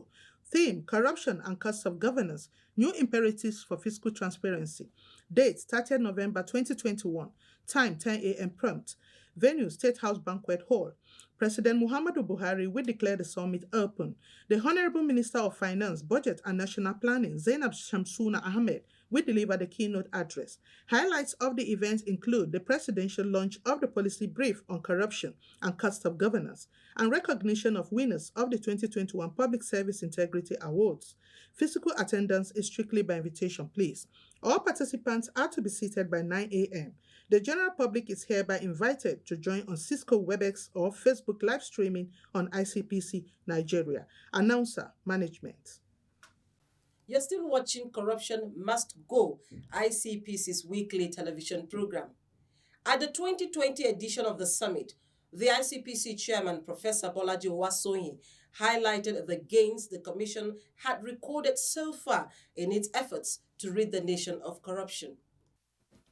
The ICPC was established to investigate and, where necessary, to prosecute corruption and related offenses, to prevent corruption by examining the systems and the processes of public bodies that predispose them to corruption, and to direct or supervise a review of such practices, and to educate and enlist the support of the public against corruption.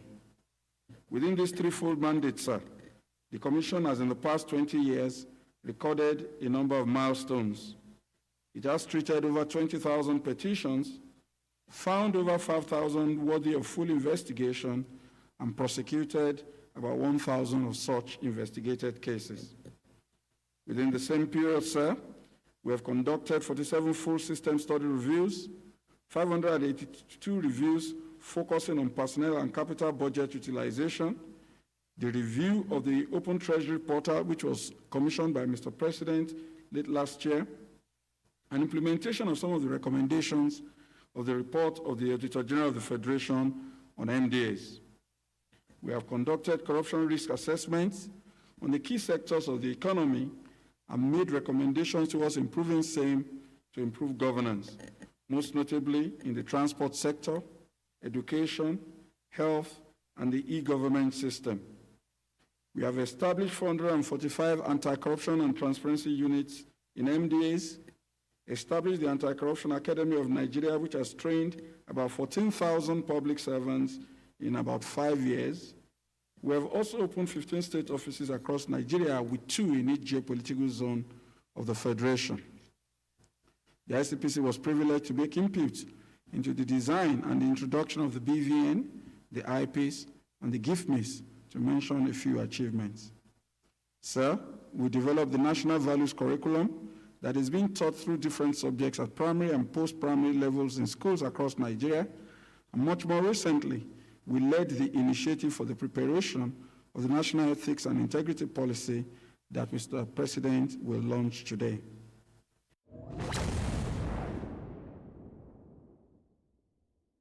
The summit also featured the 20 million naira from ICPC at 20 to celebrate the 20th anniversary of the commission. This included music and essay competitions to boost youth involvement and provoke their creativity and support for the fight against corruption.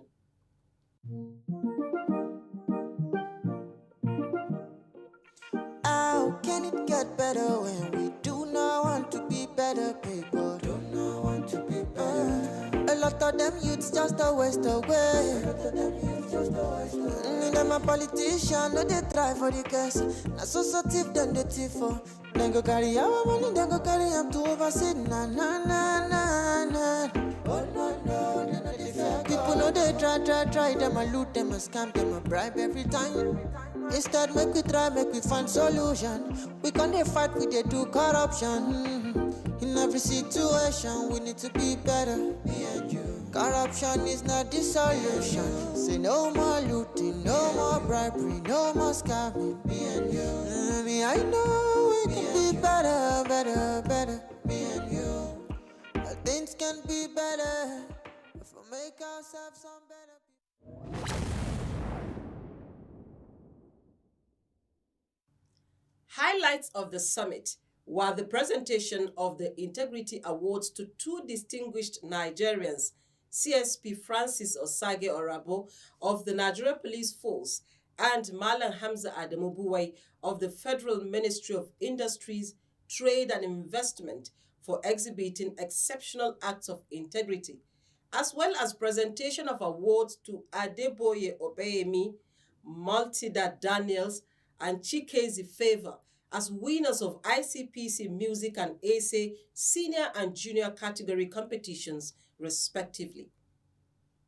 Let's listen to the ICPC Chairman, Professor Bolaji Owasonye, SAN, as he narrates the exemplary lives of the two recipients.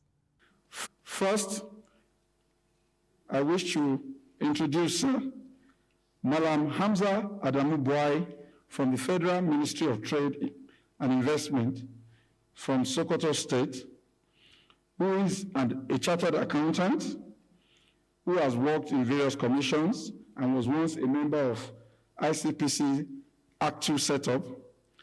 He worked at the Nigerian National Boundary Commission and saved the nation 2.5 billion from going into the defunct Societe Generale Bank in 2004, in spite of a lot of pressure to put the money there by those who knew the bank was failing and they wanted to try and shore it up.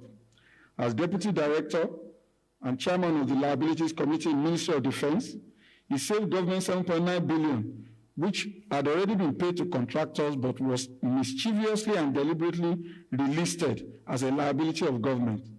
For placing national interest above self, Your Excellency, sir, I present Hamza Adamu Buwai to be honored with the 2020 ICPC Public Sector Integrity Award. The second award winner is a distinguished police officer, CSP Francis Osage Orabo from Igwebe in Edo State. A political scientist by training, he attended the University of Sokoto and also the University of Benin. He has been a cadet inspector and has served in various capacities as police PRO, trainer, instructor, squadron commander, and while serving as pipeline commander, most notably, he refused bribes from smugglers of adulterated petroleum products.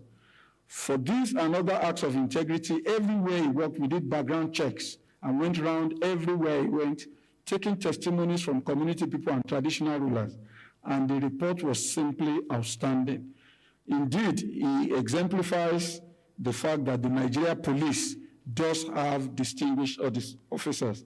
Sir, he has won many other integrity awards before this one. And so, sir, it gives us great honor and pleasure to present to Mr. President for recognition the award, the 2020 ICPC Public Sector Service Integrity Award. Your Excellency, sir. Thank you.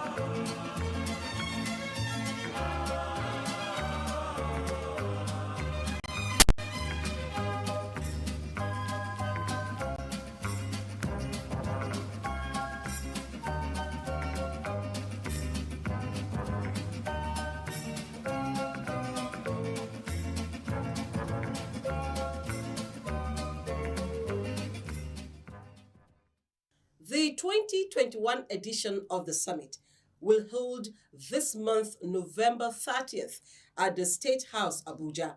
Like the two previous editions, President Muhammadu Buhari is expected to declare the summit open. The theme of this year's summit is corruption and the cost of governance, new imperatives for fiscal transparency. The Commission's chairman will again make startling revelations on some of the activities of the Commission, while two Nigerians who displayed an uncommon act of integrity will be recognized and honored by Mr. President. Until then, let's keep our fingers crossed. The National Summit on Diminishing Corruption in the Public Sector is an annual event, and it has come to stay. For more information on the summit and other activities of the Commission, you can reach us on our toll-free line 0800 2255 4272 or email us on info@icpc.gov.ng. Don't forget to follow us on our social media platforms displayed on your screen. Thank you for watching, and see you again next week. Bye for now.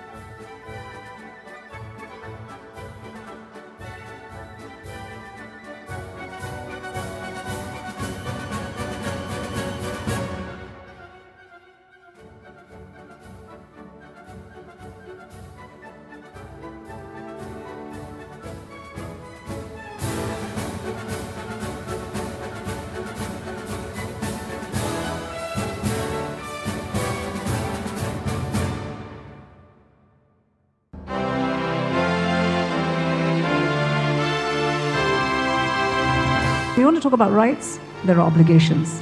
I'm not saying that this government is a saint, it's very far from it.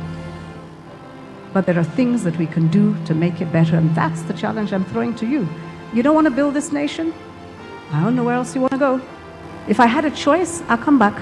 When I stand outside and I hear what you have to say about this country that I know that I can die for as one, then I'm really sad because you're young. You have education. You have tools. You have a huge future ahead of you, and you're condemning yourself before you started on that journey. So please don't do that. Please don't.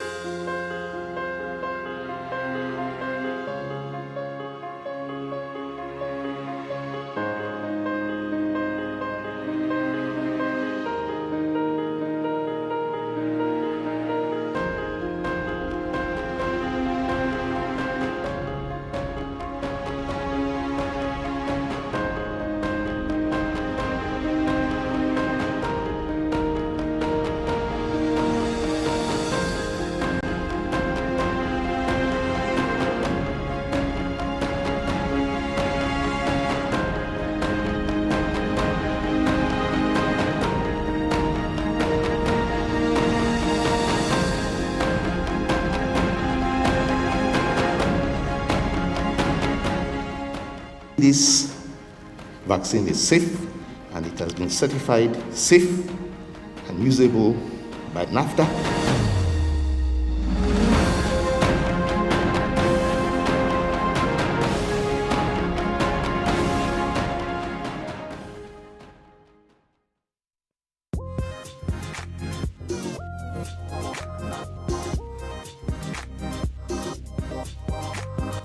Wannan labarin ma yana peji na 36.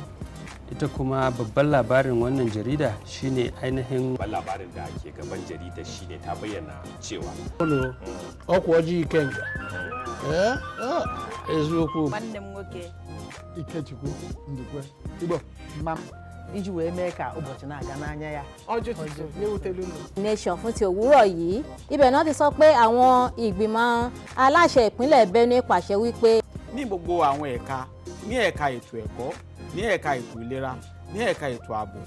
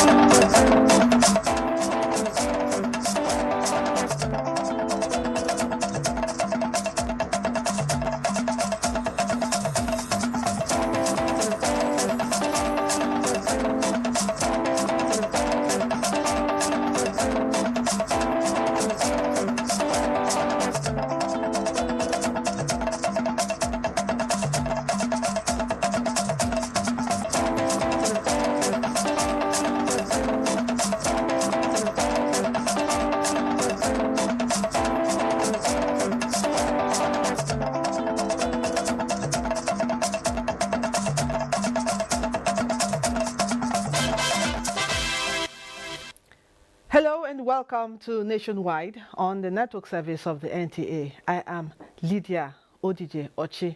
We're glad to have you join us once again. All things being equal, Nigeria Air, the nation's national carrier, will take to the skies in April 2022. This followed the approval of the outline business case for the project by the Federal Executive Council. Minister of Aviation Hadi Sirika announced this while briefing journalists after the meeting of the council presided over by President Muhammadu Buhari. We shall bring you details in the course of the bulletin. The bill that seeks to further protect owners of trademarks and copyright has passed second reading in the Senate, sponsored by Senator Ebikunle Amosun. The proposed law aims to introduce measures that will prohibit the manufacture, production and sales of counterfeits in Nigeria. When passed, the bill is expected to strengthen efficient prevention and prosecution of offenders while protecting trademarks and consumers from unwholesome products.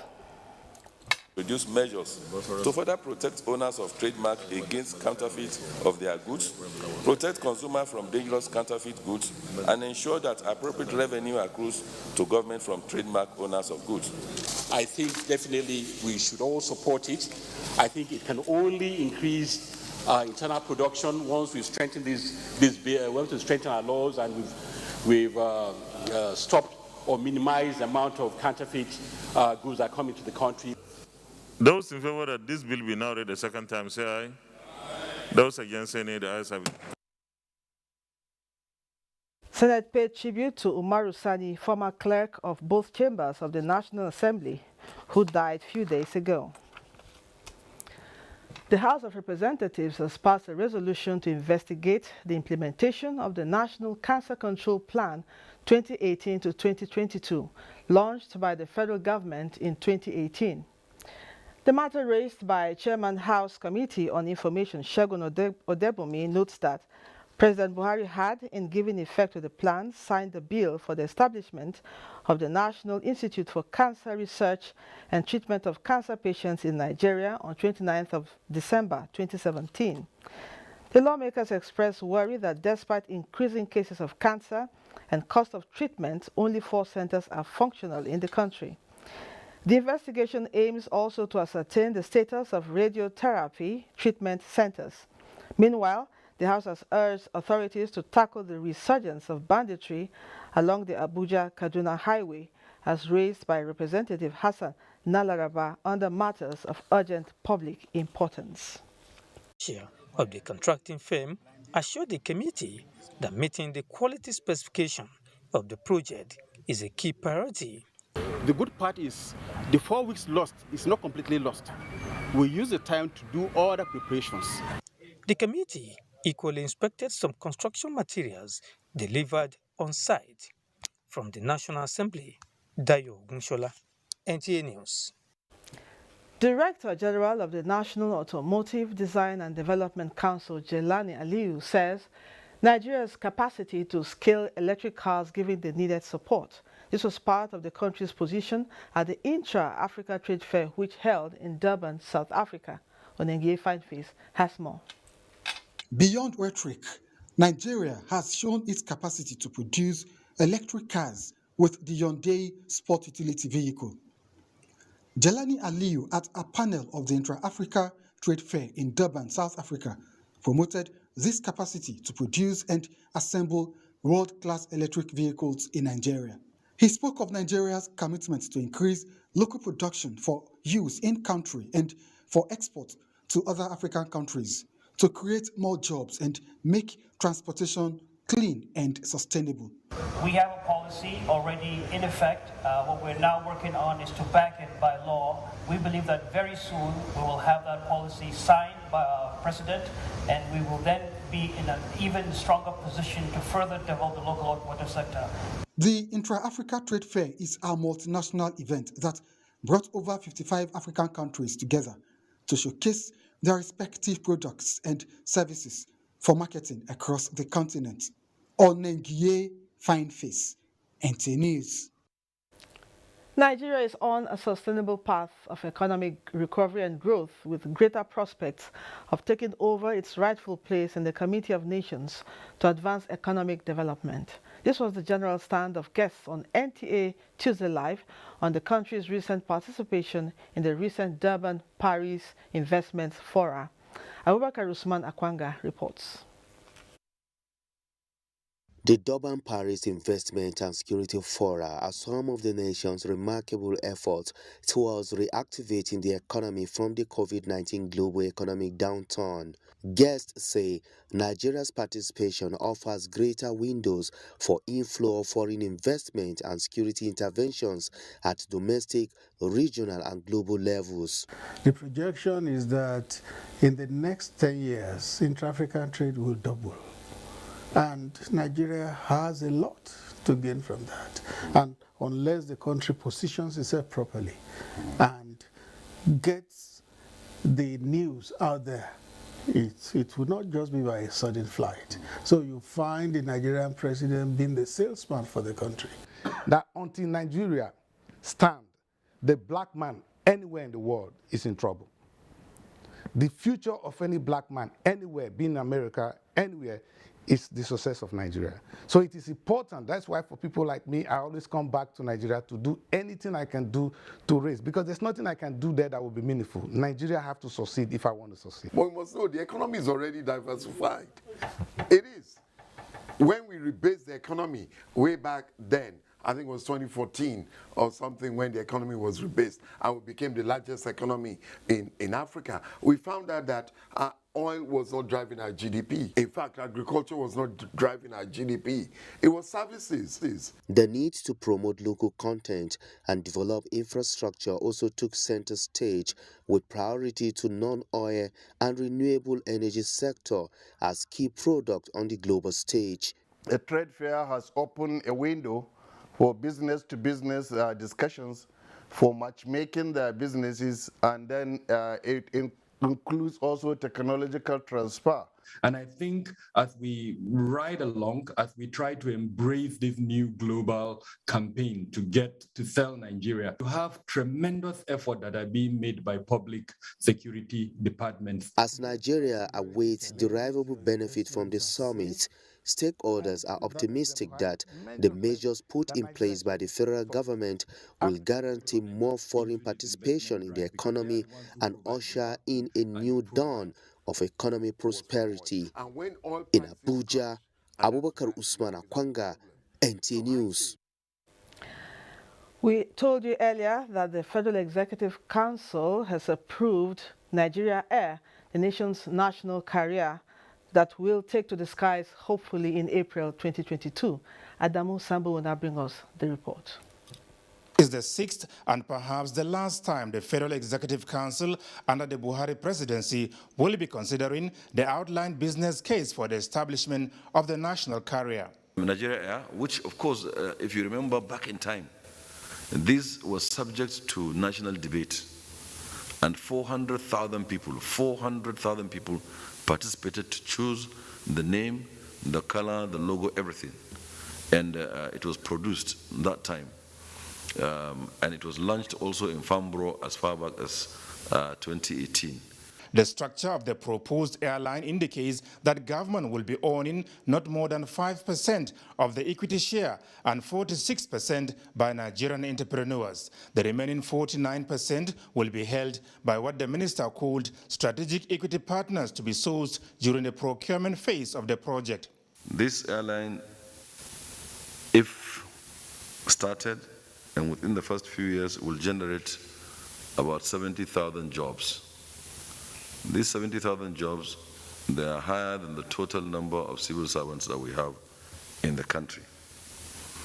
Its importance had been well discussed, but one important item is the AU Agenda 2063, which speaks to integration of Africa, which speaks to the commerce and trade within Africa, that is intra-Africa. The quickest way that you can integrate Africa is by air. Once the right policy is in place, like SATEM, you can connect Africa, and then, of course, the needed integration will happen.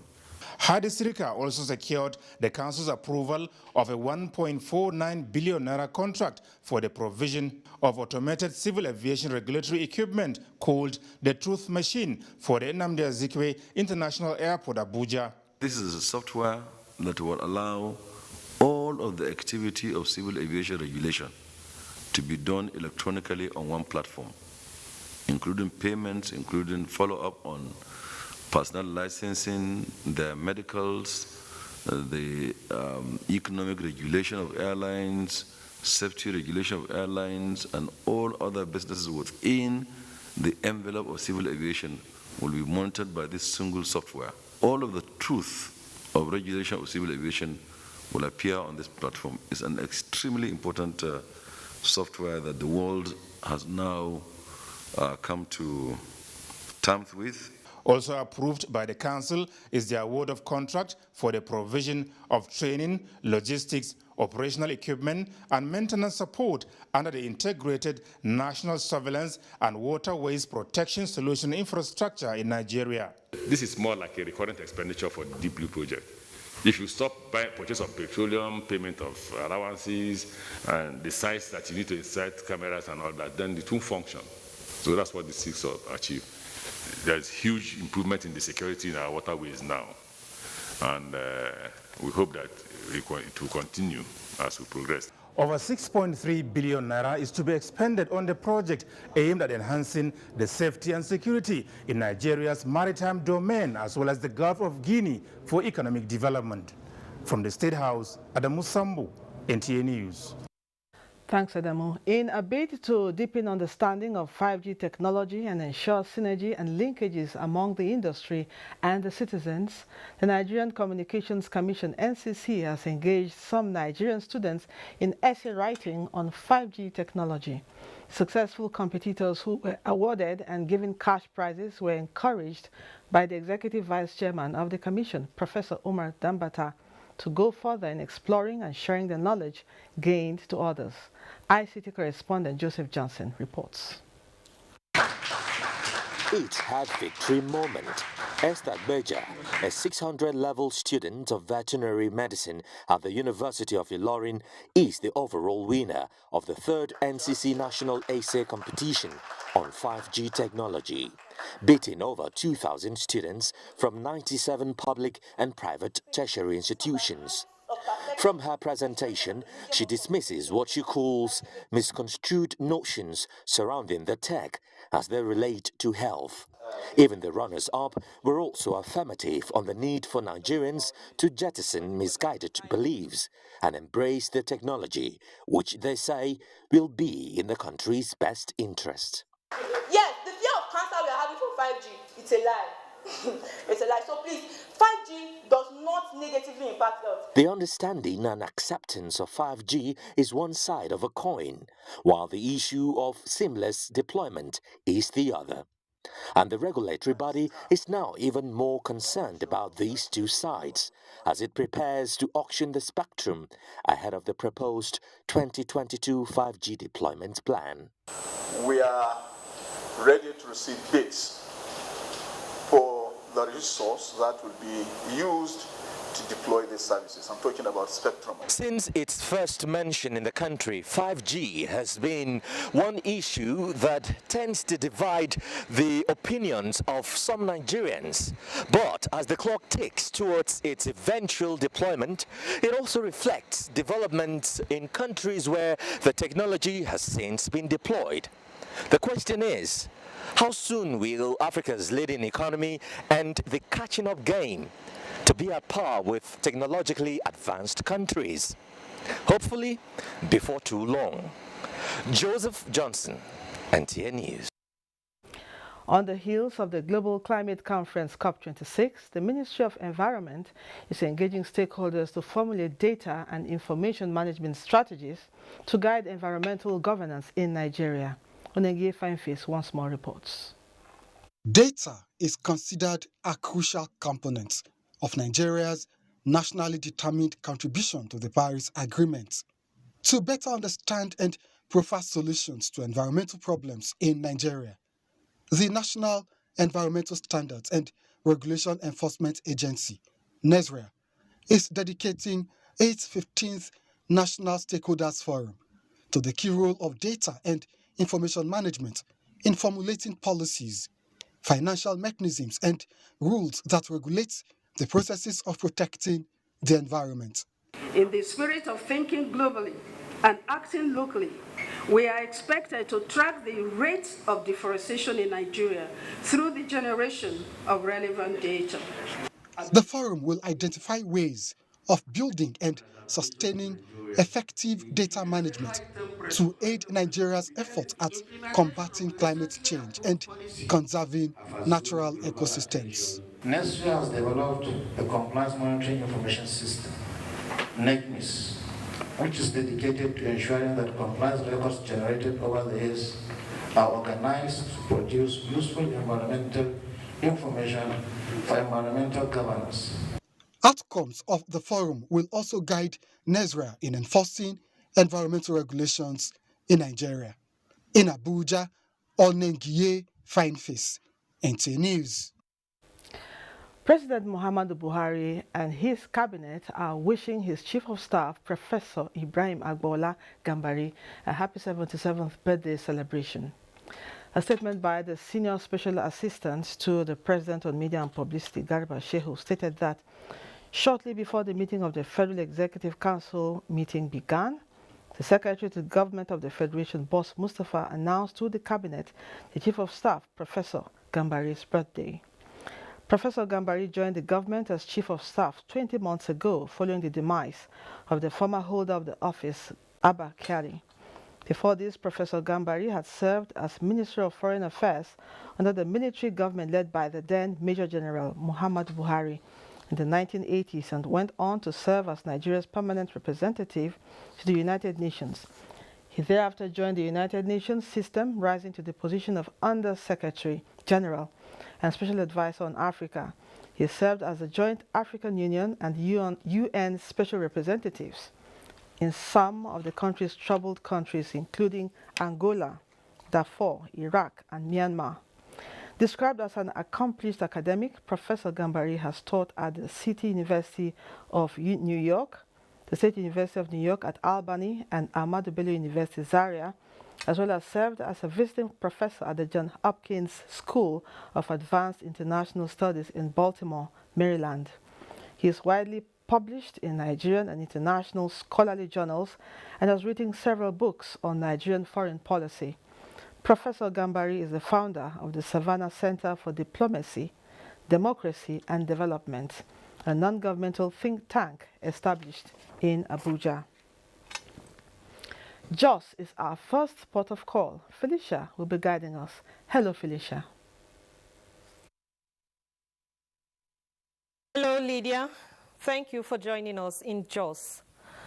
National Drug Law Enforcement Agency says it will sustain its war against drug abuse until its dream of making Nigeria drug-free is realized. This was at an interactive session with stakeholders in Jos. Unemployment, trauma, and incessant conflicts were identified as some of the major causes of youth's indulgence in the consumption of narcotic drugs on the plateau. We normally used to interact with them and educate them on how to give lectures in secondary schools, primary schools, and higher institutions on drug abuse, trafficking, and motivations. Look at the beyond now, not only with human rights, but with the issue of drug abuse. To chart the way forward, Chairman NDLEA, Brigadier General Buba Marwa, who expressed worry over the effects of drug abuse in the society, urged all to rise up to the responsibility of making Nigeria drug-free. Quite clear in my mind that in Plateau State, we have stakeholders who are really very interested and keen to get to the bottom of the drug scourge in Nigeria. Illicit substances and hide them in very imaginative ways, thinking that they will beat the NDLEA, but we are 2 steps ahead of them. The NDLEA also recommends drug tests for students, intending couples, political and traditional leaders, security agents, road transport workers, and civil servants as part of efforts to curb the menace of drug abuse. Commander Operation Safe Haven, Major General Ibrahim Ali says he will ensure a secured environment for uninterrupted academic activities on the plateau. He gave the assurance while receiving school children at the headquarters of Operation Safe Haven in Jos. Ekemeren Keneng Ladoja reports. The primary and nursery school children of Jos South local government area expressed their appreciation to the Commander Operation Safe Haven, Major General Ibrahim Ali, for his untiring efforts in ensuring peace in Plateau State. Speaking on behalf of the children, the child chairperson, Children Council Jos South, Iga Sophie says the visit would give a lifetime memory and spur the children to become successful in their chosen careers. While thanking the commander for his speedy response to issues of security on the plateau, the children expressed their desire to emulate the leadership qualities of the commander, who they described as accommodating, honest, and hardworking. The Learn and Grow Literacy School promotes reading culture and engages in leadership training of children from diverse backgrounds. The Commander Operation Safe Haven, Major General Ibrahim Ali, urged the children to take lessons from leaders with good virtues and unblemished track records, assuring the children of safe environment for uninterrupted academic activities. I want you to take example from good leaders, leaders with good virtues, leaders with good track records. While describing discipline as the bedrock of success, Major General Ali also advised them to listen to their parents, teachers, community, and religious leaders for their overall growth and development. In Jos, Ekemeren Kaneng Ladoja, NTA News. This is Nationwide. We will take some messages. The news continues shortly. Stay with us. The Abdusalami A. Abubakar Institute for Peace and Sustainable Development Studies cordially invites the public to the first CRIFT in honor of General Abdusalami A. Abubakar, GCFR CSG. Theme: General Abdusalami A. Abubakar, a mediator and bridge builder. Date: 25th to 27th November 2021. Venue: Margaret Ekpo Hall, Houghton Suites, number 1, Uke Street, Garki, Abuja. Issues to be discussed include triggers of a conflict in Africa, mediation for peace and security in Nigeria and beyond. Distinguished personalities include His Excellency Jean-Claude Kassi Brau, His Excellency Musa Faki Mahamat, Chairman of African Union, His Excellency General Ibrahim B. Babangida, His Excellency Goodluck Ebele Jonathan, His Excellency Olusegun Obasanjo, GCFR, and His Excellency Thabo Mbeki are to speak on managing conflict in Africa. His Excellency Muhammadu Buhari, President, Federal Republic of Nigeria, will also present a speech. Dr. Diamond Priye Ogidi, Director, Announcer. The Town Hall meeting on the Petroleum Industry Act, earlier scheduled for Thursday, 25th November 2021, has now been postponed. A new date will be announced later. All inconveniences are highly regretted. Announcer Alhaji Lai Mohammed, Honorable Minister of Information and Culture.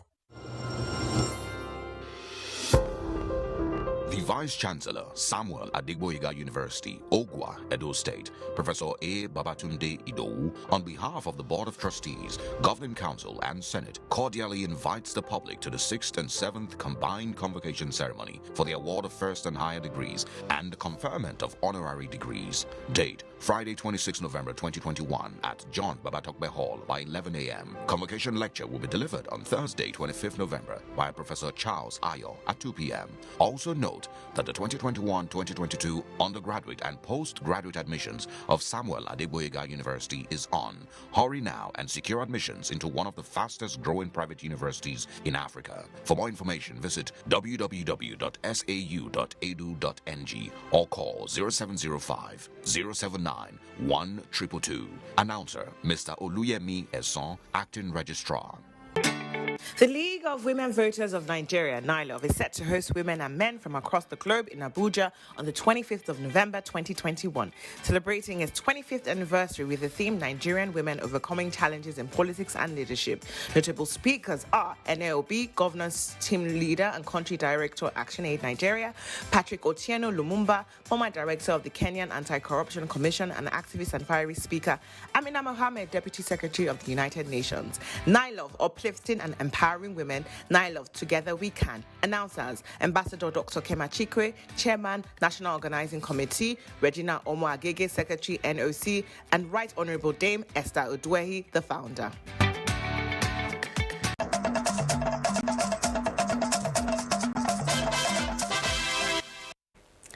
Thanks for staying with us. Minister of State Petroleum Resources Timipre Silva has undertaken an on-the-spot assessment of the oil spill site of ITO Eastern Exploration Company in Basambri, Bayelsa State. The minister, accompanied by key stakeholders, said the president is very concerned about the spill. That is why he sent delegation to come and have an on-the-spot assessment of the situation. He acknowledged that the spill is a serious environmental concern that needs urgent measures to contain it, stressing that no stone will be left unturned in dealing with the environmental problem. Already, relevant agencies have been deployed in the area to tackle the oil spill, adding that there is need to bring in support to help clean up the spill. The minister said it is important for him to come to see things for himself to ensure that there is no problem between the oil company and the community. ITO on November 5th reported a major oil leak from its oil mining lease OML 29 in Nembe, Bayelsa State. In adopting a multidisciplinary approach to military studies in institutions such as the National Defense College, the Nigerian military is enhancing the leadership and analytical thinking skills of personnel and other participants, critical to responding to security situations. Defense correspondent Najatu Tijani reports on the latest approach organized for course 30 participants at the college in Abuja. Military institutions converging to shape military minds and hone the leadership skills of professionals, this time in the area of science and technology, a strategic component of military operations. The Air Force Institute of Technology, which plays a critical role in training technicians who maintain the nation's air assets, among other equipment, is on hand to guide Course 30 participants through the role of science technology in national security.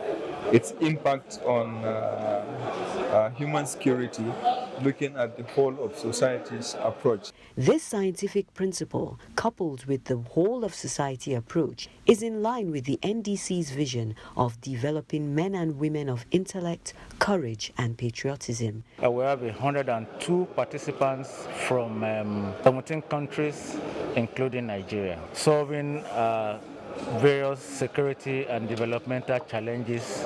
It is expected that the knowledge gained will be applied to enhance national security. Naja'atu Tijani, NTA News.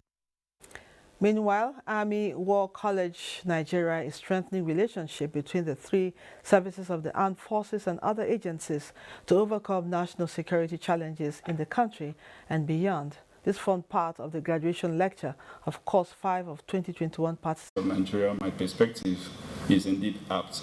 To the Chief of Defense Staff, a more sophisticated measure and attitudinal change are being evolved to match present security reality of emerging threat to national unity.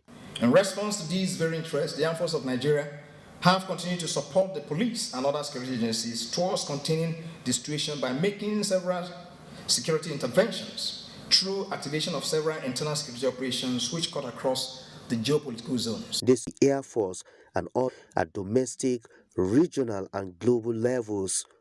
In Abuja, Abubakar Usman Akwanga, NT News.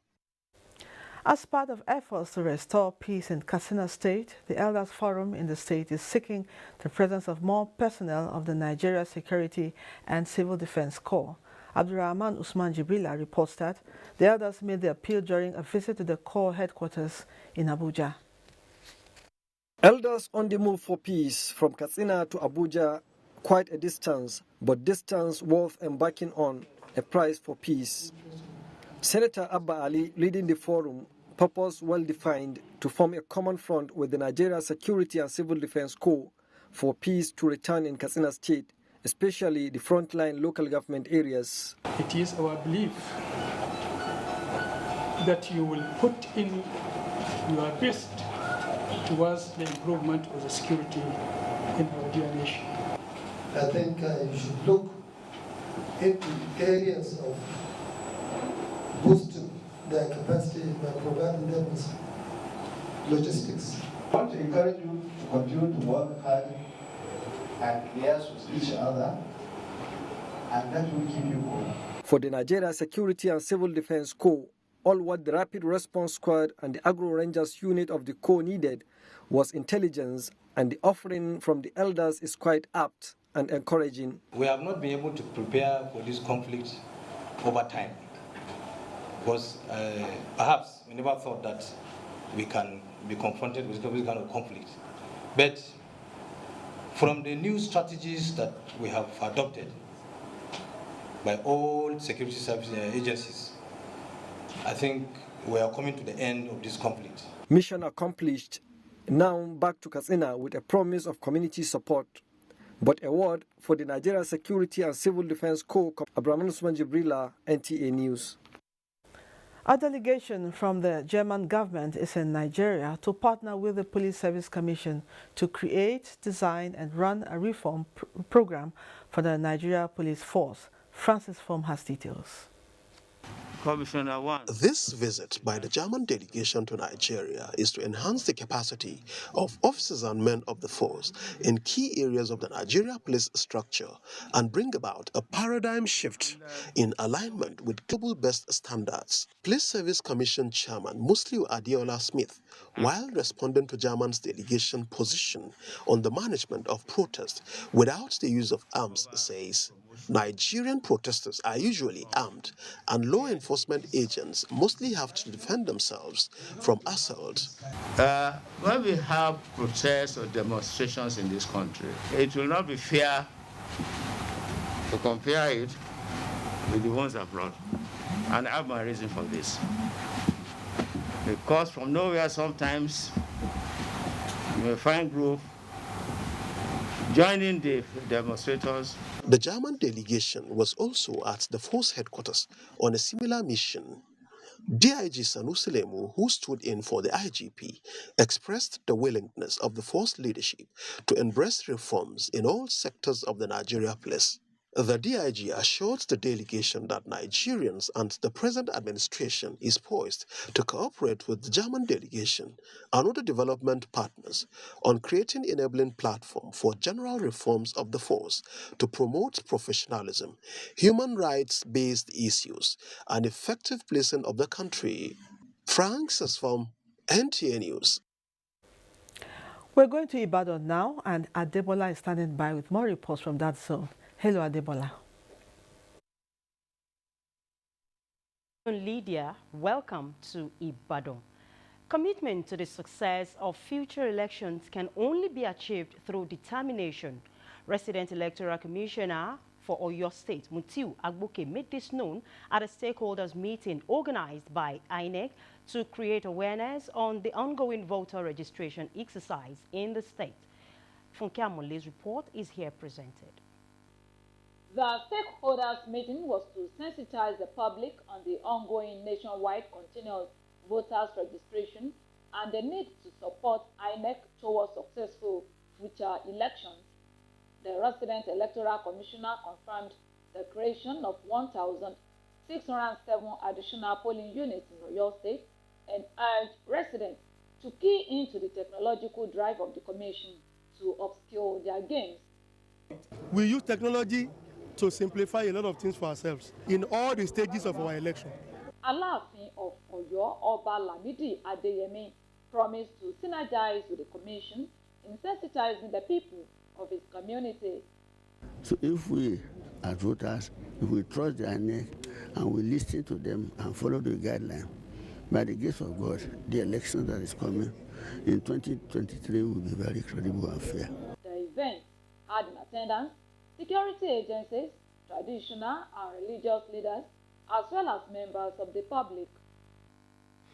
Over 150 indigent persons in Ogun State have benefited from the training and empowerment program at the instance of the National Agency for Control of AIDS, NACA.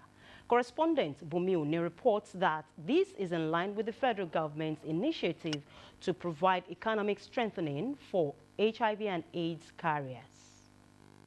The National Agency for the Control of AIDS, NACA, over the years has been collaborating with government and private business enterprise and institutions to facilitate various interventions. This training and empowerment program, which was facilitated by Senator Dikpo Ojujiri, who is the board chairman of NACA, to provide entrepreneurial training for our people so that when they're empowered and they can own their businesses, they will be engaged in risky behavior. The numerous empowerment program organized by the federal government to keep our youth busy and also to make them self-sufficient. Some of the skills that participants were able to acquire at the event are tie and dye, barbing, soap making, catering, makeup. From Oderemo, Bumi Oni, NTA News. It's still nationwide on the NTA. Nana Aisha in Sokoto takes over after these messages. Stay with us. Industry Act, earlier scheduled for Thursday, 25th November 2021, has now been postponed. A new date will be announced later. All inconveniences are highly regretted. Announcer Alhaji Lai Mohammed, Honorable Minister of Information and Culture.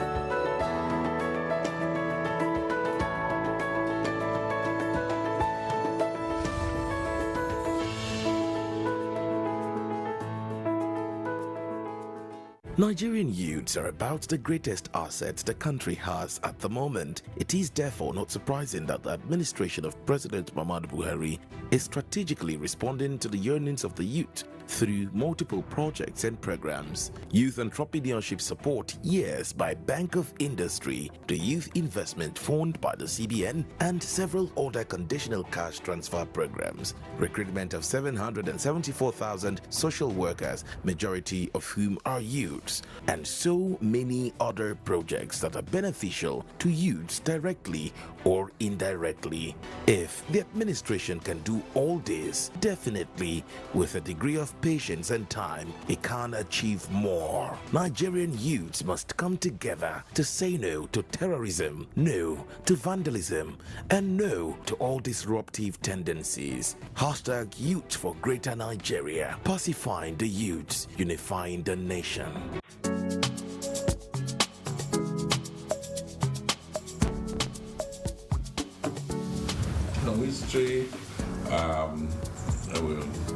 is history. So either you know it or you don't. My advice to the younger generation is that they should learn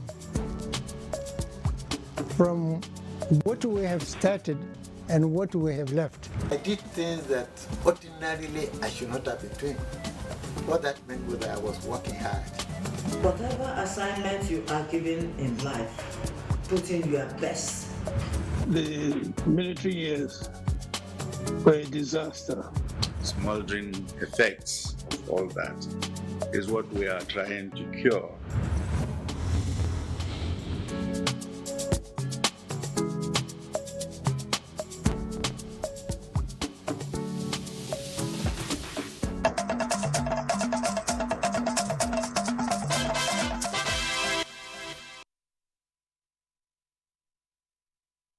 Good evening, everyone.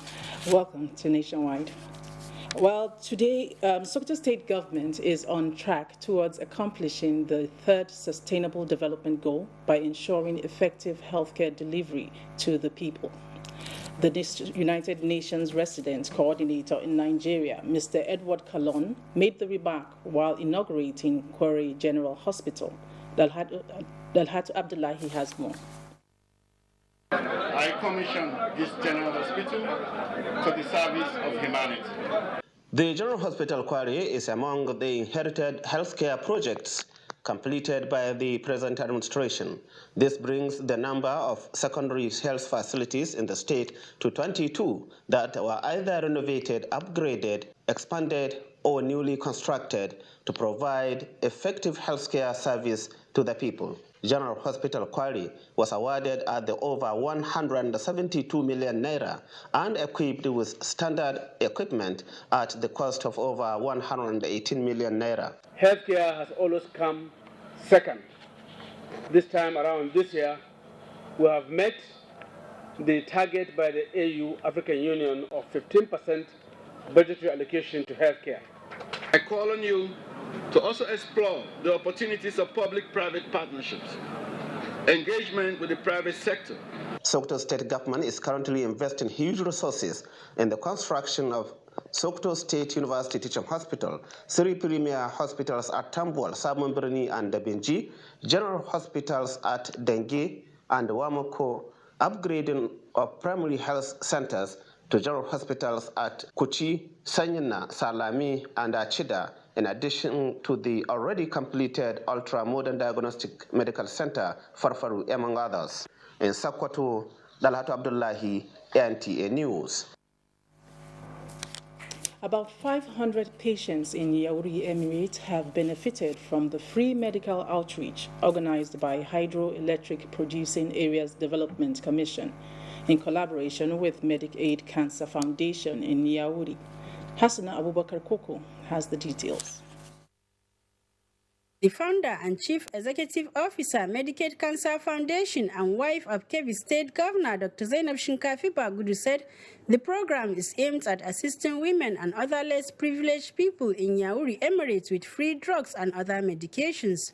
The wife of the governor, who commended Hydroelectric Power Producing Area Development Commission, the State's Ministry of Health, and the Nigerian Medical Association, as well as other partners, for their support in ensuring the success of the exercise, called on women to always visit the nearest hospital whenever they notice any change on their body.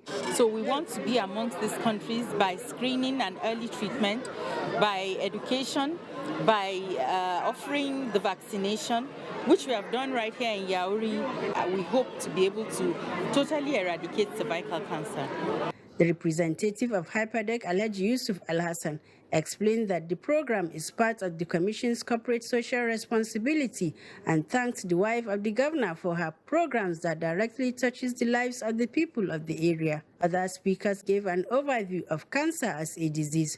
They called on the beneficiaries to take advantage of the exercise. Some of the beneficiaries expressed appreciation for the gesture. Thank her very much for seeing this occasion, for helping much people about these sicknesses. Highlights of the event was presentation of foodstuff and clothing materials to the beneficiaries. From Yauri, Kebbi State, Hassana Abubakar Koko, NTA News. Well, that's it from us here in Sokoto. Nationwide continues with Lydia in Abuja. Thank you, Nana Aisha. President Muhammadu Buhari sends warm felicitations to the former group managing director of the Nigerian National Petroleum Corporation, NNPC, Dr. Jackson Gayos Obaseki, on his 76th birthday.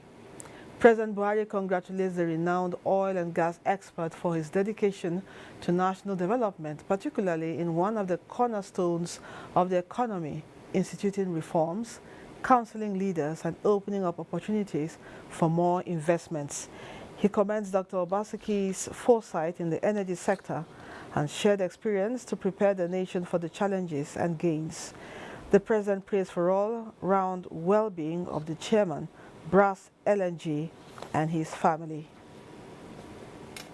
Cancer is one of the leading causes of deaths globally, as it spares no one. Concerned about the havoc caused by gynecological cancers, the National Center for Women Development organized a workshop on strategy towards early detection, treatment, and elimination. Hingano John Adams reports. These women are here to learn how to fight and defeat a common enemy that has been ravaging womanhood and claiming lives fast. It is called cancer. It keeps me aware of my organs, and it keeps me aware of my health. Data by the World Health Organization shows that among women, breast cancer takes the lead, accounting for about 2.26 million cases and 685,000 deaths in 2020. More worrisome is that cervical cancer, a preventable and treatable form of cancer, is the second leading cause of death among women. We can at least start with incorporating human papillomavirus vaccination into our national immunization program. Use our known linkages and break the vaccine inequities and get some vaccine and work. As you continue to do advocacy on issues like that, if it's continuous, just like as in information, it will get down, and everybody that is concerned, the stakeholders, will have no other alternative than to do the right thing. Whatever we have heard and discussed today will be part of our next strategy in budgeting and also planning. As the burden of gynecological cancers increases globally, key players in the health sector are worried that if nothing is done, cervical cancer alone will claim about 400,000 lives by 2030. In Lagos, Hingino John Adams, NTA News. Recently, the 2021 West African SSCE results were released, showing that 89.62% of candidates have active pass. Hingano John Adams again spoke with some experts on the performance of candidates and now reports. The usual May-June West African Senior School Certificate Examination could not hold as scheduled in 2021, but was conducted between August 16 and October 8 due to the continuous effects of the coronavirus pandemic. Even amidst uncertainties caused by the pandemic, the examination witnessed commendable improvement. There is an appreciable 16.46% improvement in performance in this regard. This is the first time that we are having this kind of results. 81.7 is not a joke. Despite the improvement, it is sad that results of 10.9% of candidates were withheld in connection with examination malpractice. I was not really happy reading about this because this has so much impact on the kind of society we will have. It is believed that the improvement will be consolidated in coming years. In Lagos, Hingino John Adams, NTA News.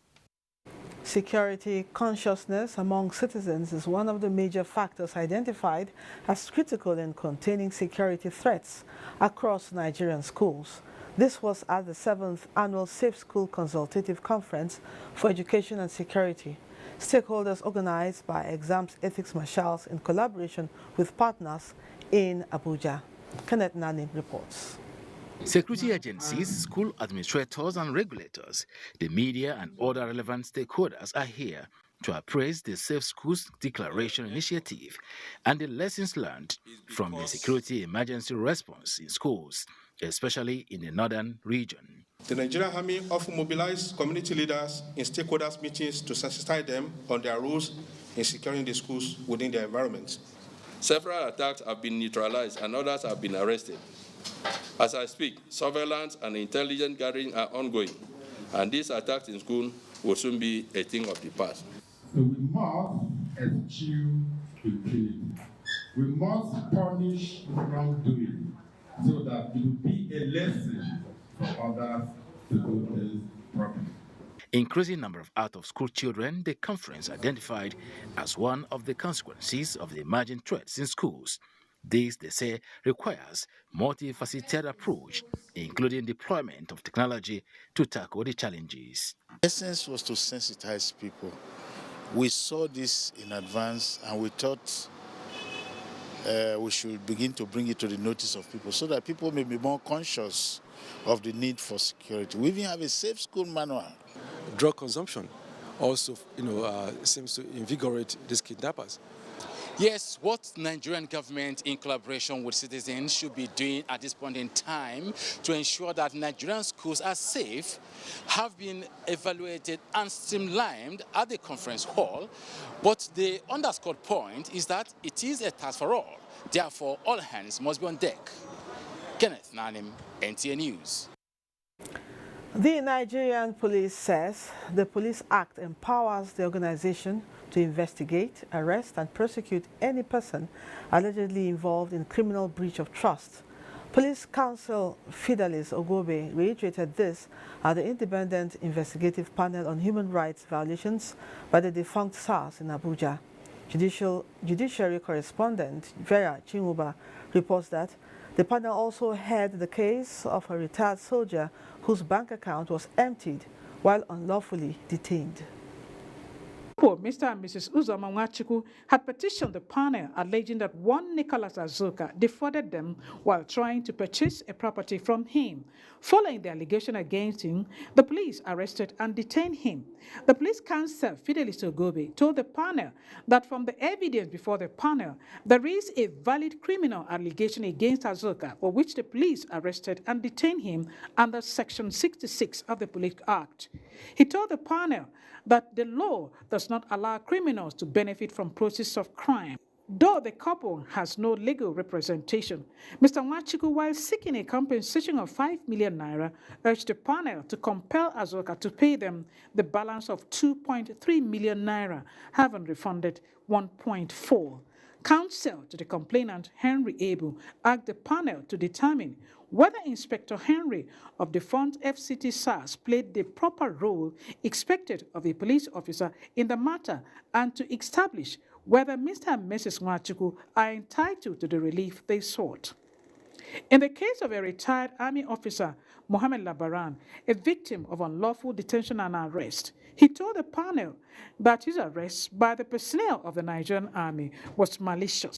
He said after being identified by 117 Battalion Nigerian Army, his continued detention on the order of DCP operations on the ground that the matter was already before the IGP under whose instruction he can only be freed was an abuse.